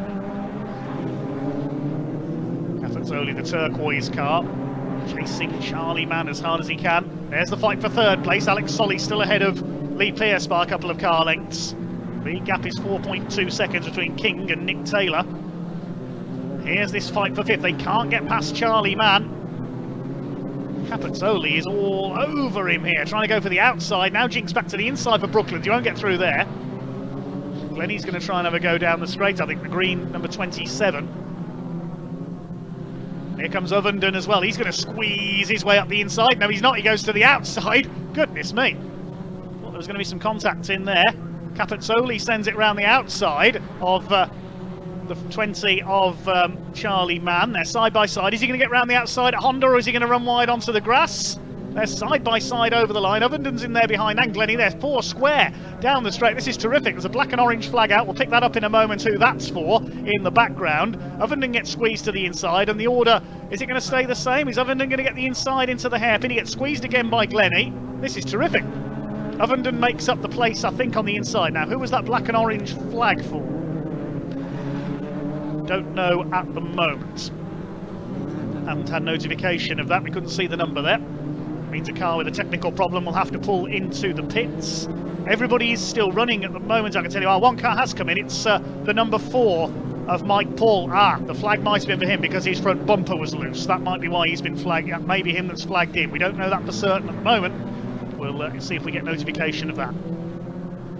So Mike Paul into the pits. That's a shame because he was just on the fringes of the top 10. Now these 4 are holding each other up with all this battling, and look who's behind them. Jack Byrne, number 486. He's pulled away from Luca Osborne in the battle for the Rookies Cup.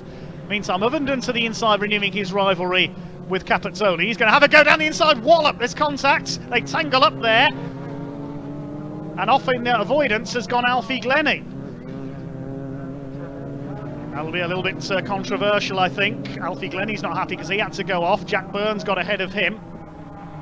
Looks like those cars have escaped with only superficial bit of damage there. We saw a bit of bodywork fly off.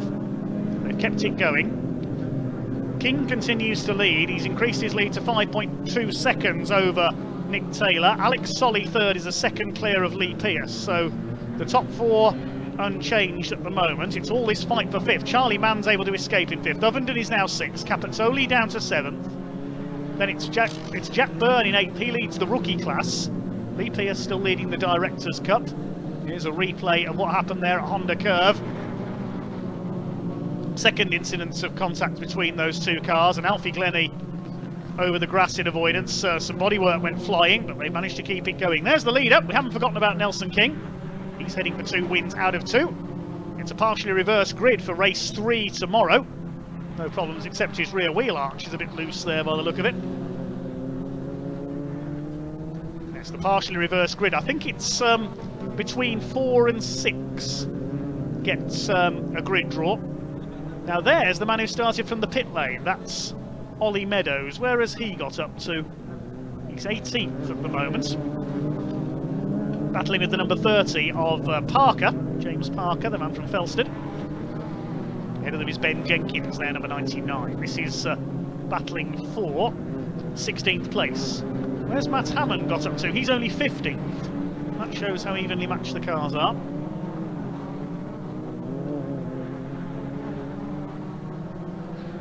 Here's the fight further back. This is the 21 of Nathan Edwards, the 81 of Luca Osborne, and Alfie Glennie. After his excursion earlier on, he has another excursion, trying a bit too hard to recover the lost places there. He's down to 11th now.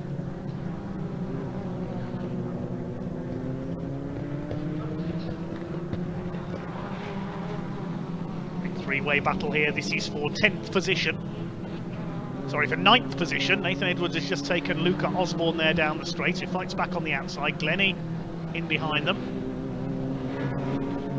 Behind them is Joe Wiggin. Been a very quiet day for the 41 car so far. He's chased by Frankie Taylor. The lead gap is now over 6 seconds, so Nelson King has got this race in the bag, barring any disaster. 2 minutes to go. Taylor up there in 2nd place. He's clear of Alex Solly and Lee Pierce. And Charlie Mann in a fine 5th position. There he is being chased down by Tom Ovenden. It's Capezzoli. Byrne still leads the rookie class. And then there's this fight behind them. 81 of Luca Osborne is next. The 27 of Alfie Glennie. In the closing stages then of this Quaife Mini Challenge Trophy race. Alfie Glennie having a go here at Luca Osborne. Has a look on the inside as they go towards Carter's. Side by side. Glennie's got the inside line and he'll go through. Should get one more lap after the one that they are on. The leaders have gone through. Still Nelson King continuing to pull away at the front. Tom Ovenden all over the back of Charlie Mann for that 5th position, recovering after that contact earlier on. Just over a second in it now for 2nd place. If anything, Alex Solly is catching Nicky Taylor, the 2 black and yellow cars. They could be together by the end of this race for 2nd place. There's the leader, Nelson King, just lapping a slower marker there. That's the 46 of Paul Manning, who's just gone a lap down. And in the background, the 2 cars for 2nd and 3rd are going to be together, I think, going into this final lap. Nelson King doesn't care, he's heading for victory for the 2nd time today, the young gun for Graves Motorsport.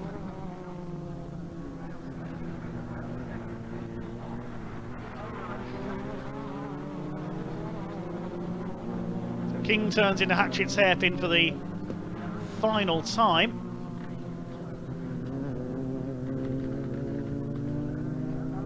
Could we see a fight to the flag for 2nd? There's only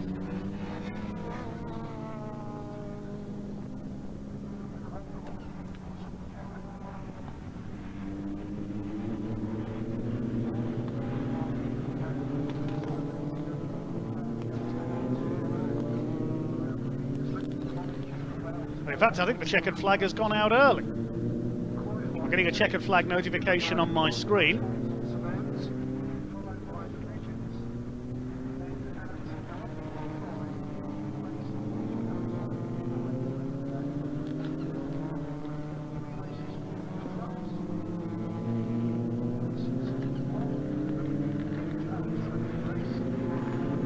So the win goes to Nelson King.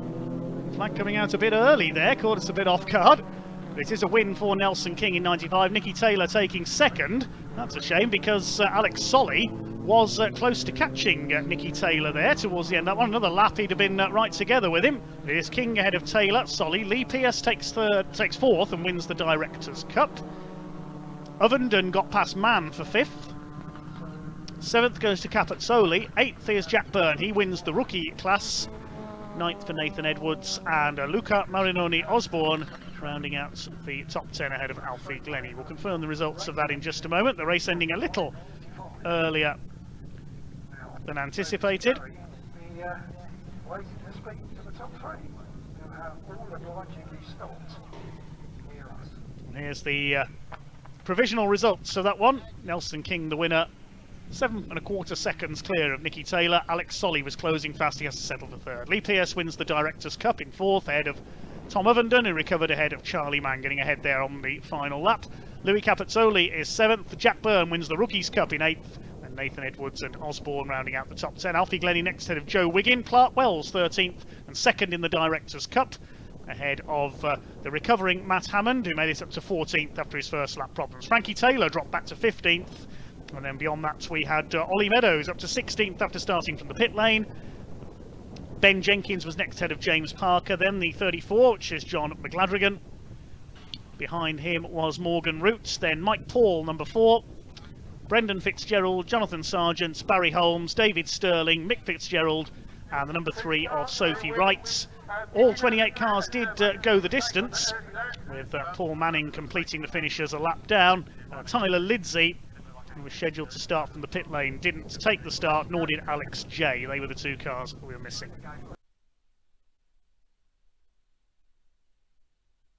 Place at the moment, here comes Billy Davis, who is right about 4, that 4th place could soon be a bit on the radio. Our next race coming up in just a few minutes' time then. The pickup truck racing championship should be out on track within around 5 minutes or so. Their final race out of 3 this weekend now. At the moment we don't have a grid sheet for this next race, so we'll have to wait and see what the grid lineup is. It's based on the results of the 2 races we've already had this weekend, with all the points added together and the highest scorer starting from the front. But again, the top 6 is then flipped around. So we're waiting to see if we're going to get a grid sheet through for this final race of the day for the Pickup Truck Racing Championship. It's another 15 laps. That will be followed by our final truck race of the weekend, coming up straight afterwards. Our last 2 races this weekend on BARC TV. Hope you've enjoyed the action so far. Our next event is next weekend from the Snetterton 300 circuit, headlined by the MS UK British Endurance Championship, with Brit Car Trophy and the Praga Cup also featuring alongside them. We've also got the Junior Saloon Car Championship, with Harry Hickton looking to extend his lead in that series in the Saxos. We'll also have the Kumho BMW Championship and the Carbonate Hyundai Coupe Cup, and an additional event on the Sunday. The Snetterton Saloons will be out as well.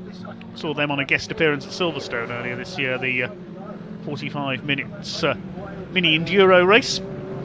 There'll be a very varied programme coming up at Snetterton in Norfolk next weekend. Snetterton, of course, the home of the 2CV 24 hours in August. Still beautiful weather here at Pembrey this weekend.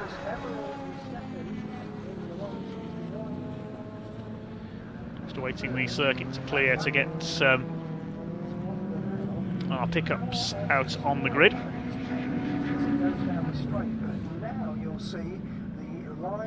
Before then, let's go and catch up with our interviewer Ewan. Let's see who he's found to talk to in the paddock area.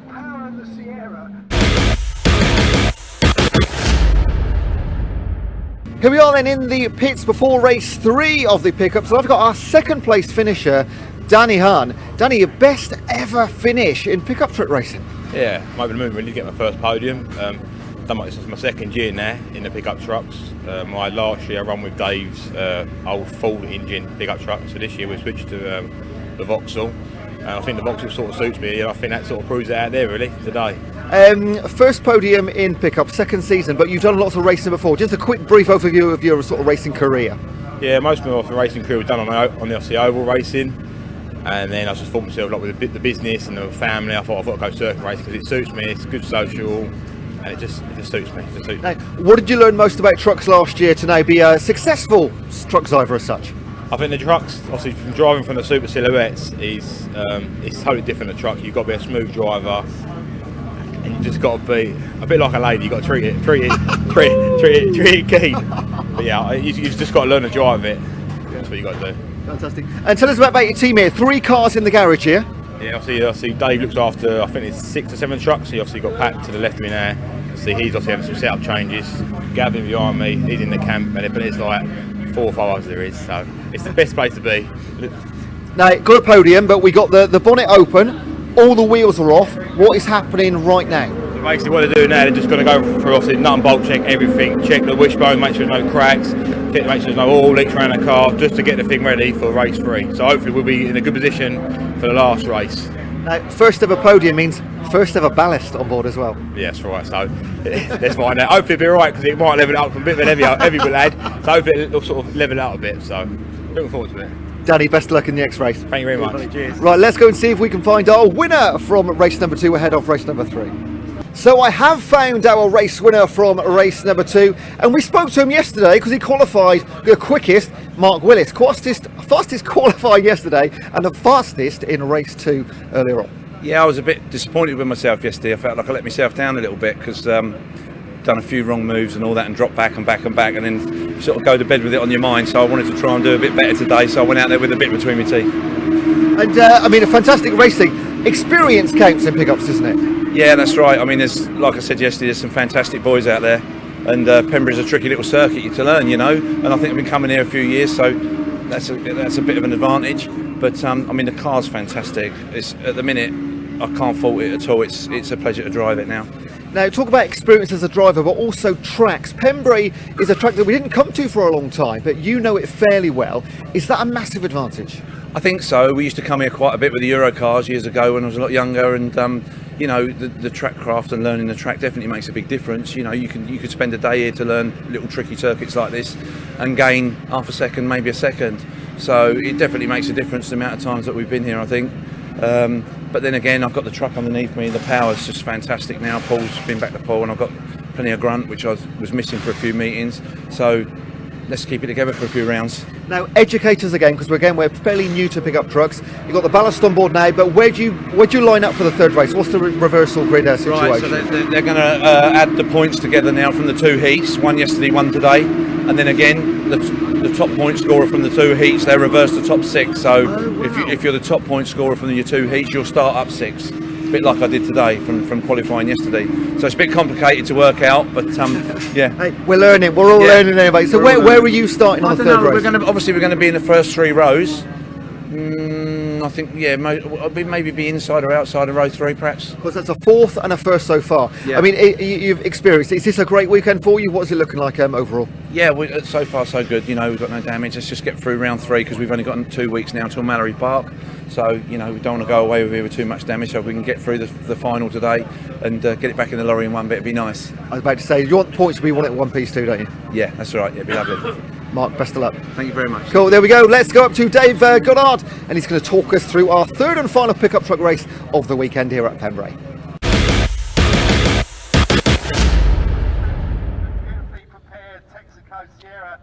Thanks very much, Ewan. The truck's on their way up to the grid then. There's Dan Fisher. He'll be starting from the back after some problems earlier in the weekend. Had a tangle with Alan Cooper in race 1 yesterday. Now, apologies, but we haven't been sent a grid sheet for this race. So I'll have to wait and see how they line up when they are out on track here.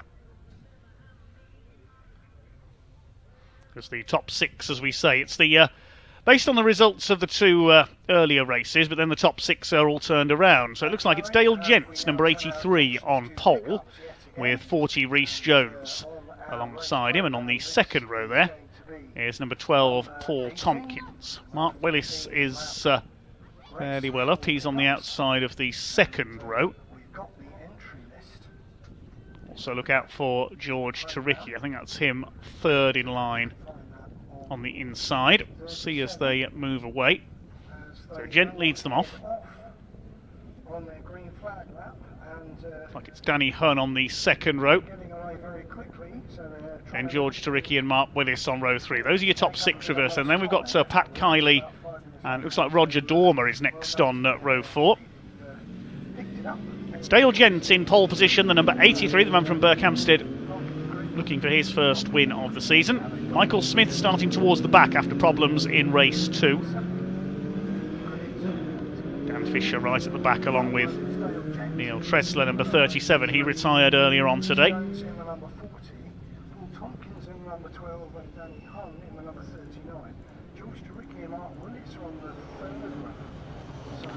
Pace truck leads them round. Rhys Jones could be in with a chance of his first win of the season here, going from the outside of the front row. Showed some good pace in the first race yesterday to come through from the back for 3rd. Danny Hunn with a super start from the front row and almost hung on in front in the race earlier on today. Track a little bit dusty down at Senna. There's Dan Fisher at the back along with the newly liveried truck of Neil Tressler, the 37. Alan Cooper, 72, has had a weekend to forget. He qualified started from pole in the first race yesterday, but was involved in an incident with Dan Fisher and then spun in the race earlier today. George Taricki, the inside of row 3, could be the man to watch. It's rare he leaves a pickup race meeting without at least 1 win. This will be a 15-lap race. Looks like we've got all 18 pickups out there. Revs will begin to rise. Remember, they don't start racing until they exit Hatchett's hairpin, just to avoid a pile-up on that first hairpin. So the pace truck is in pit lane. The race starts, but they don't actually turn the power on fully until they head down out of the hairpin. So Dale Gent and Rhys Jones keep the pace controlled. Sonny Howard, the race director, will be talking to them on the radios. Turn out of the right-hander at Hatchett's hairpin, and once they get through Spitfires, then the pack will be unleashed. And away they go.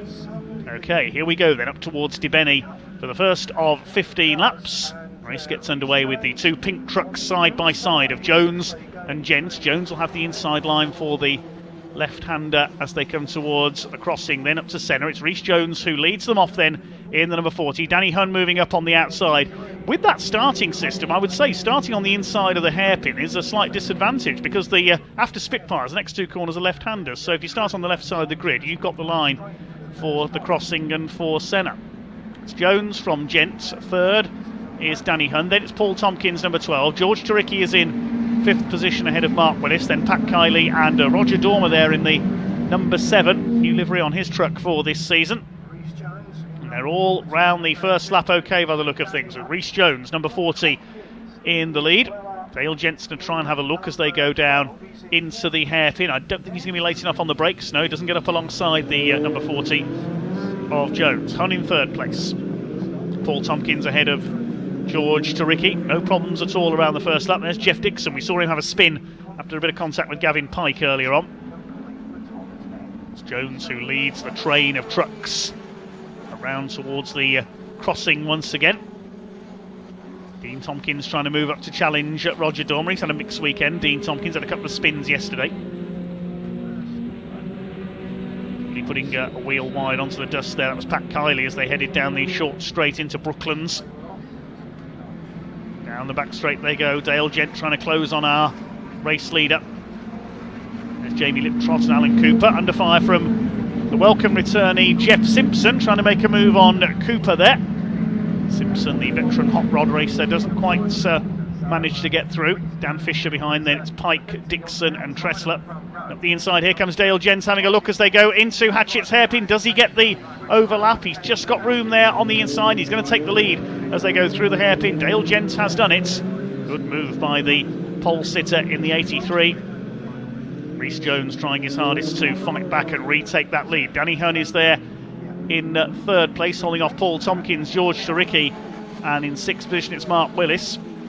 And Mark Willis has had the fastest truck this weekend, the man from Ivor. Danny Hunn under fire from Paul Tompkins now for that 3rd position. He's having a look on the inside at Brooklands under braking, and the 12 truck will go through past the Scrapco machinery. Forces Danny Hunn to go wide over the grass there. He loses out to Turicki and Willis as well. Danny Hunn too wide there out of Brooklands, and he goes down to 6th place ahead of Pat Kiley in the grey pickup truck. I remember when David O'Regan was racing these trucks, he was sponsored by Parcel Force. Certainly get your parcels delivered quickly in one of these pickups, wouldn't you? Down the straight they go. Dale Gent moving to defend here. His dad Mark was a top oval racer in hot rods in the UK and on the continent. Oh, and a tangle there. Pat Kiley into the back of Mark Willis, and Willis I think has been caught by Danny Hunn as well. Kiley off on the outside, but I think Mark Willis was hit in the side there by Danny Hunn as well. Now Hunn's got away. Mark Willis rejoining. They're all able to keep going, fortunately. It looked to me as though Pat Kiley missed his braking point there and hit the back of Mark Willis. See if we can see that one again. Dale Gent slides his way through Brooklands there in the lead ahead of Rhys Jones. Paul Tompkins is there in 3rd place with George Turicki now on his tail. Disaster for Mark Willis. Let's have a look again there as they came into Hatchett's hairpin. The leaders went through, but it's further behind them. Yes, Pat Kiley a little too optimistic there, and there we see, just on the right of your picture, Danny Hunn may have pulled up just in time to avoid Mark Willis. He may have just caught his passenger door. Well, they've all managed to continue, fortunately, and it's Dale Gent still under a lot of pressure from Rhys Jones for the lead of this race. Here's Turicki on the inside at the hairpin, side by side with Paul Tompkins, trying to take 3rd place away. Paul is having none of it though, and the number 12 just about keeps its nose in front. Side by side for the lead over the crossing. It's Dale Gent who holds it, looking for his first win of the year. Tompkins still 3rd ahead of Turicki. Splitting into pairs in this pickup truck championship race. Roger Dormer's up into 5th as a result of that tangle at Hatchett's hairpin. He's going well. Turicki goes to the inside of the number 12 as they go down the straight towards Brooklands. He's going through. A little bit of rubbing on the way through there. Turicki gets through into 3rd position. They were over 2 seconds behind the 2 machines at the front though, Gents and Jones. Next in 5th is Roger Dormer. Dean Tompkins is 6th. Tom Hutchins up into 7th, newcomer this year. He's going well ahead of the recovered Danny Hunn. So there's the 39, so he may have managed to slam the brakes on and pull up to avoid Mark Willis there. There go the leaders. And Rhys Jones try and make them 2 pickup lengths behind Dale Gent at the moment. They were separated by 0.3 of a second at the line. 4.5 seconds further back is George Turicki in third place ahead of Paul Tompkins, and then this quartet fighting for fifth. Dormer, Dean Tompkins, Hutchins and Hun. Still in that order. Danny Hun trying to close back up. He wants another podium, if not his first win. Ninth behind them is Michael Smith from the back after those problems in race 2, and Dan Fisher from the back of the grid is up into 10th position. I think we've lost Alan Cooper. Yes, he's dropped out of the race, number 72. He's had, well, it started off promisingly with pole position for race 1, but it's turned into a nightmare weekend for the 72. He's out of it. Pat Kiley's going again at the back. Mark Willis is still running as well, as the leaders head up and over the line. 0.4 of a second is the lead margin. As here comes Tom Hutchins having a look on the back of the number 21 of Dean Tompkins, who holds him off. Swing their way through the hairpin. Danny Hun to the inside now, trying to attack Tom Hutchins, but he won't get through there.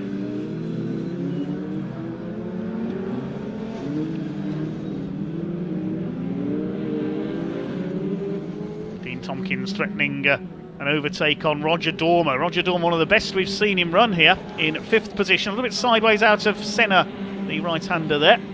Dean Tompkins ready to make a move. He won't get room on the inside though. Danny Hun shadowing this trio all the time as he tries to move back up. I can't see any damage on the front of Danny Hun's car. There's some damage there to the front of Jamie Liptrot in the number 2 car. He's hit something. We didn't see what it was though. Neil Tressler ahead of him in the 37. This is the battle for 13th place. Pat Kiley on his way back up the order passes Jeff Dixon, the man from Halesowen in the West Midlands, a former firefighter. Here's the fight for 5th, and Danny Hun runs wide onto the grass there, exiting Hatchett's hairpin. Less than a second between the two leaders. It's still Dale Gents from Rhys Jones. They've pulled clear of George Turicki in 3rd. He's now dropped Paul Tompkins, and then we've got this fight for 5th position. We're on the 8th lap of the race now, so we're past half distance in this 15 lapper. 7.5 laps is half distance. Roger Dormer hanging on ahead of Dean Tompkins in the 21. A little bit wide there through Brooklands, the white 21 car, chased by Tom Hutchins. This is the best we've seen him run his first season in the pickups, in 7th place. Towards Honda Curve they go. The lead gap has increased slightly. It's over a second now between Dale Gents and Rhys Jones. Danny Hun running wide there, coming out of Honda Curve. In the background there, Dan Fisher is now up to 9th, and he's got ahead of Michael Smith. So is Smith's truck struggling again, I wonder? Slide the way through the head. Very close between these four. There's the leader. You can see Dale Gents has pulled away slightly from Rhys Jones. Dale Gents in this truck that used to be black with red trim, its livery. It's a very striking pink and green paint job on there now. Rhys Jones has dropped over a second behind now in the pink number 40. So Ricky's still 3rd ahead of Paul Tompkins. Here's a battle further back. Mark Willis trying to make his way back up the order, has got ahead of Jeff Simpson. Mark would have raced against Jeff Simpson when he won that first title back in 1998. So back in those days was the likes of Pete Chambers, who now races in historic cars. Also Kevin Clark, we now see him in British Endurance sometimes. The legendary Barry Lee, whose son Freddie was also a pickup truck champion. The leading lady of pickups was Kelly Jane Wells. On the outside goes Danny Hun. Can he take Tom Hutchins here for 7th place? Roger Dormer a little bit wide there on the exits. Manages to hold off Dean Tompkins though. Danny Hun has got round the outside. He's up into 7th place now, the number 39. There's Paul Tompkins all on his own now in 4th position because George Turicki has pulled away. He's not catching the leaders though. Dale Gent leads by just over a second ahead of Rhys Jones, and Roger Dormer slideways out of Senna there, you could say. Trying to get up the outside is Danny Hun, trying to take the 21 of Dean Tompkins. Goes for the inside, now switches back to the outside, using his hot rod racing knowledge to try and take the outside run. Nearly clips the back of Dean Tompkins there as he goes over the curb at Carter's curve into Honda curve. Still your leader is Dale Gent. It's up to over 1.5 seconds now. Gent is pulling away. Pulling out is Danny Hunt to try and pass Dean Tompkins, who at the same time goes for a move on Roger Dorman. He'll send it up the inside into the hairpin, and Danny Hunt clips the tailgate on Dean Tompkins' truck there, you could say. Dormer holds the place. They're kind of bottled up behind Roger Dormer now. Tom Hutchins hanging on behind them in the red and white number 29. 4 laps to go this time for Dale Gent, number 83. To Ricky on his own in 3rd, Tompkins on his own in 4th. Main focus is this fight for 5th position. Here comes Danny Hunt. Is he going to get the there at Brooklands up the inside? No, he's not. Got to be mindful that Tom Hutchins is right behind him as well. Here comes Hun again. Again, Tompkins fends him off.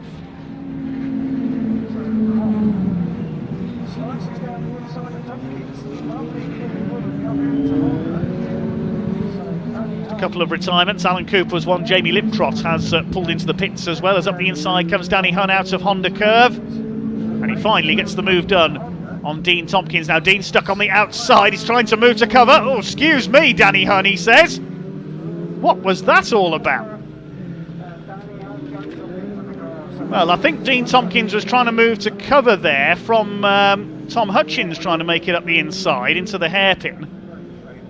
That's allowed Dan Fisher to close on them as well, but it resulted in Dean missing his braking point and pushing Danny Hunt onto the grass. Not sure what that was all about. Danny Hunt is fighting back. He's clearly not happy there. Closes back up on Dean Tompkins. He'll go for the inside at Brooklands, and he goes through. I'm wondering if Dean Tompkins gave him the place back there because of that little contretemps going into Hatchett's hairpin. I don't think that was intentional by Dean Tompkins. Oh, saying that, he dives back up the inside there. Wait and see what happens between these two. Dan Fisher getting involved as well. He started from the back and has come through into this little scrap. Behind them is Michael Smith. Mechanical problems affecting his weekend earlier on. Won the first race yesterday, failed to finish race 2. Oh, Danny Hunt's now gone straight on all on his own. Maybe he's got a problem with the brakes. Through go Smith and Willis. Yeah, I think Danny Hunt may be having braking issues there. We'll wait and see whether he continues on. Couple of laps to go now. Dale Gent is now over 2 seconds clear. Meanwhile, we haven't forgotten about the leaders of Rhys Jones. George Taricki on his own in 3rd. And now Dan Fisher was ahead of Dean Tompkins. They're both... Oh, that was, well, very graceful, if nothing else. Synchronised sliding there through centre. Michael Smith moving up on them now. Dean Tompkins is all over the place. There's our leader. Dale Gent is well clear now. Jones comes through. He is still there. His transponder's not working again. That's the same as the earlier race. 2.5 seconds is the gap. Couple of laps to go. Taricki 3rd, Paul Tompkins 4th, Roger Dormer is 5th, then Tom Hutchins up to 6th with that little contretemps between the 21 and the 39. And the 21 of Dean Tompkins still holding the place here ahead of Dan Fisher. Tries to get round the outside. There's Mark Willis up the inside, takes Michael Smith. He takes Dan Fisher as well. Good move, Mark Willis. Now having a go at the rather wayward handling truck of number 21, Dean Tompkins.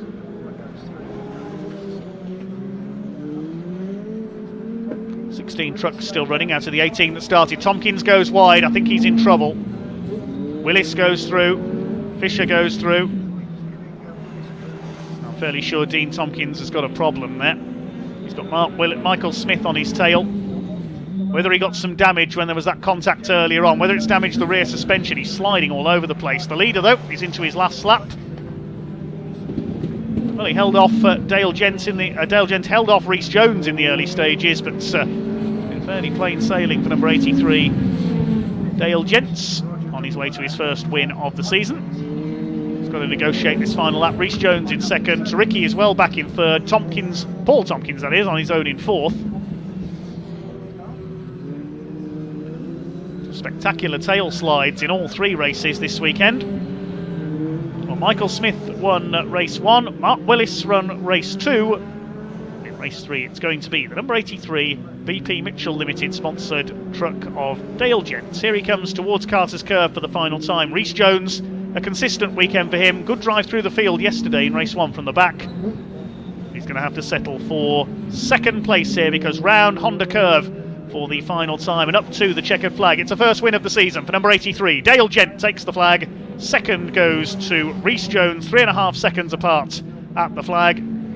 These two are still at it, Dean Tompkins and Danny Hunt. Fair bit of contact between those two during this race. Danny Hunt trying to fight back. George Taricki completes the podium and should keep his championship lead. Paul Tompkins is 4th. 5th goes to Roger Dormer, great result for him, and 6th, a good result for Tom Hutchins as well. Well done, Mark Willis, fighting his way back up to 7th ahead of Dan Fisher. Dean Tompkins will come over in 9th, just ahead of Danny Hunn.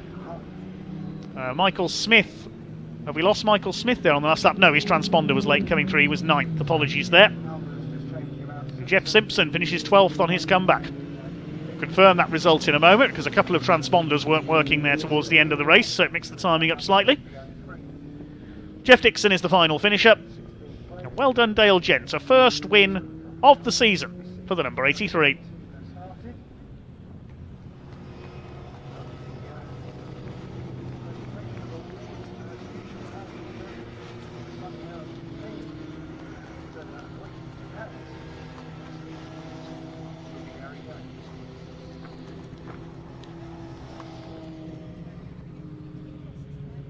Confirm the results of the pickups in a second then. Well done to Dale Gent and Rhys Jones. They were nose to tail in the early stages before Dale was able to pull away. All the action was in the pack behind them. Well done to the Pickup Truck Racing Championship. Always spectacular wherever they race. Quite rare we see George Taricki go home without a win over the last couple of years, but had to settle for 3 podiums here, but he'll keep his championship lead, I would think, once the maths is all done. It's a win for Dale Gents by 3.5 seconds in the end ahead of Rhys Jones. Taricki in 3rd place, ahead of the rather lonely Paul Tompkins in 4th. The battle for 5th won by Roger Dormer, great result for him, and well done Tom Hutchins up there in 6th position. Mark Willis, after that spin at the hairpin, fighting back to 7th ahead of Dan Fisher. Michael Smith taking 9th, and Dean Tompkins winning his battle with Danny Hunn. They were 10th and 11th. Jeff Simpson from the back of the grid on his return gets the best finish of the weekend in 12th. 13th goes to Gavin Pike in the number 51. Pat Kiley, after that spin at the hairpin tangling with Mark Willis, ends up 14th. Neil Tressler comes in 15th, and Jeff Dixon was the other finisher. We lost Jamie Liptrot into the pits after 10 laps, and Alan Cooper was also an early casualty.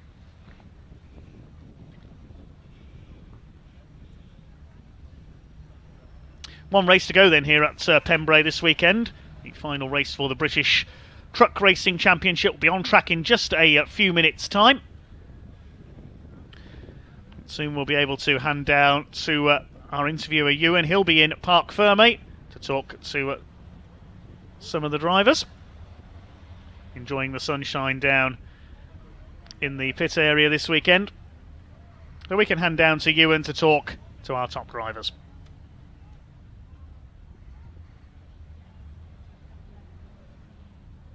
Thank you very much, Dave. Final pickup truck race of the weekend, and isn't it an absolute joy to watch those? So we've got our winners, Dale Gents, Rhys Jones and George Taricki with us here. We're going to jump in. Let's jump in with Rhys Jones, second podium of the weekend. Do you want to get a quick drink? Are you okay? Looking a bit warm. Second podium of the weekend. Having a good time, aren't you? Yeah, not too bad. Car's Albert this weekend. We've had quite a lot of grief with it, so yeah, come away with a couple of podiums. That's good enough for us. What's been up with it? Just handling problems, really. It's not had a great deal of rear grip, and then you give it some rear grip, and it's got no front grip. So.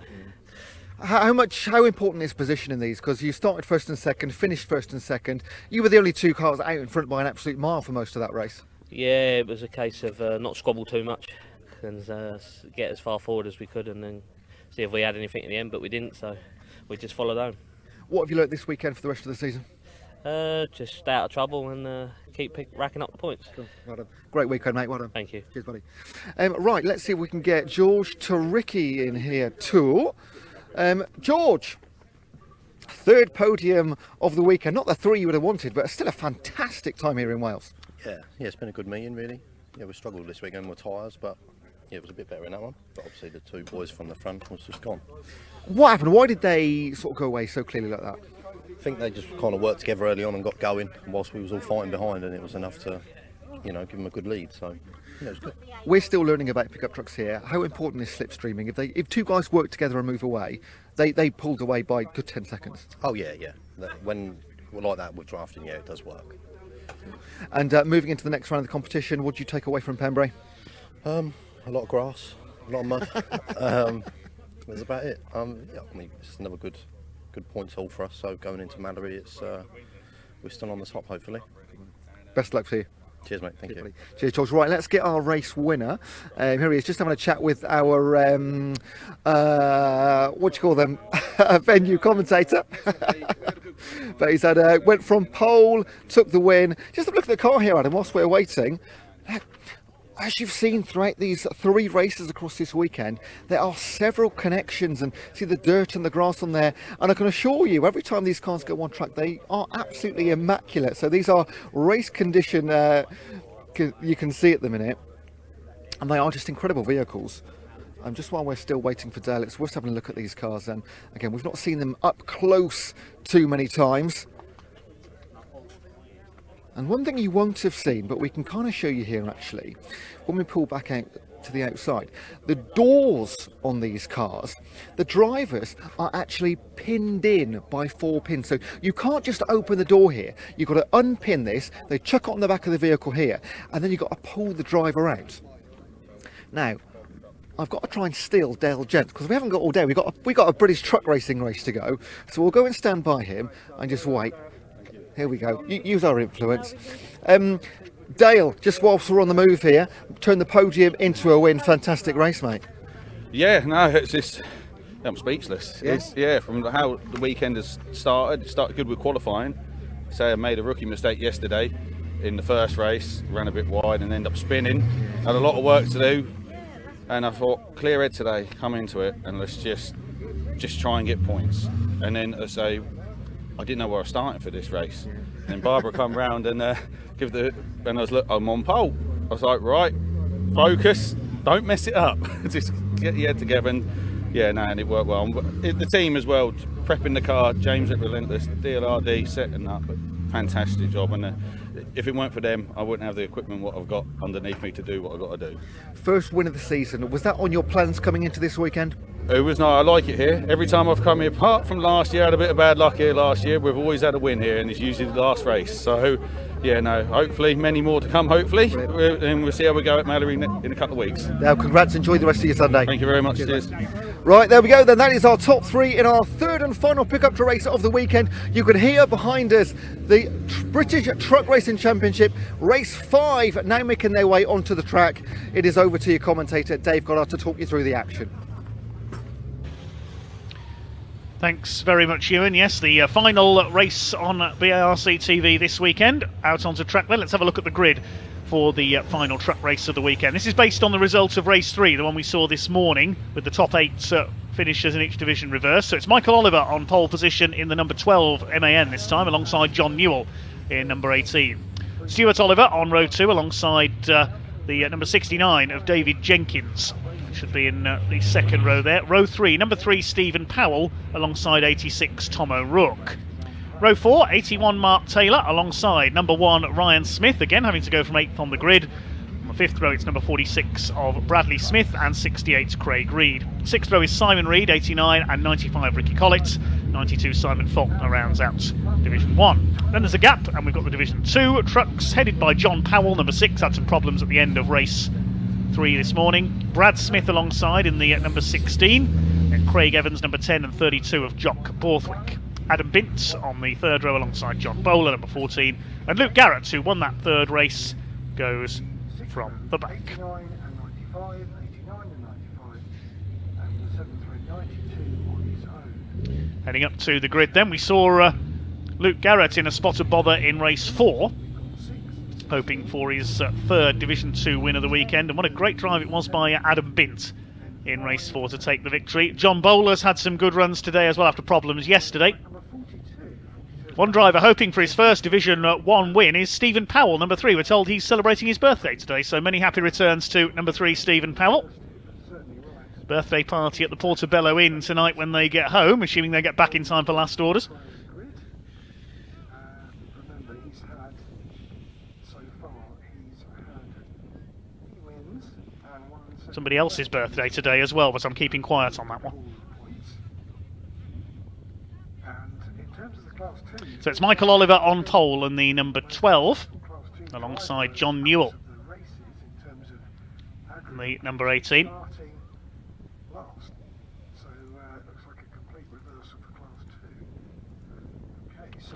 Now is Ryan Smith going to attempt the charge down the outside on the run to the first hairpin like he did earlier on?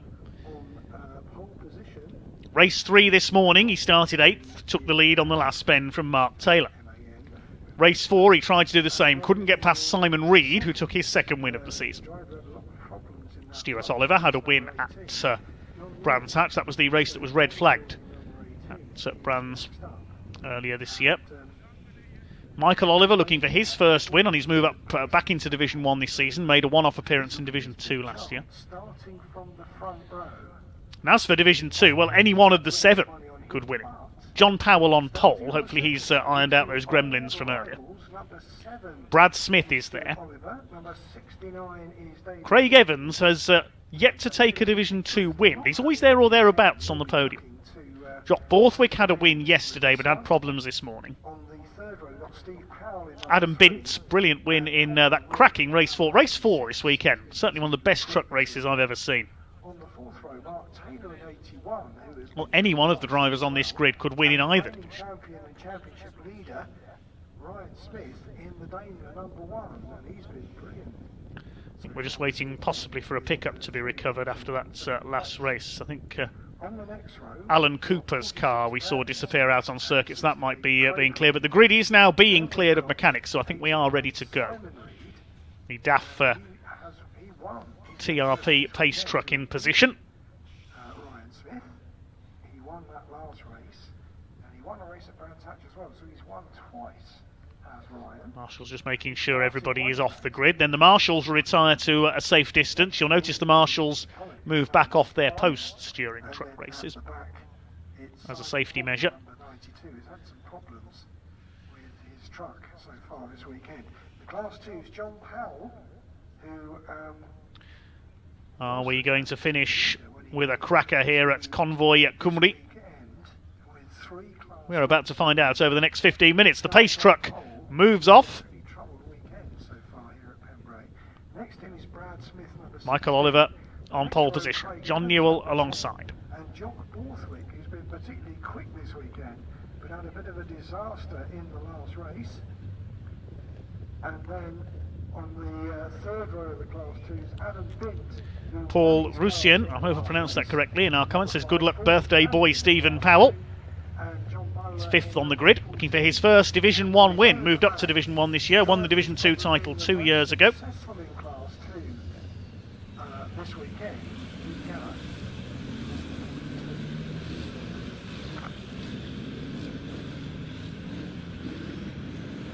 let's hope for a good, clean race.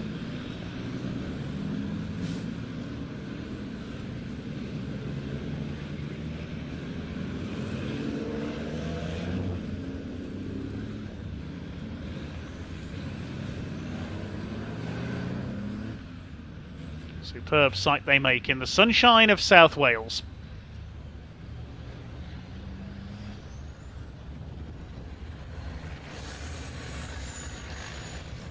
Three wins in Division 1 for Ryan Smith, 1 for Simon Reed. David Jenkins is back out after his problems in race 4. In Division 2, a win for Jock Borthwick, 2 for Luke Garrett and 1 for Adam Bint. A very well received victory by the crowd. I've got no idea who's going to win either division in this race. It really is the most open and competitive season that we have had for the British Truck Racing Championship in a few years, especially in Division 2.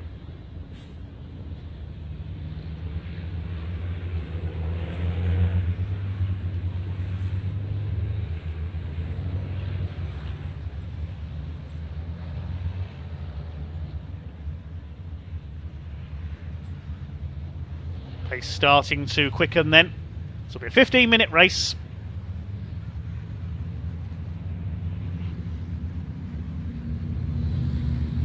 Michael Oliver on pole. Can he hang on in front? His first win in a long time. Will it be a first win of the season for John Newell in the number 18 from the outside of the front run? Nice and steady as they head out of Honda Curve up towards the red lights. The power about to be unleashed for a final time this weekend. Race 5 for the British Truck Racing Championship gets underway.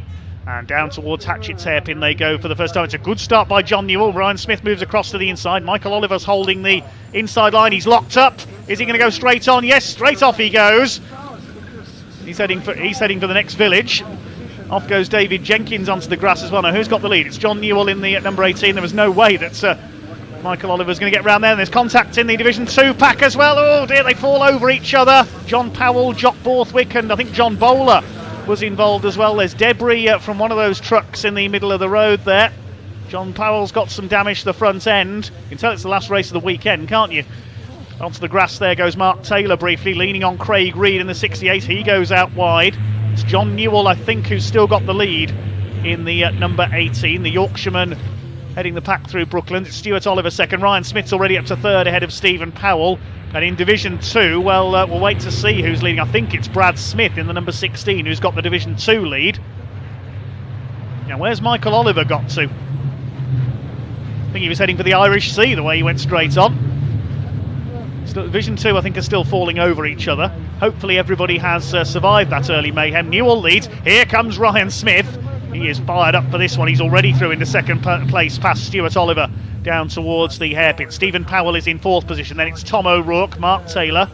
First of the Reeds, that's Craig. Ricky Collett having a go up the inside. David Jenkins got delayed in the early stages. And there's the Division 2 leader. That's Brad Smith. Now, where's everybody else in Division 2 got to? Well, there's John Bowler. He's second. Craig Evans, Jock Borthwick, Adam Bintz, Luke Garrett.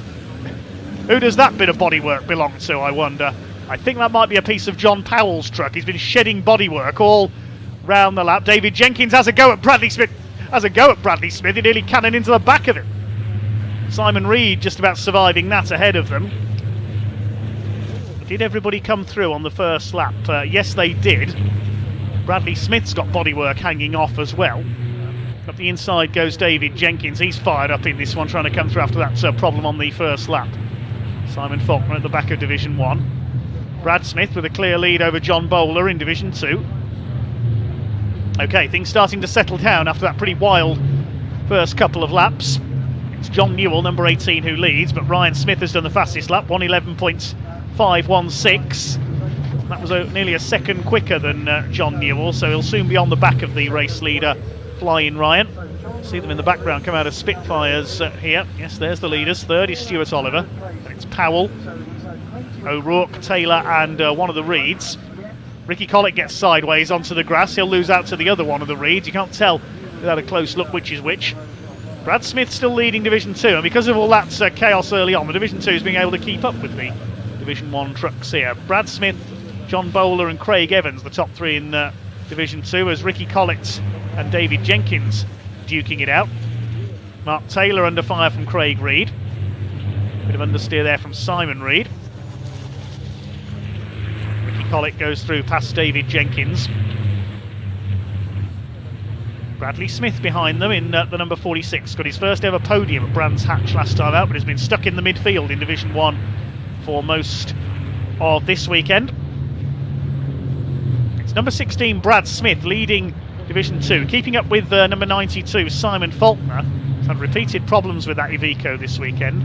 Now Jock Borthwick coming back into the picture. He's got ahead of Craig Evans there into third in Division 2. Chasing now John Bowler. Behind them, there's Michael Oliver. He's finally recovered the track. Luke Garrett, a quiet race for him. He's attacking Adam Bintz.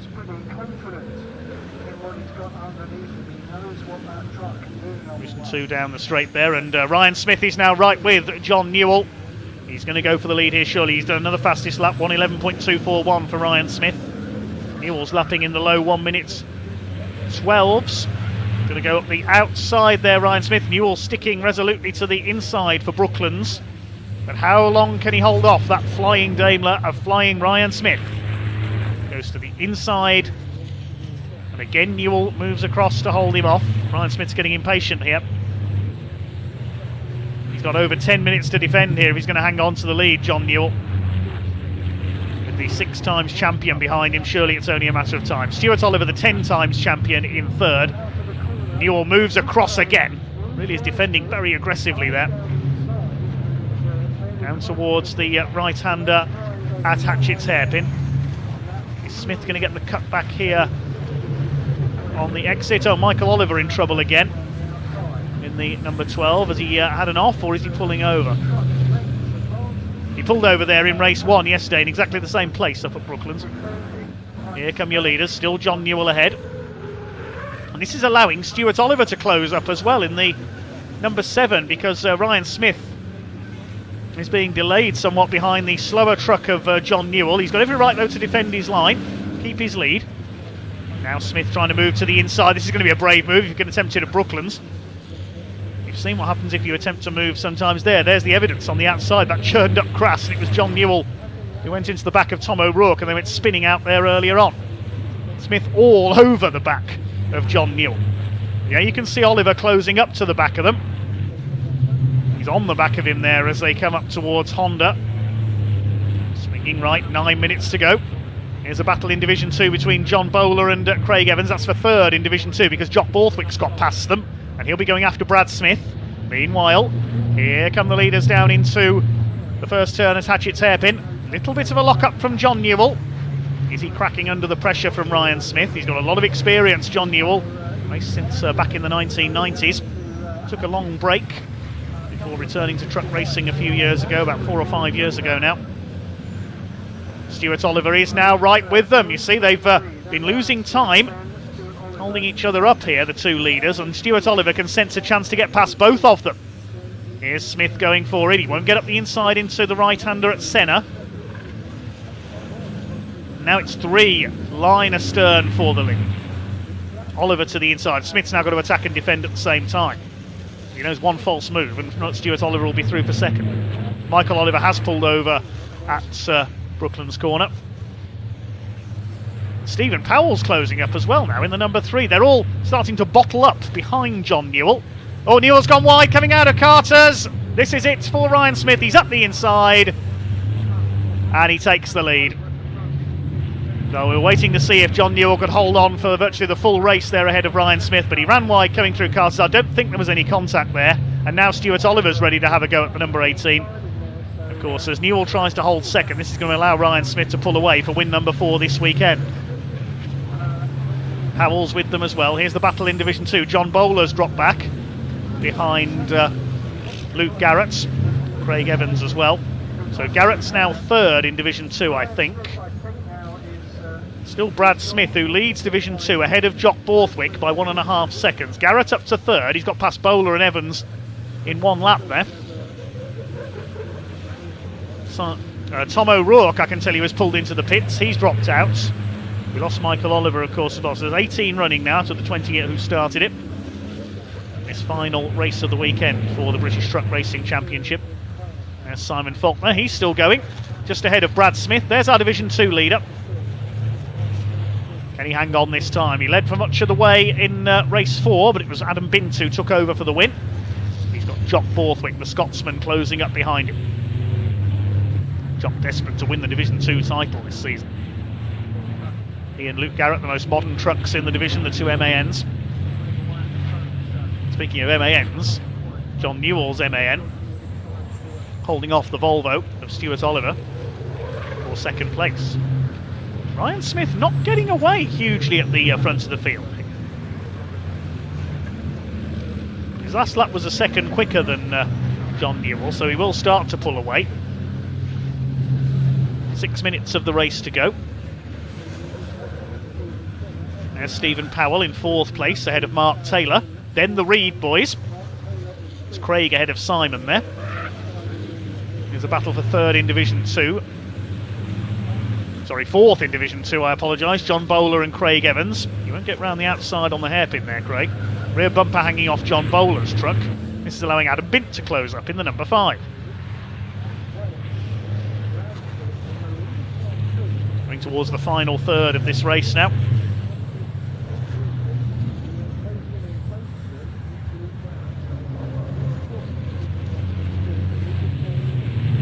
John Bowler's running wide onto the grass there as they come through the crossing. Craig Evans trying to move into a podium position in Division 2. Still Brad Smith, who leads Division 2 ahead of Borthwick and Luke Garrett. Or has there been a change there? There's Brad Smith. Is that Garrett I saw ahead of him? No, it's Simon Faulkner, sorry. There's Garrett, still back in third. Brad Smith continuing to defend, chasing that rather smoky truck of Simon Faulkner. It's a good defensive drive by Brad Smith in the Unity recovery truck. Here's the fight for second. Stuart Oliver still unable to get past John Newell. 4.5 minutes to go. Ryan Smith is now starting to pull away in front. Nearly 2.5 seconds clear now. He's heading for win number 4. This will open up a big lead in the championship, especially with David Jenkins having struggled this weekend. Full championship points will be available on the BARC website and the BTRC website in the coming days. Here comes Stephen Powell. It's Mark Taylor. A nice little slide there for Simon Reed. He's got back ahead of his brother Craig into 6th position. Behind them, David Jenkins. He's not been at the races at all this weekend. We see Tom O'Rourke's truck in the pit lane there. He retired a few laps ago. There's been a change of lead in Division 2. Jock Borthwick has got ahead of Brad Smith. So Jock Borthwick has taken over, looking for win number 2 this weekend. But here comes the orange truck of Luke Garrett. Can he move up and challenge the leaders here? They're behind Simon Faulkner in the Division 1 Iveco.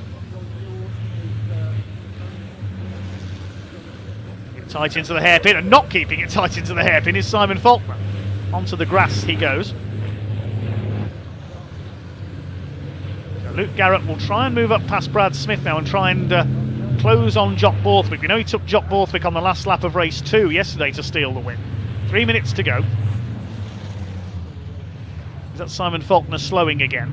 I don't think he's finished a race so far this weekend, which is a great shame.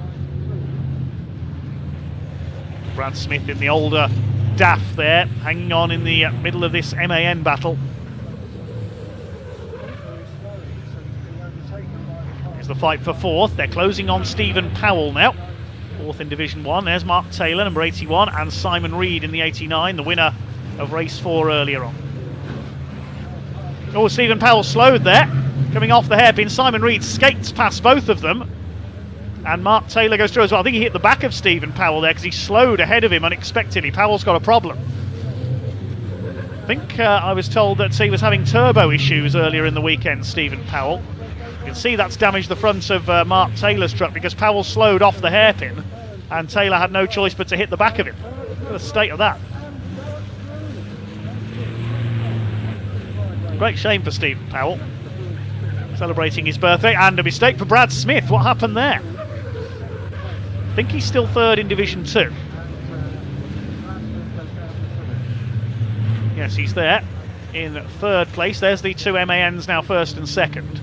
Now Brad Smith wide on the hairpin. Stephen Powell back up to speed, so I don't know what the problem was. Maybe he just lost drive momentarily. He's now got David Jenkins behind him.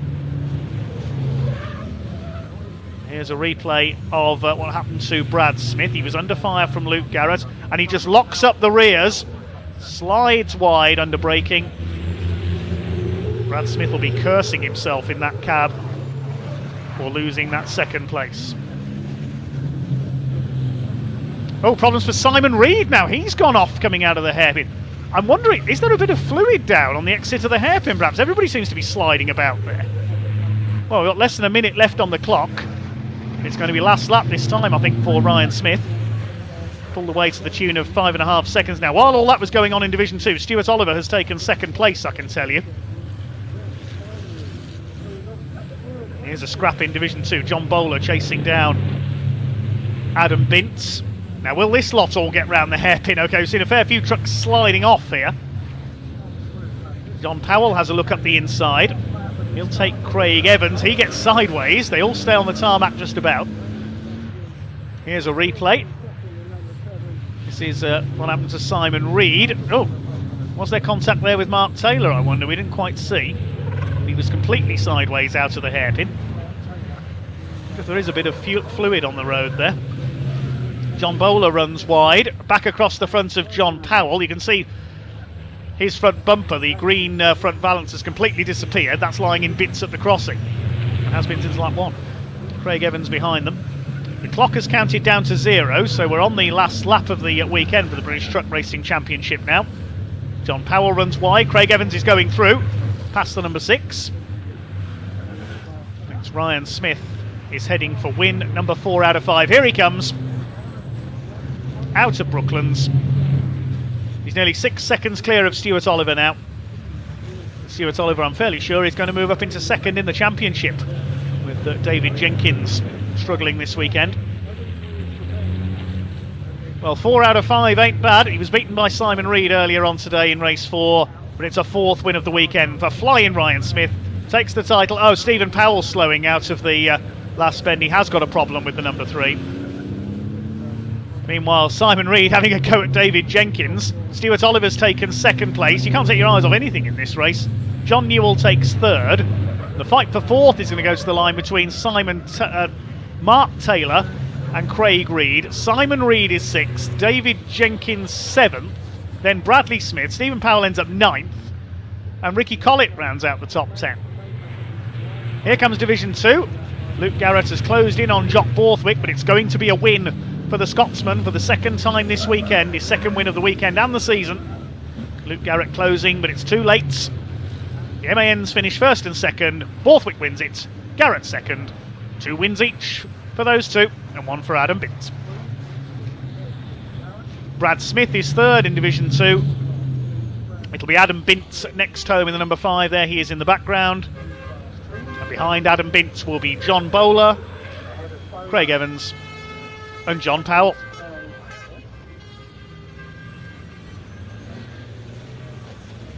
We lost Simon Faulkner into the pits, sadly, as we did Tom O'Rourke. We saw Michael Oliver depart as well. But it's 4 out of 5 for Ryan Smith. He kickstarts his title challenge in style. After a poor weekend for his regular rival David Jenkins, it looks like Stuart Oliver could be the main challenger along with John Newell. They might well move up into the top 3 in the points this weekend. In Division 2, star men of the weekend, this man, Jock Borthwick with win number 2, Luke Garrett with 2 wins as well. And they move ahead of John Powell, who struggled this weekend with the DAF. It's anybody's race in Division 2 this year for the title at this early stage.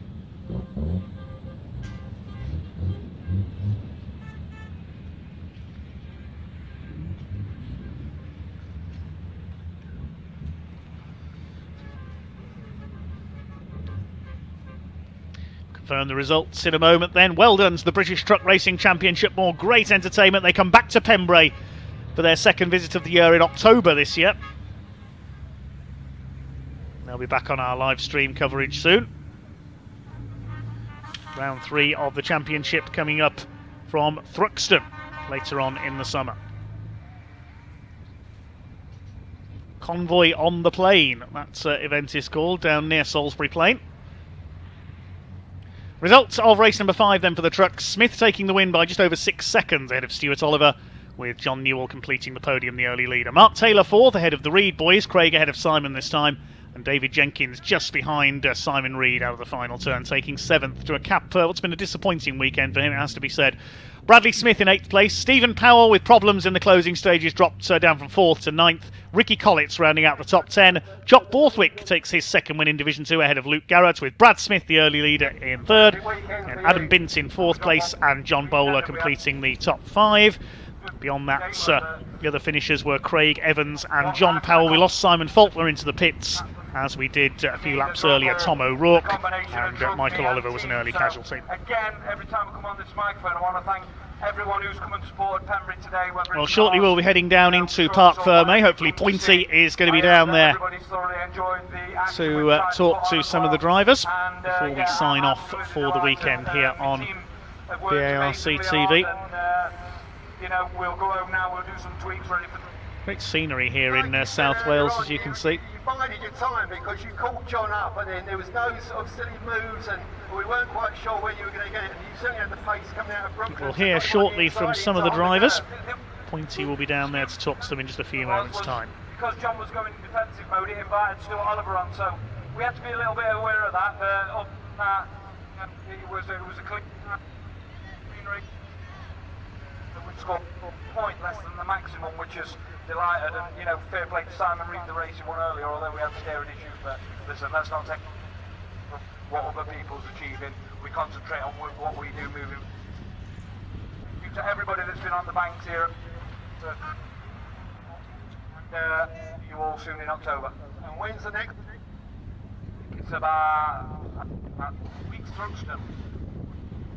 The circuit, try and get less damage. We only got a small budget, you see, so we're one of the smaller teams, but we've got a big heart and big ambition. So, you know, we'll go to Thruxton, we'll try and get maximum. I love this comment from Carl Smith. He says, every time I see Brad Smith, number 16's livery, I keep thinking he's sponsored by Toblerone in that colour. I knew I'd seen that colour somewhere before. Well, maybe we'll hear about Toblerones from Brad Smith, because Pointy's ready. We know he likes talking about food. He's down in the Pembrey Park Ferme talking to some of the drivers.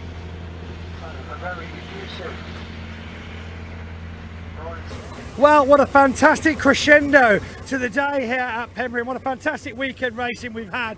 We just saw Stuart Oliver battle his little heart out for the entire of the last race of the weekend. Stuart, how do you feel, buddy? You look hot. I'm ready for home. I'm ready for bed. It's warm in there, I tell you, but fantastic. You know, it wasn't the win what we wanted, but you know, quite happy because you know the competition this year is probably the best it's ever been. You know, and it's so it's a bit like the European days. It's really great fun.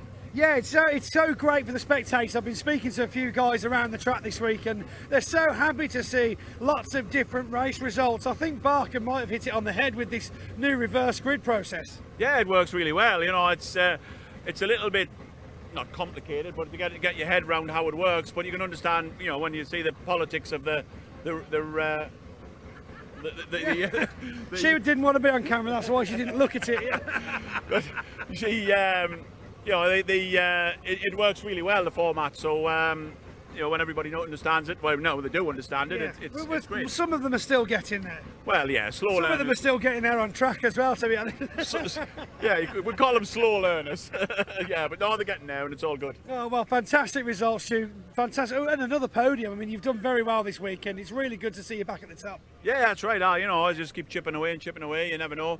I had a bad day at Brands Hatch. You never, the men in front of us maybe have bad days further in the future. You know, hopefully we can capitalise on that. Awesome. Thank you very much for talking to us. Safe journey home. We'll see you at the next race event. Thank you very much. Right, let's move along now to another fantastic result, to someone who was racing with no brakes earlier on.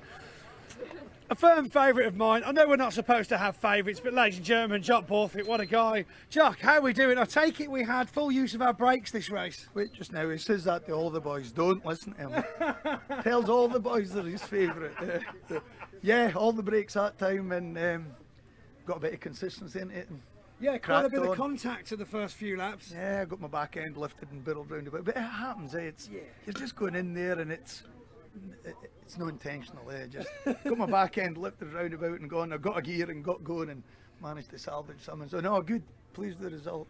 Yeah, really good result. I say you've lost a few panels, but yeah, just to tell everybody at home in case they didn't know, the reason you were limping round the last race, you lost all control of the brakes. You just needed to finish for those points, and to point out as well to everybody that it's really important to get those points in, because it was a strategic decision, wasn't it? Yeah, come in, fractured a brake disc, and just go round steady, finish the race. As long as you do 70% of the race, you get a finish. So I decided just to pot around and get a finish and get some points. We might need them, or will need them at the end of the year. Yeah, later on in the season, the rest of Div 2 start crumbling at the ankles. These 9 points will be crucial. Well, thank you very much, Jock. We'll let you have a breather. Fantastic racing. We'll give you a first place trophy very soon. Very soon. Right, now someone we really do need to speak to, of course, finishing with his first podium this weekend. Hi, Rick. It's Brad Smith, if we can find him. We spoke to him earlier on in the weekend, and he has got a very important hashtag on the front of his truck for a young girl that he really desperately wanted to dedicate a win to. So if we can find, where's Brad? Where is Brad Smith? Has anybody seen Brad Smith? Here he is. Come round this way. We've got him. We've got him. Come round the front, Brad. So this one's for Holly. This one, you left it until the very last race of the weekend. I know, and I did. I should have got one before, but this one is for you, Ollie. Fantastic. Well, a very emotional win, a great podium finish, huge amounts of effort. I think everybody's happy to see you get that trophy today. Yeah, it's been a good weekend for the racing and everything.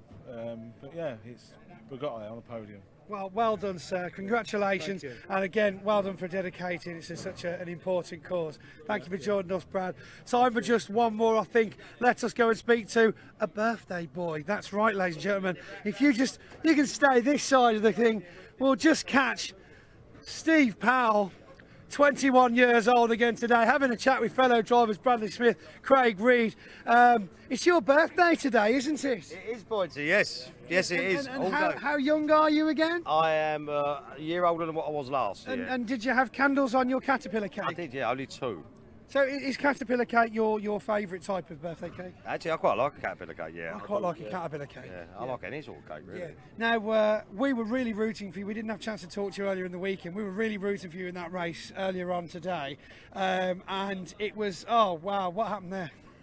We don't know. It's either the gearbox or the clutch. Basically, missed the gear twice, 3 times, 4 times, and then again, about some neutrals around there. So something's gone awry, but I'm not sure yet. You'll find it. You'll find it. Fine. Listen, I'm happy. We've finished every race. We've got some good points this weekend. It would have been nice to finish where we was in 4th, but I'm still really, I mean, I don't know how these drivers get over it sometimes when they have a result changed due to a crash on the track. You know, he was in 2nd place. That looked like a good win, and it was, typical. Yeah, let's restart the race, shall we? yeah, that was a bit annoying. We was in a solid 2nd place, and that would have been our podium. Be good for me and the team. But it's racing. Look, it happens. It goes both ways round, you know. And we was good there. We was in 4th and was looking for a good, solid result like we've had all weekend. And obviously we've got a problem. We'll have to get it home and fix it and find out what it is. So, but we finished, which is the main thing. So yes, that is important. And now I'm going to spend the rest of my birthday on the M4, so I can't wait. I think you should just stay down here just one more night. Absolutely not. I heard the ukulele band's playing again in the bar. The UK band are fantastic. They were pretty good, weren't they? Yeah. Well, the best entertainment I've ever seen in Pembrey in 15 years, mate. Absolutely fantastic. Unbelievable. They could hold a note, which was good. Mate, they was outstanding. Absolutely outstanding. So it was really good. You've had a good weekend otherwise. Lovely. Yeah, Fantastic. really good. I think it's been good for truck sport, good for BGRC, good for the competitors, the crowds. It's just beautiful. It's been one of the best Pembreys I've ever been to be fair. Yeah, I would actually say the same. There's so much going on track, off track, truck show, live music. It's been great. everything. Everyone's together on the same page. It's just really good. It's just a good feel of good vibe. And Pointy, you smashed it again, mate. Oh, stop it. I'll give you the $5 later. Yeah, okay, cheers, mate. Right then. Last time. Oh, God, is that £10 now? Oh, my goodness. Tell you, the bribes don't go far nowadays. Right, let's have one more look around for just one more driver. This is Bernard. Get Bernard. Bernard, bonjour, Bernard. He's not a driver. We just went to get him on film.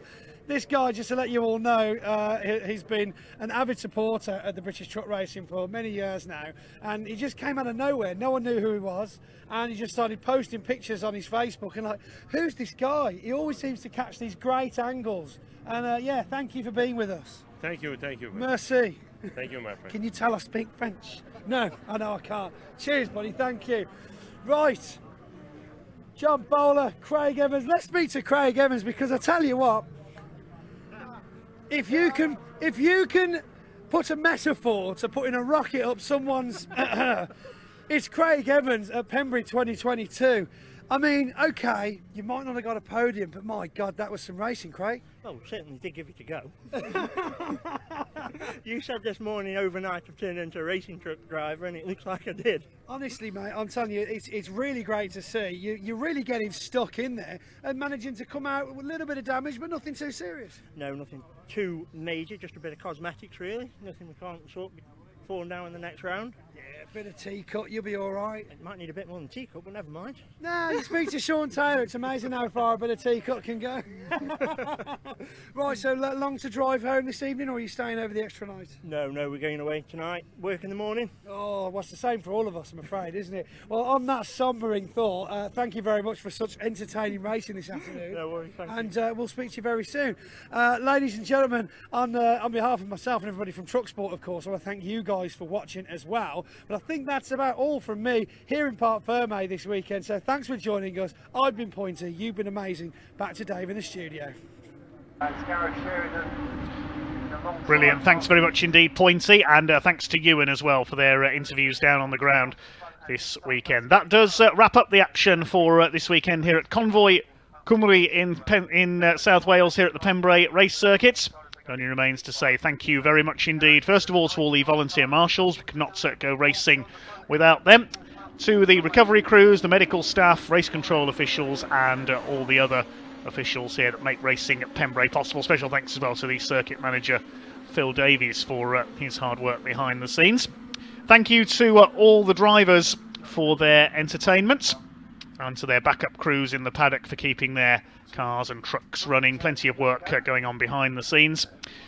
Thank you to all our camera crews for bringing us the action as well, and to everyone else behind the scenes this weekend. And most of all, thank you to you, the fans, for watching. We're back on BARC TV next week from Snetterton, the MSUK British Endurance Championship, with Britcar Trophy, Pragas, and plenty more Saloon Series in support next weekend. So join us for that one. But until next weekend, this is commentator Dave Gonard signing off here on BARC TV from all of us here at Convoy Cymru at Pembrey Race Circuit. It's a big 10-4. Over and out. Thanks for watching, everyone. Bye for now.